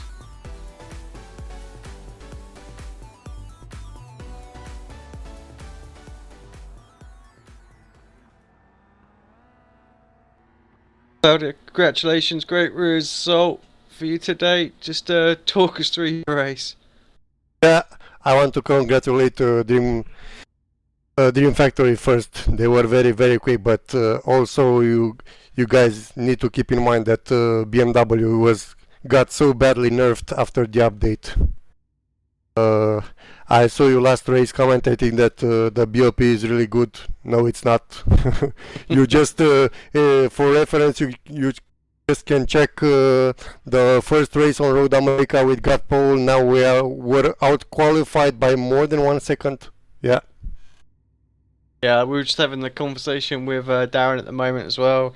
Exactly the same thing. So the fact that Simon and Gregor, who are much more skilled driver than I am, even to do any better than us, it's your proof. But other than that, we don't need to complain right now. We just need to race, win this championship. That's our aim for the next race. You only have to finish second. Yeah, I know do that. it. What are your thoughts of Spa? I mean, do you? Spa should be a little bit better for the BMW because it has more high-speed corners. But on the straight, we're going to get stumped again. Well, you did win there. You did win there last time. Yeah, and, yeah, but that was before the update, you know. Yep, I mean, Dream Factory have taken 2 wins in a row, but I mean, you did beat them. You did beat everyone pretty easily in Spa. So, if you remember, we had the win in our hand on Road America 2 last first race. We were leading by a minute, and we got crashed by a lap car. I know which car, but I just don't want to. Yeah. It wasn't me. It was an honest mistake. Yeah, it happens. Yeah. Well, congratulations today, Claudio. Thank you. Thank you. And Spa is going to be very good for the BMW, definitely. Kemel's going to be the biggest problem at Spa. But Pouon, let's hope Blanchimont helps us and Pouon. Blanchimont, Pouon, Eau Rouge. I think the Beamers should be very strong. Definitely. And surely as well, I don't know what you guys think. Obviously, you've driven the car more than I have. I've not driven it for about a year, but I'm sure the fast S's sections as well should suit your car a bit better than the McLaren. I don't know what to say right now. We are of course training for Spa-24, but we're taking the Ford. No, we're using the Ford. We've used it for Watkins 6 hours. It was great. I'm really sorry because I really love the BMW. It's still the most fun to drive out of the GT3 cars, I think. But it's just too slow to even the best teams that were using the BMW dumped it. I'm pretty sure iRacing are going to do something on the next update. I'm pretty sure they are aware of the problem. They always do, don't they? I mean, they had to tweak the Ford, didn't they, to bring it more in a line? And I think they've probably overdone that as well, because the Ford seems to be, if anything, probably the quickest. It's the best all around, I think. Yeah. But it's still slower on the straight than the McLaren. Yeah. Which I suppose, in many respects, with the shape and the aerodynamic of the McLaren, in many respects, you'd probably expect it to be a little bit quicker in a straight line anyway than the likes of the BMW. Yeah, we actually have to commend the Dream Factory because if you look at their driving style, they're always driving on the edge. Yeah, and the McLaren is indeed pretty difficult to drive that fast. Even when they've got large leads, we've seen them, Alex, haven't we? Really hustling that car around, even with one or two laps to go. Yeah, they never let up, do they? And I think that's why they have such a big victory at the end. Really. Yeah, today's race was the difference was so big because I had a really bad first stint. I have to admit it, and also my main pedals broke. I drove with a spare set which are not nearly as good as the main pedals, so that's the problem. One of the problem. But also, I don't think we could have won no matter what. We would have been closer, 15-20 seconds, something like that. But and even if we, let's say they make an error and we overtake them, they'll overtake us right back the next lap. This is how it is right now, but I'm pretty sure and I know that this happens all the time in real life racing, and we need to do our best to make it work.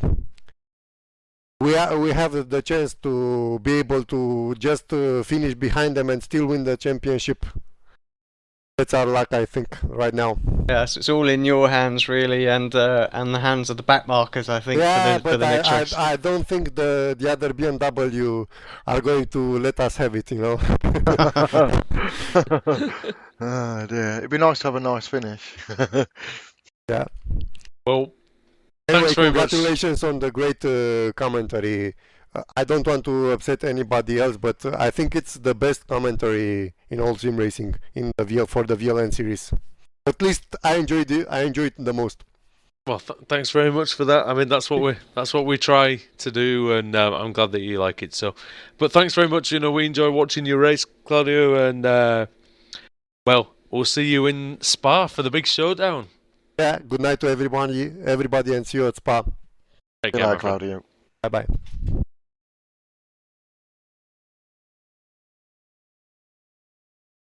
Pressure is truly on in that category, Alex. It really is. Oh yeah, as well. So you've got the fastest car by far, which isn't in the lead, and that's always a fantastic. It makes for a fantastic ending. But you know what? Any of those other teams. In fact, is Paul there as well? Paul, are you with us again? Hello. I was just saying that the Dream Factory have the fastest car. We know this. They're not in the lead of the championship. They need to win that last race, and they need also Core to finish third or below, so they win on countback at least. It's difficult, isn't it? Because there are a few cars in that series, including Darren's team, RC UK as well, who can get in on that. I mean, Paul, it's going to be a great one on August 22nd. It should be fantastic to watch that. I'm looking forward to that. Hopefully, I'll be able to commentate on it fully again. Bit quiet there, mate. Yeah, sorry, I'm there a we bit go. quiet. There we go, a bit better now. Yeah, I'm looking forward to it. It should be good. There are a few people that can affect the championship for core. Yeah, definitely. They could definitely do a number, and it's a thrilling climax again to the series. We've seen it last season as well, and we've still got. I believe the way the results fell tonight, I do believe every class still up for grabs. So. And that's what you want. You want to go in the last race of the season. It's going to be the championship final, and it's going to be. It's going to make it a tough race. It's going to make it a tough race because obviously nobody. I mean, obviously ourselves. We've not had, like I said, we've not had a very good season this year. Spa is one of my favourite tracks, I must admit. So we're going to be looking for a good finish. But so is everybody else. That's the thing. Nobody wants to wreck the championship contenders either, do they? No, that's the thing. Plus the fact nobody, even the backmarker, as we all know, the BMs close on everybody else quite quickly. But the thing is, nobody's going to want to move out of the way because everybody's going to be in their own battle because it is so tight at the end of the season. So it's going to be a difficult race. I can see it potentially has the makings of being possibly the best race of the season. I think it's going to be. I think it's going to be a lot of fun. And yeah, I mean, Alex, what do you think? It's always good to have a championship decider, isn't it? What you want, I think. I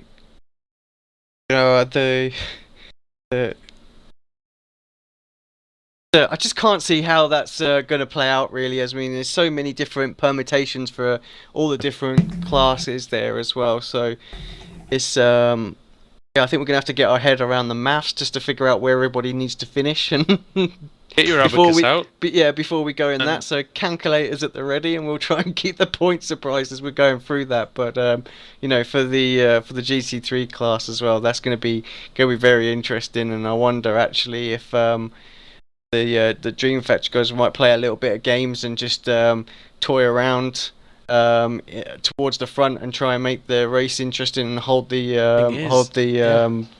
It could be interesting. It could be interesting. I must admit, Claudia's a very good friend.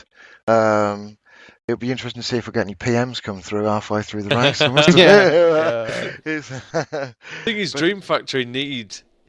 I mean, they do need to win the race. They need to finish minimum of 4 points ahead of core. If they are 4 points ahead, then they will win on countback. Having won 3 races, that can't be beaten now. I think you've got to. I mean, there's no harm, is there really, Paul, in running a tactical race at the front if you have to. I mean, we see it, Tour de France, things like that.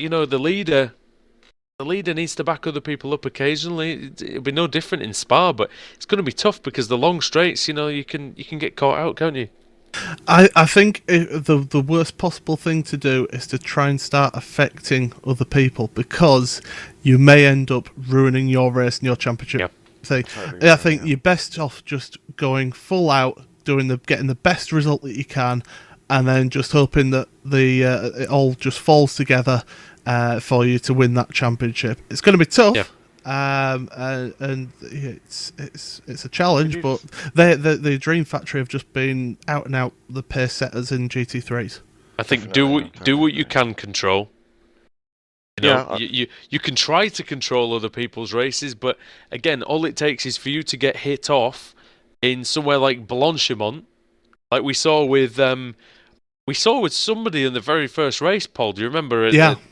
Last season was running second, third, or whatever, smashed off into the wall at Blanchimont. That's all it takes for the Dream Factory, and they're no pun intended, the dream's over. So, I mean, it's going to be a fantastic race. There's no question about that, and everyone can see it, live here on RaceSpotTV on Saturday, August the 22nd. It's going to be great. Right.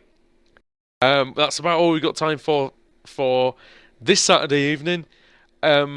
Thanks to Hugo Louis for the cameras. I've been Andrew Woodhouse. I've been joined by Alex Simpson, Darren Vira-Wright, Paul Smith, Ethan McColgan, Ashley Blake Hood, Claudio Klima. All and sundry have joined me. It's been brilliant. Thanks everyone for watching, and we'll see you on August 22nd in the home of the iRacing.com World Championship Series, RaceSpotTV.